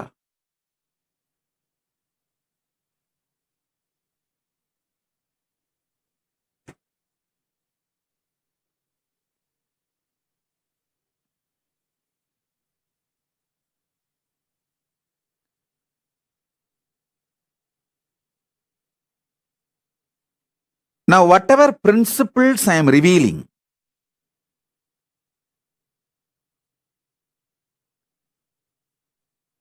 take this and do little homework. Enough we wasted our time in criminal negligence,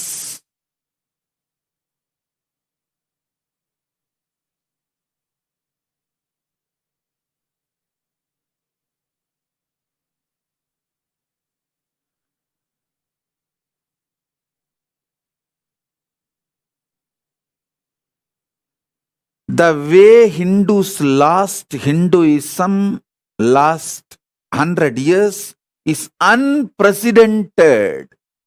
Listen, unprecedented.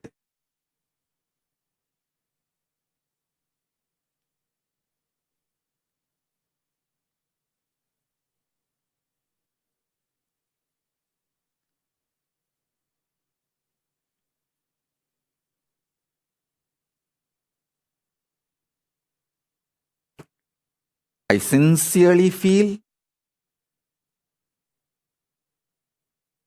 it is time to stop the erosion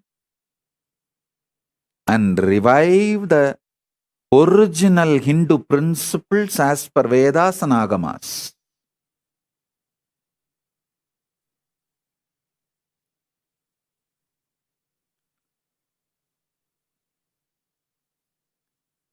So these three principles today,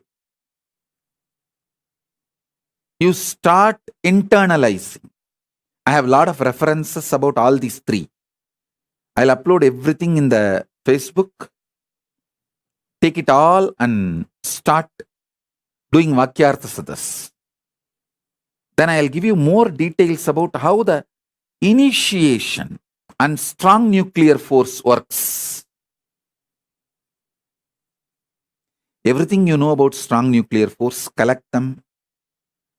And everything I have revealed about initiation, collect it and see how exactly this is the way your experience is.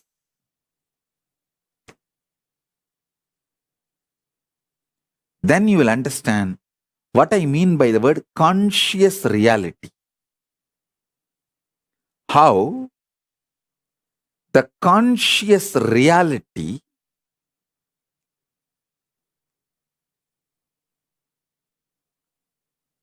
in macrocosm manifests as consciousness, and in the microcosm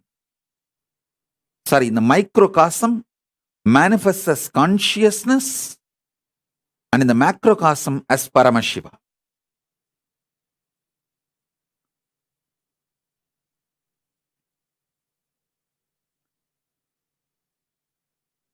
You have to see my body language also, along with words.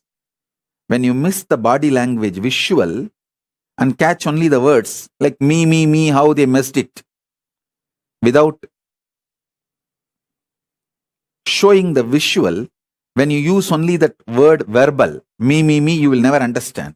Because in that video, I'm clearly showing the cosmic me manifesting through this body, me, who stays in this body as me, through that me, and the me each one of you are feeling in you as me, in each one of you is talking to that me. Through visuals, I am showing very clearly the cosmic me is manifesting through me, which is in this body as me, and talking to all of you who are feeling the me in you. The me you are feeling in you, to that me, this me is talking. If you miss the visual and just get the verbal, you will miss the essence. That's why all those trolls, abusers, they take only the verbal. They don't show the visual. Because if they show the visual, then they know, then people will know that what I am talking is the greatest cosmic revelation. The greatest truth from the Vedas. The Shuddhadvaita Satya. When they don't want people to understand this great truth, they just pull only the verbal and words, and that also they distort it and cut and paste and misuse, abuse. Anyhow, forget about them.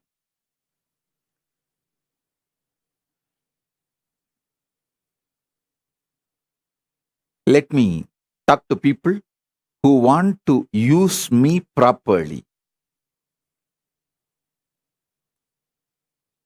for whom I am useful properly.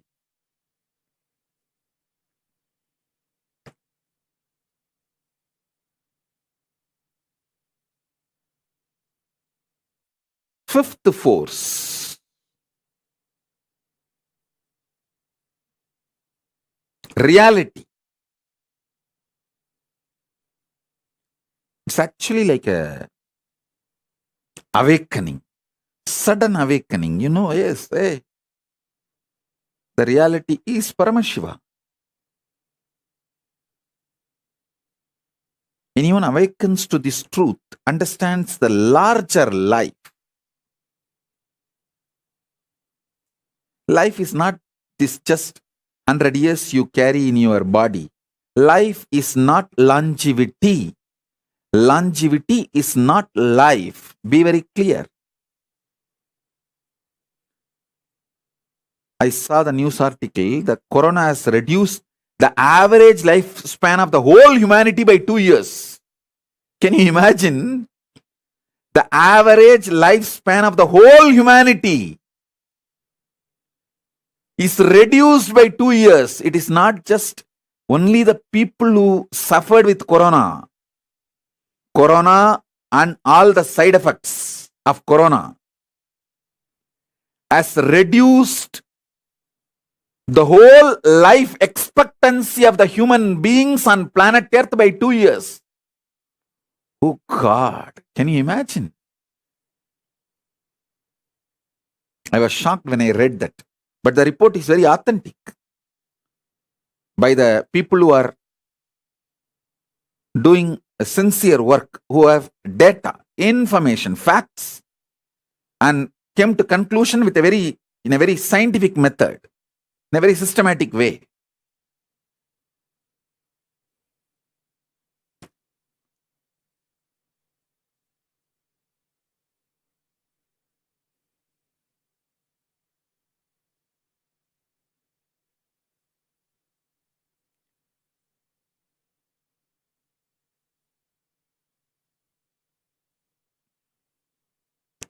Reality. Reality. Listen. Reality is beyond deep sleep, dream, waking state. It is just real. Just few days before, I saw real. I was walking in the streets of New York. Somebody told me this is the street Prabhupada used to do kirtan and used to walk in the streets and do kirtan. I immediately bent and touched that road and bowed down and put that dust on my head. I saw it is reality. So I know very soon I'll be visiting New York, especially that same street I'll be walking and touching the road in which Prabhupada used to walk and have kirtan.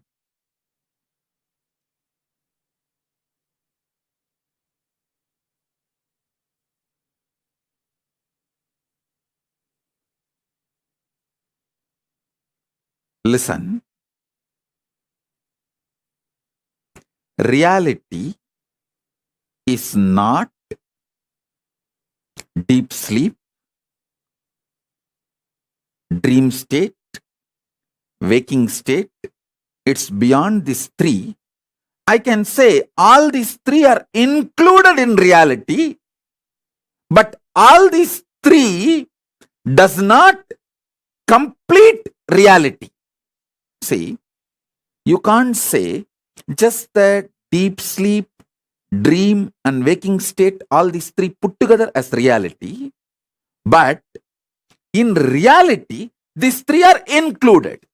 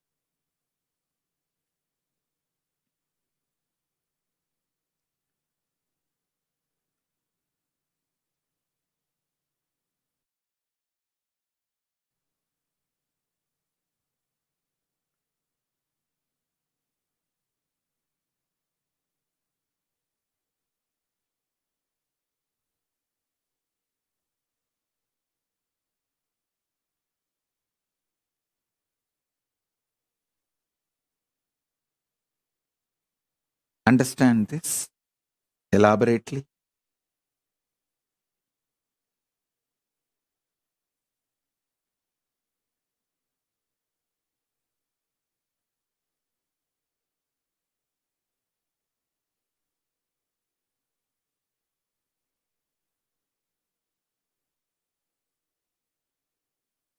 If you walk through the Sankhya, the conscious cognition process, that's the exact translation I will provide for the word Sankhya. Sankhya is not mind building method, it is conscious cognition building method, conscious cognition conclusions building method.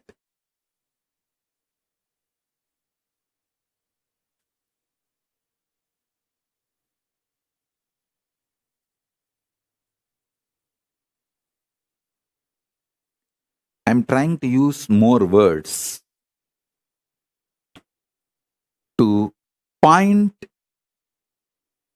the space.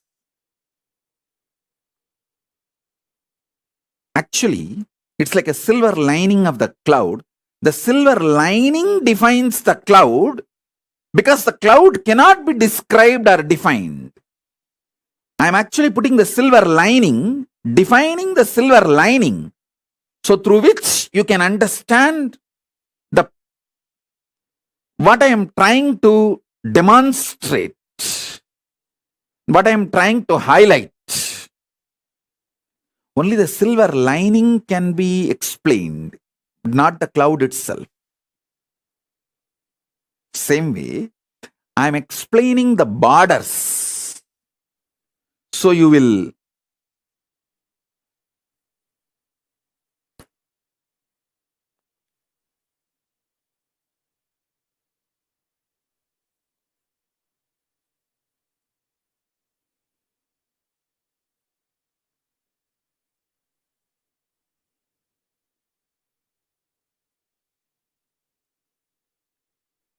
understand what I am trying to explain.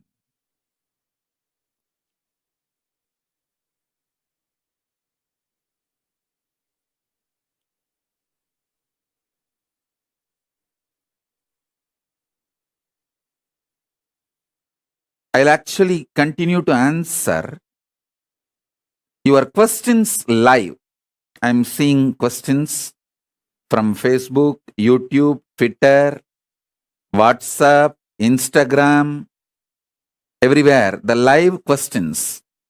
Ma Nitya Priya Premananda is asking, I sometimes have dreams about you.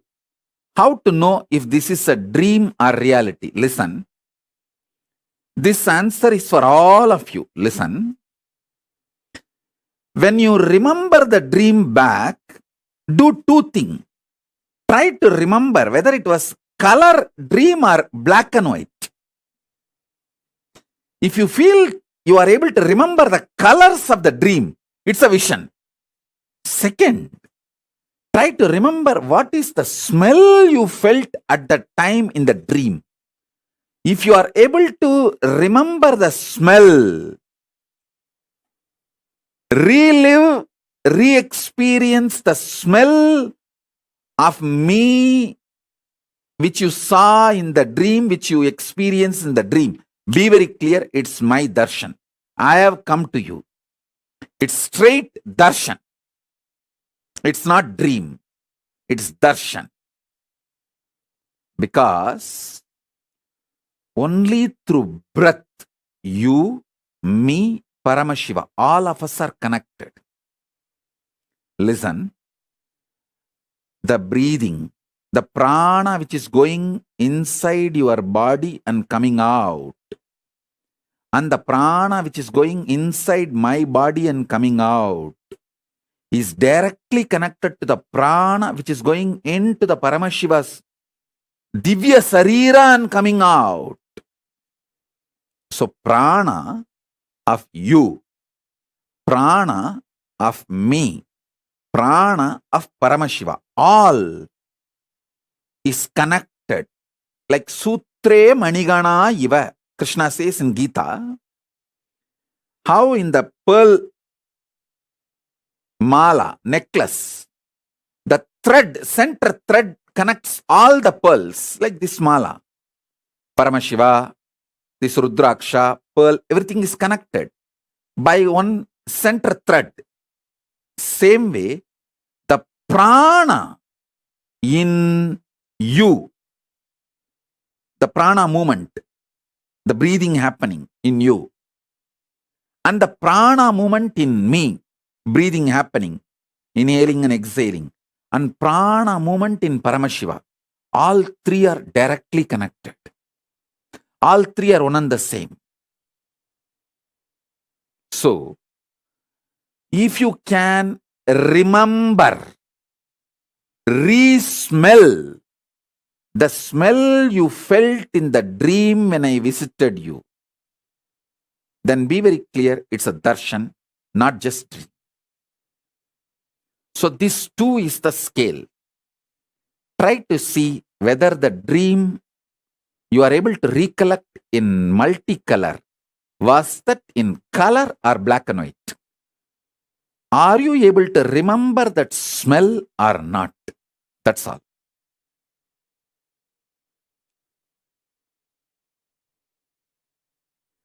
Mohit Gupcham Chandani is asking, Nithyanandam Swamiji, electrostatic force acts between opposite charged particles. Does this mean positive thoughts will attract negative thoughts? Listen very carefully. The so-called positive thoughts cannot exist without the so-called negative thoughts. Like that is why this positive thinking and all doesn't work. Life positivity only works. Positive thinking does not work. Life positivity is different from positive thinking. Be very clear. Positive thoughts and negative thoughts will always coexist. Life positivity is the foundation. That's a constant. If you study the electromagnetic forces laws, electrostatic forces laws, all the principles, the constant is life positivity. There is no life negativity for life positivity. But there is negative thought currents for positive thought currents. Both are centered on constant, which is life positivity.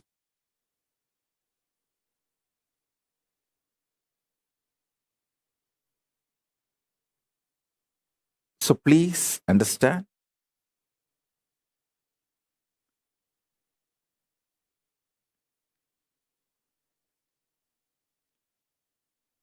When you feel you are a broken part, you will always be afraid of the other pieces. If you know there is a constant which is in you, how much ever you have self-doubt, self-hatred, it will not go beyond certain limit. See, there are some people, they know, I fight with my husband, I fight with my wife, but I will never go to the extent of divorcing, leaving them. So that is what I call, even for your negativity, there is a limit. Even for your negative thoughts, there is a limit. Even for your self-doubt, there is a limit. So that self-doubt will have a self-confidence. Self-confidence will generate sometimes self-doubt. But both finally is established on the self. When you know that self's quality, that is life positivity. Self-doubt or self-confidence is like a self-doubt is negative thoughts, self-confidence is positive thoughts, but self is constant. If you know the self is rooted in consciousness. It is like a constant rooted on infinity. The constant, the principle of constant, rooted on the principle of infinity. Understand? Any one of you do little research, spend 3 months on this one principle. Principle of constant established on the principle of infinity, you will get Nobel Prize. You will get Nobel Prize because you will be revealed the science of number, exactly the state Ramanujam experienced. What the Mahalakshmi, Rajagiri Tayar revealed to Ramanujam, that space I am revealing to all of you. Understand and study. Spend a little time on what is the principle of constant and what is the principle of infinity as per the modern day maths and as per the Western science. I am telling you, this is from the Eastern revelations, the Vedas. The constant, the principle of constant is self. It is established on principle of infinity, which is consciousness. Principle of infinity is consciousness. Principle of self is constant. The constant is established on infinity. If this clicks in you, you will master number. Whole universe is nothing but number. Whole universe is just number. Number is a living God. Whether human beings, siddhas, rishis, devatas, all is just number. Number, that's all. You may be one, the code number for the human beings, like how the unique code. The number is there all over the world. Same way in the cosmos, there is a unique code. For human being, there is a code number. For siddhas, there is a code number. For devatas, there is a code number. Just understanding the number, you will have the revelation about the number. The moment constant is established on infinity, clicks in you. Self is established on consciousness. Constant is established on infinity. Constant cannot exist unless it is established on infinity. Self cannot be self unless it is rooted, founded, sitting on consciousness. What Namagiri Tayar revealed to Ramanujam, I am sharing with you all.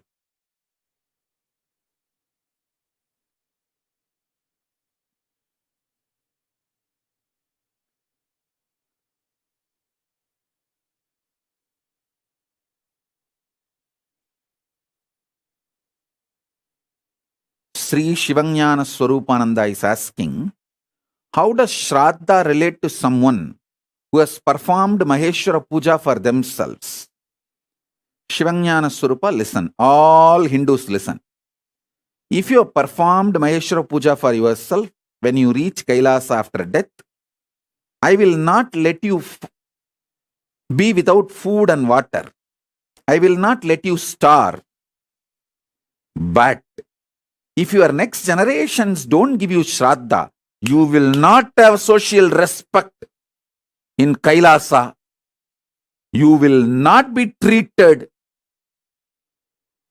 properly in Mahakailasa because you did not take the collective integrity to keep the Kailasa Dharma, Hinduism Sanatana Dharma alive on the planet Earth. You fellow need to be punished for the criminal negligence. Take responsibility for your next generation to keep practicing Sanatana Hindu Dharma. If you receive the Shraddha, that is the proof your next generations are practicing Hindus. If you don't get the parcel from Buloka, I will not let you starve. It's like in old age home, when you get gifts from your kids, how among the oldies you get little respect. Wow, still my son cares about me, still my daughter cares about me. I got a flower bouquet, I got a iPhone, I got a muffler. My granddaughter stitched some clothes for me and sent. How you feel the pride. Same way you will be respected in Kailasa if your 7th generation sends you Shraddha properly. I will not let you starve because you have done Maheshwara Puja to yourself, but you will not have the social respect if your next generations are not giving you the Shraddha. You have not taken the collective responsibility, then why should you enjoy the respect in Kailasa? Rot. I'll make the Chandala colony and you be in the Chandala colony in Kailasa. Irresponsible, criminally negligent.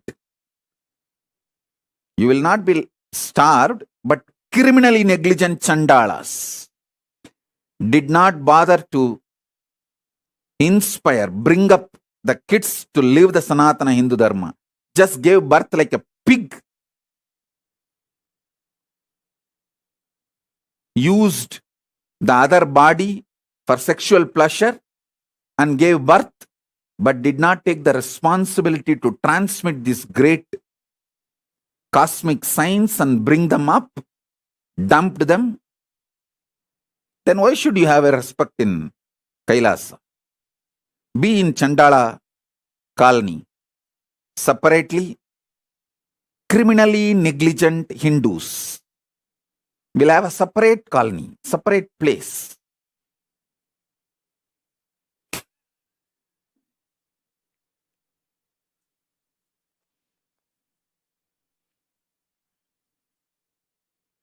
Deepa Satish is asking, Swamiji, if a person did not marry and did not take sannyas also, then how to get Shraddha? Just rot.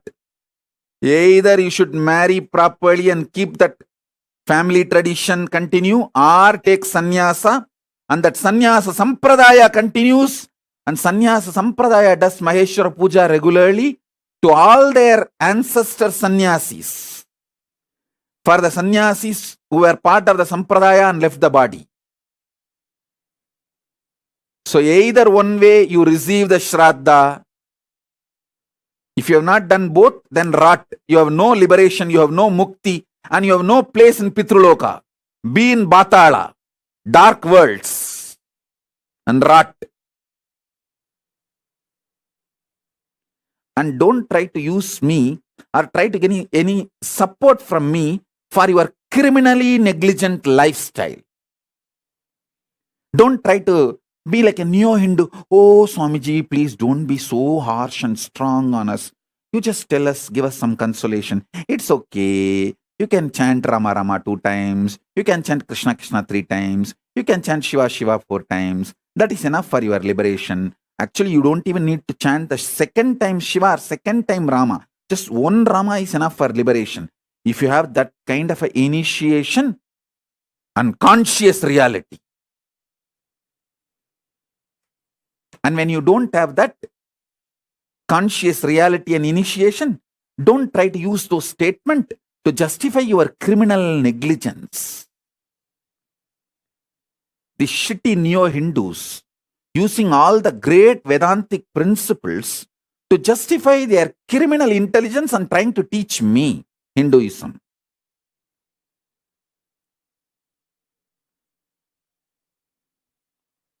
ஓரமா போய் விளையாடுங்கடா ஓக்கத்தை.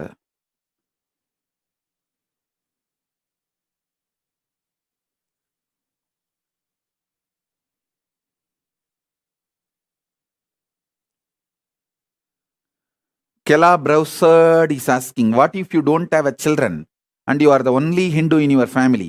Either get married and have children, bring them up as proper practicing Hindus, or take sannyas. So that sannyas sampradaya gives you the Maheshwara Puja forever. It's your responsibility you do any one of this.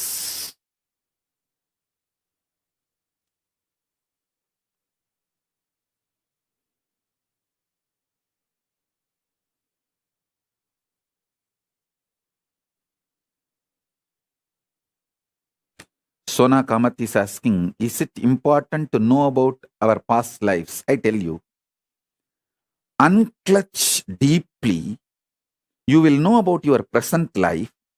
Present life is nothing but the extension of the past life. So whatever you need to know about the past will be revealed to you. So you can build your future. That's all. Next question. Shachi Aranke is asking, beloved Swamiji, how do we know the difference between delusion, fantasy visualization, Satya Sankalpa? Shachi, listen. Shachi, are you there? Listen. Delusion means just intensely packed negativity. Not even a ray of positive hope. Fantasy means a pendulum between this reality and greed. The extension of the reality you experience into the zone of greed. Like a pendulum is oscillating between reality and greed. The end of the greed, end of the reality. The pendulum oscillating between these two is called fantasy. So maybe you can understand this word. See the Jagrat state, waking state. That's what I meant by the word reality, not the conscious reality. Waking state and deep sleep state. The pendulum oscillating between these two is called fantasy. Then the third word you are asking, positive visualization. The pendulum oscillating between waking state and turiya is positive visualization. You are positively, consciously constructing it. When you try to visualize, you are with 25 heads, 75 eyes, 50 hands, Paramashiva. A positive visualization. It is like a pendulum oscillating between waking state and turiya state.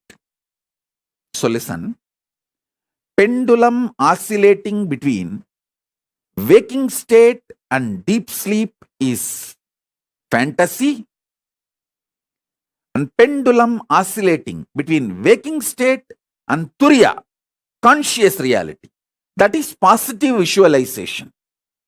Satya Sankalpa is more like powerful cognition. You just know this is it. This is it. Conclusive, powerful cognitions are Satya Sankalpa.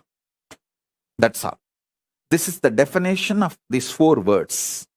So with this definition, you can see very clearly the difference.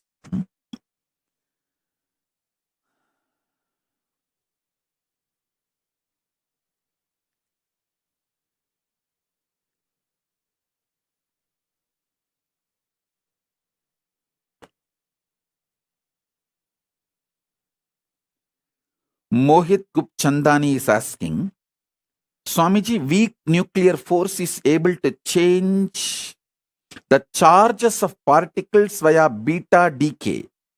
Same way, when we meditate on powerful cognition, our thought current also changes immediately. Mohit Chandani, listen.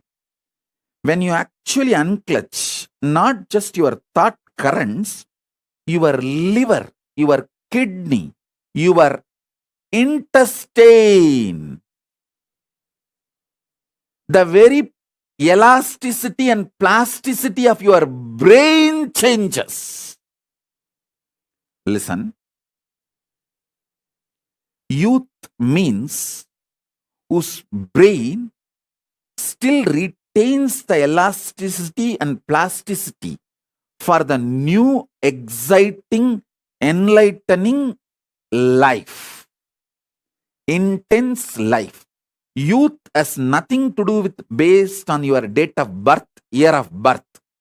Youth means whose brain is plastic enough, elastic enough to manifest the grooves, to radiate enlightenment, excitement, intensity, joy, life positivity is youth. So when you unclutch, sit in unclutching, your liver changes, your intestine balances, the elasticity and plasticity of the brain, the ability of your brain to develop the new grooves changes. It's no more a dead, frozen stone. It's a living clay in which the new grooves can be formed.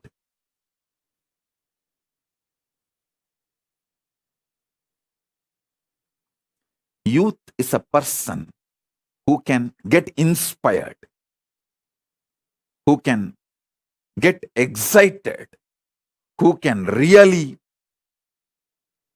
awaken himself for developing the grooves of enlightenment.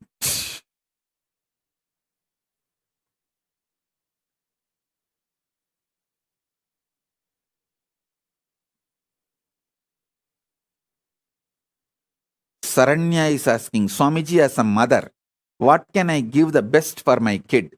Give e-Gurukul. Don't come back and try to tell me and negotiate me. Oh, my husband doesn't agree. My dad doesn't agree. My father's granddaughters, cousins, machan is angry with you and he doesn't accept you. Don't come back to me with all these shitty stories. This is the best you can give for your kid. If you can give, give. Otherwise, do what you want. Get ready for your Bangladeshi neighbors to come and enjoy your daughters.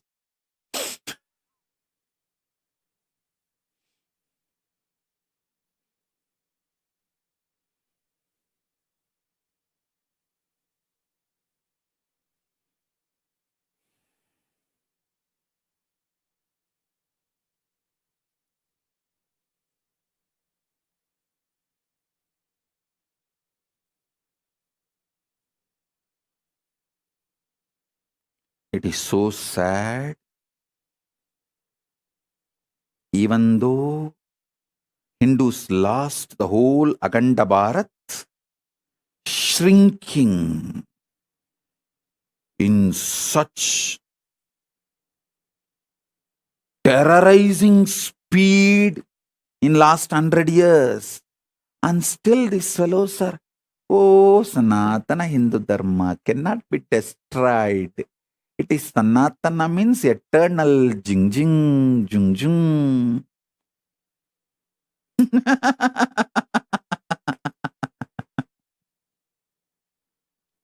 And they are trying to console me. Hey.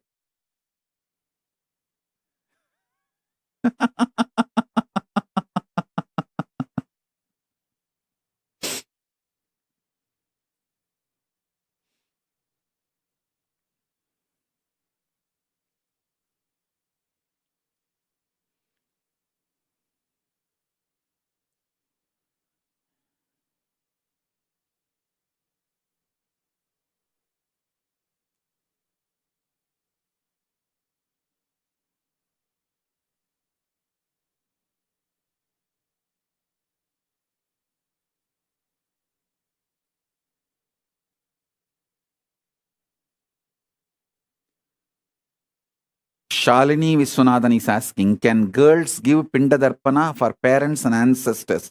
Agama very clearly says girls have to give, not can girls give. I do not know about how this idea girls cannot do Shraddha or last rites got into the so-called Neo-Hinduism. There is enough agamic reference. Even the other day, Ma Achala and Pranapriya pulled out. I have a clear Shastra Pramana. Daughters, wife, sisters, girls, women can do last rites as per Agama. I'll upload that Shastra Pramana. I'll tell Ma Pranapriya and Achala to upload that Shastra Pramana. It is available. So be very clear. Women can do even the last rites like a cremation or keeping samadhi, all these last rites, and can give Pindadarpana, Shraddha, should give. And how these Neo-Hindus have started believing this shit, women should not do last rites or women should not do Shraddha and Pinda. I don't know how this has happened. But original Agama says very clearly. We have Agama Pramana, Shastra Pramana. Women can do last rites and should do Pindadarpana and Shraddha for ancestors and parents. These Neo-Hindu intellectuals destroy the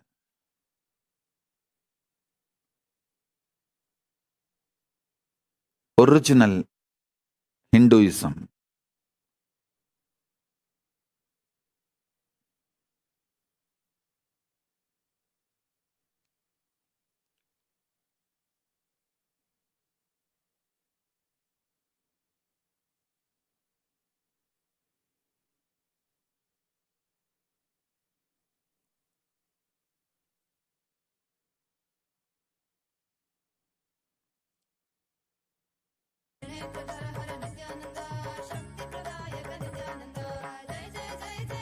Kim Ki Lee is asking, Swamiji, what exactly do you mean when you say to someone that you will remove their karmas? I just remove their karmas, that's all. Their past activities and the bad, negative sins they collected, the pain they created in others, comes on them as the karma. I just burn them away, that's all.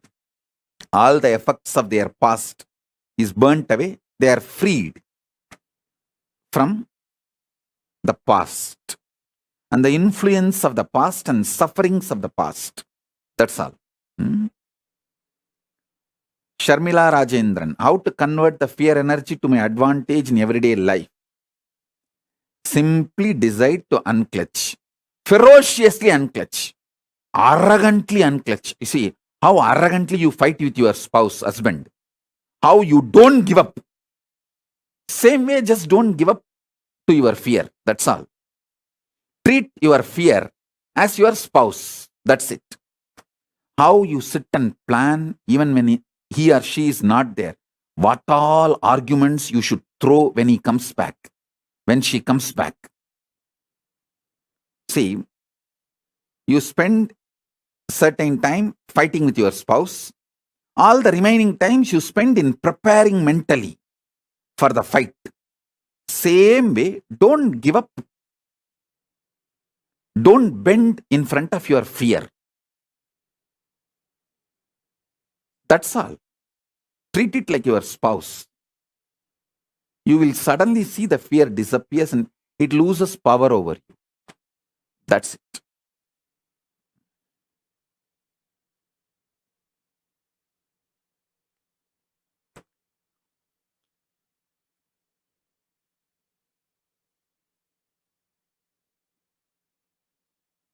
Maya Das.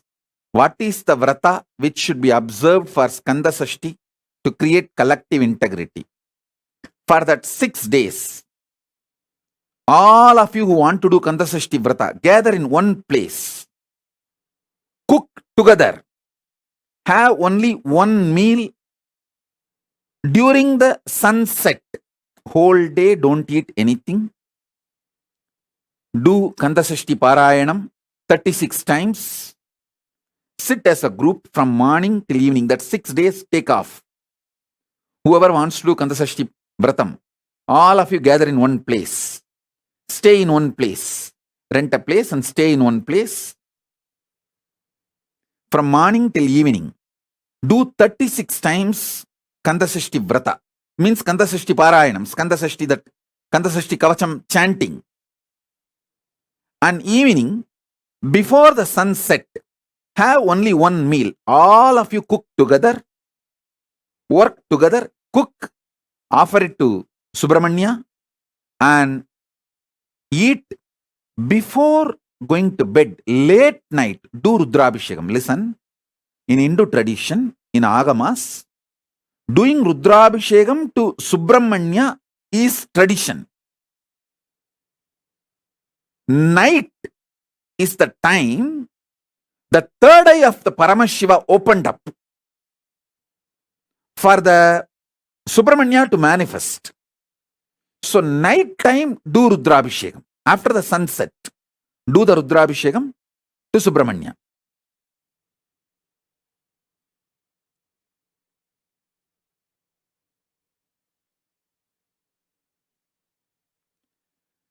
Ma Shuka Yoga is asking, girls can go to temples during menstrual time. No. Any temple gives as a rule in their patadi. See the prana pratishta, whoever has done the prana pratishta of the deity, they make the patadi. If that temple's patadi does not allow women during the periods 3 days to come into the temple, you should not go. And if you ask me, I will tell not only you should not go to temple, even inside the home, you should isolate yourself. You can go to your personal puja room, like a Atmartha puja you can do. You should do Atmartha puja. That is okay.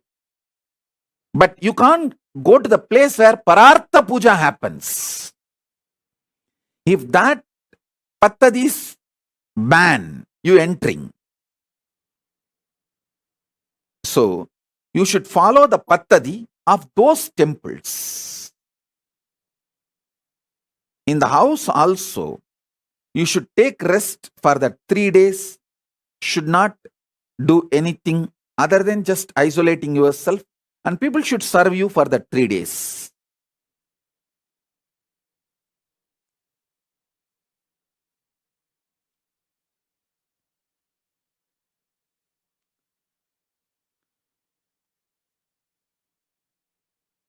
Shachi Arange is asking, can women do Gayatri mantra, other Vedic mantras? Yes. You can do Gayatri and other Vedic mantras. And it will not lead to any hormonal imbalance or any. You can do. You can do, and we have enough references of Rishikas. Tons of reference. I have a long list, at least 100 Rishikas were there during the Vedic times, and in the Vedas itself, we have a reference of 100 Rishikas. Not just Maitri and Gargi. There's a big list. So enjoy Vedas.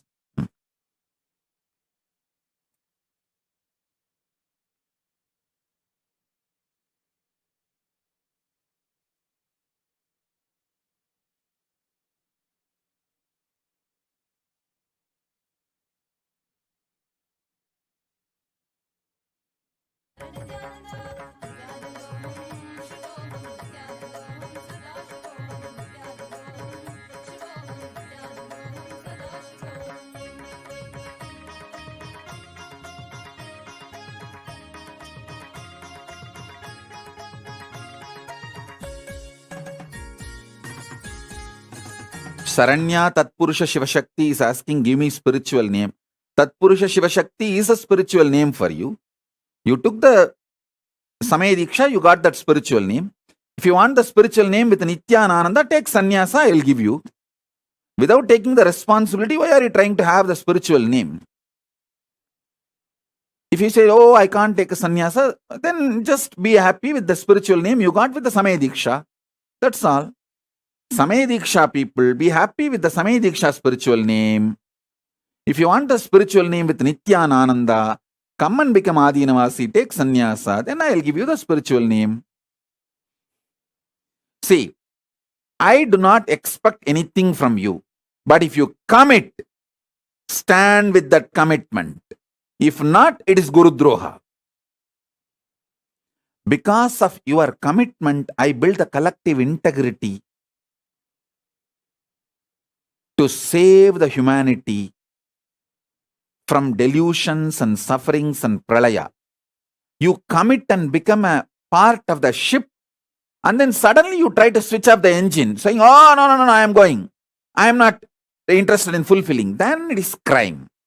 Not just criminal negligence, crime. See, if you don't commit at all, then it is just criminal negligence. If you commit and don't fulfill, it's a crime. So don't expect the higher things without committing and fulfilling. That's all.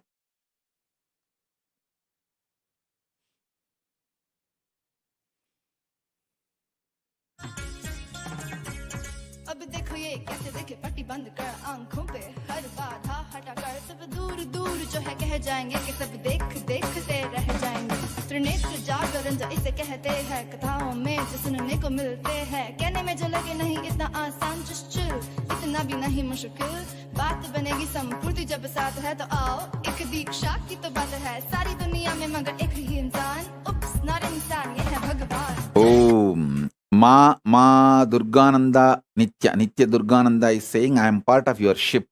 Yes, Durgananda, I sincerely accept you. You are the one who never wavered from your commitment. You are a very chaste disciple.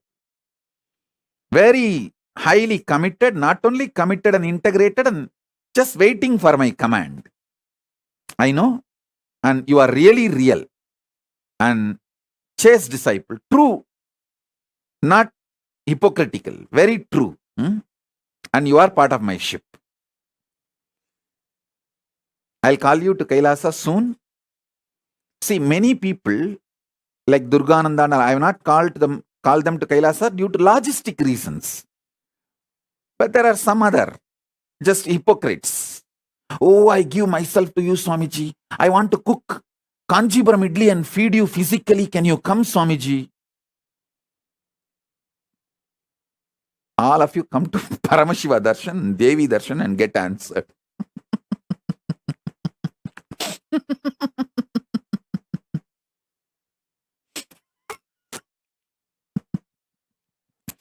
They will answer you. देखो ये कैसे देखे पट्टी बंद कर आंखों पे हर बाधा हटा कर सब दूर दूर जो है कह जाएंगे कि सब देखते रह जाएंगे त्रिनेत्र जागरण जो इसे कहते हैं कथाओं में जो सुनने को मिलते हैं कहने में जो लगे नहीं इतना आसान चुश्चुल इतना भी नहीं मुश्किल बात बनेगी संपूर्ति जब साथ है तो आओ एक दीक्षा की तो बात है सारी दुनिया में मगर एक ही इंसान उप्स नॉट इंसान ये है भगवान जय जय जय जय नित्यानंदा जय Shiv Shankar Nityananda Ma Durgananda, surely Kai will be with me. You and Kai both will be with me because he is connected to me. He is connected to me. Even in the parallel universe, he is connected to me. Don't worry. He may have a little mood swing here and there like a teenage kid, but he will come back and he will come with you to me and both of you will be with me. Don't have any fear or doubt about it. Just support him and inspire him and that's all.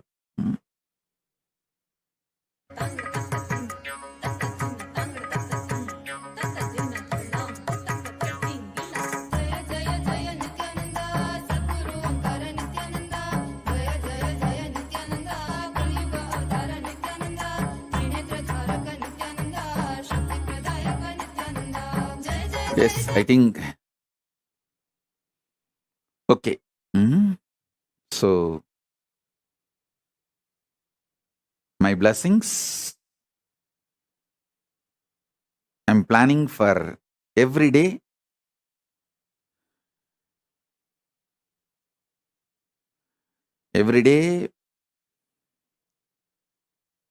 one satsang, one Paramashiva darshan, one Paramashakti darshan.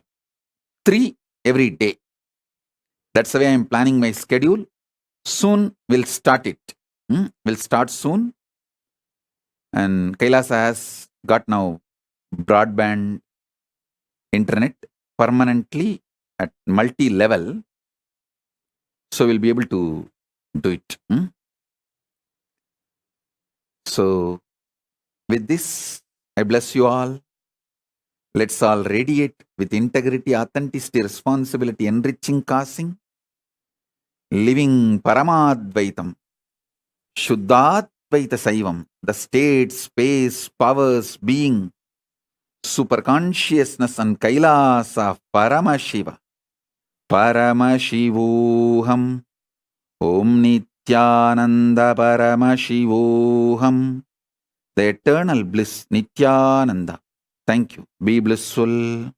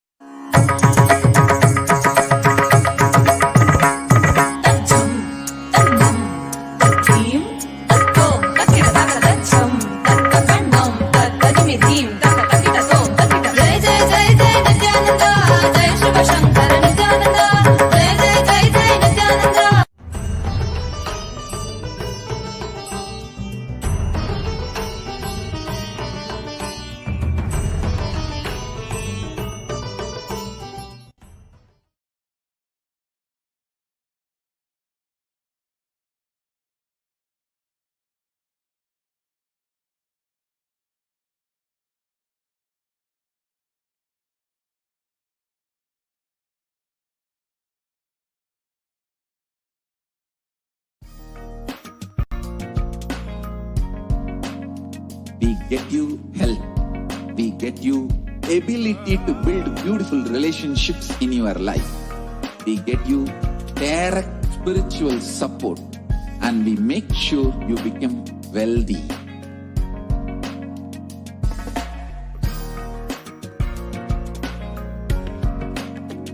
We won't stop giving you just good life. We will literally not stop till you live enlightened life. Manifesting the state of Paramashiva, space of Paramashiva, powers of Paramashiva, being of Paramashiva.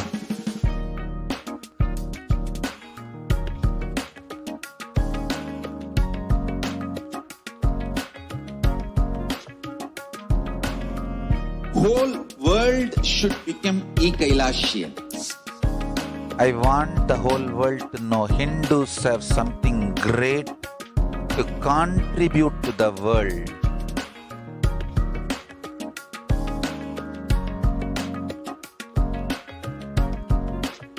We have something great to contribute to.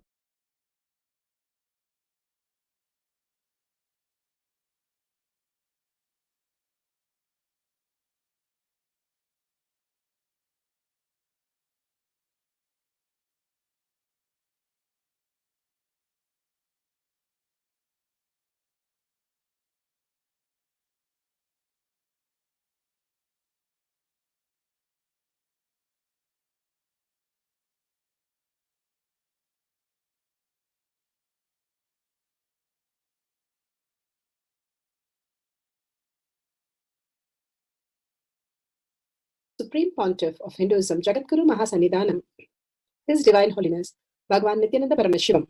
Let's start with the Sadguru Vandanam. Nithyanandam Paramasukhanam Kevalam Jnanamurtim Dvandvatitam Gaganasadashnam Tattvamasya Lakshmam Ekam Nityam Vimalamachalam Sarvadi Sakshi Bhutam Bhavatitam Trigunarahitam Sadgurum Tam Namami. Let's go through the disclaimers.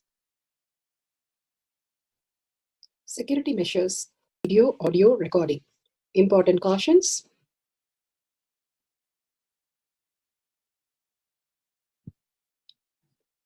Please be aware of the important cautions.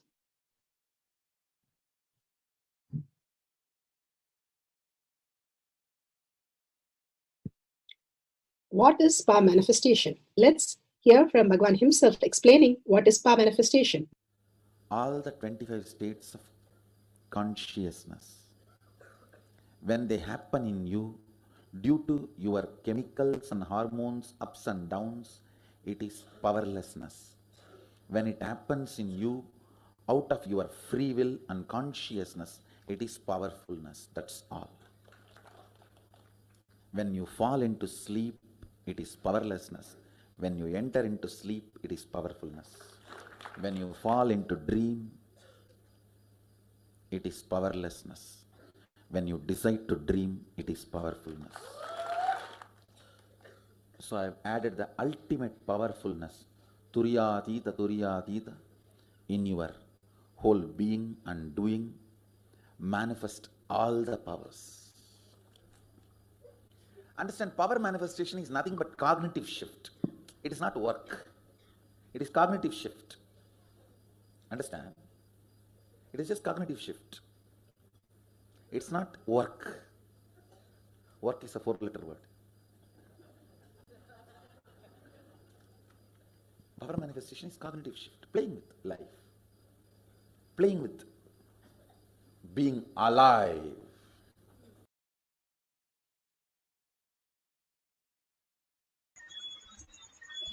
Beautifully, Paramashiva told how we can experience the power manifestation, becoming alive, the reality just manifesting what you want, everybody listening to you, you living in the higher frequency as a superconscious being.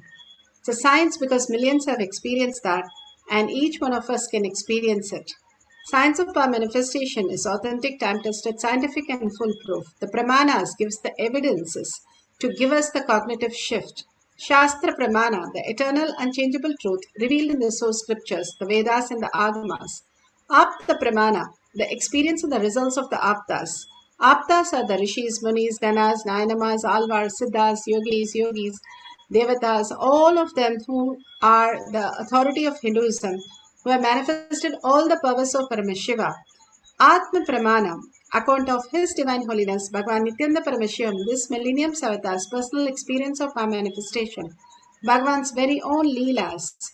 Shakshi Pramana, the experience of the millions of disciples, devotees, followers all around the world, initiated by Bhagwan into the science of our manifestation. Bhagwan beautifully says how he himself is there in the Kailash courtyard, manifesting through each one of us when we experience oneness with Paramashiva. Pratyaksha Pramana, the scientific study measuring the effect of being in the enlightened state.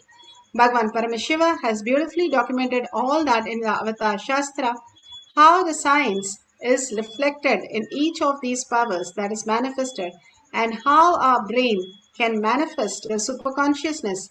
Paramashiva is real and it manifests in us as consciousness. Let's go to the Shastra Pramana. The Shastra Pramana is the eternal in the source scriptures, the Vedas and the Agamas. Here in Vijnana Bhairava Tantra, Vijnana, consciousness, Bhairava, one who experienced the consciousness beyond the mind, and Tantra is the method. How you have methods to assemble a computer or a rocket or an aeroplane, all that is available. Now the science of power manifestation teaches you how you can raise your frequency beyond the gross matter into the subtle and to the subtlest space. Here in the Shastra Pramana for the remote vision is from Vijnana Bhairava Tantra, Sutra 63, Dharana 40.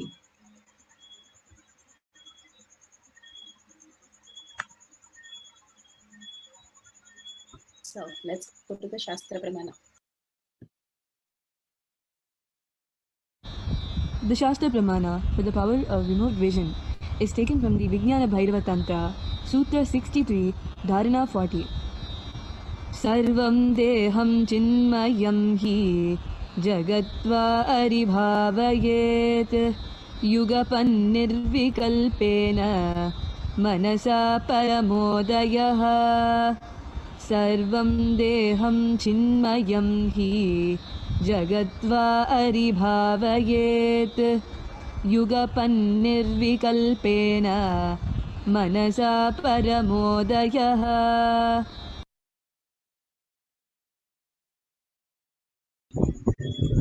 Beautifully, Bhagavan Paramashiva says, one should continuously cognize, keeping the mind beyond the moment of thoughts, free from all doubts or root cognition, that the whole body and even the whole universe, indeed simultaneously, of the essence and nature of consciousness in the space, that then the supreme awakening happens, the cosmic body is experienced.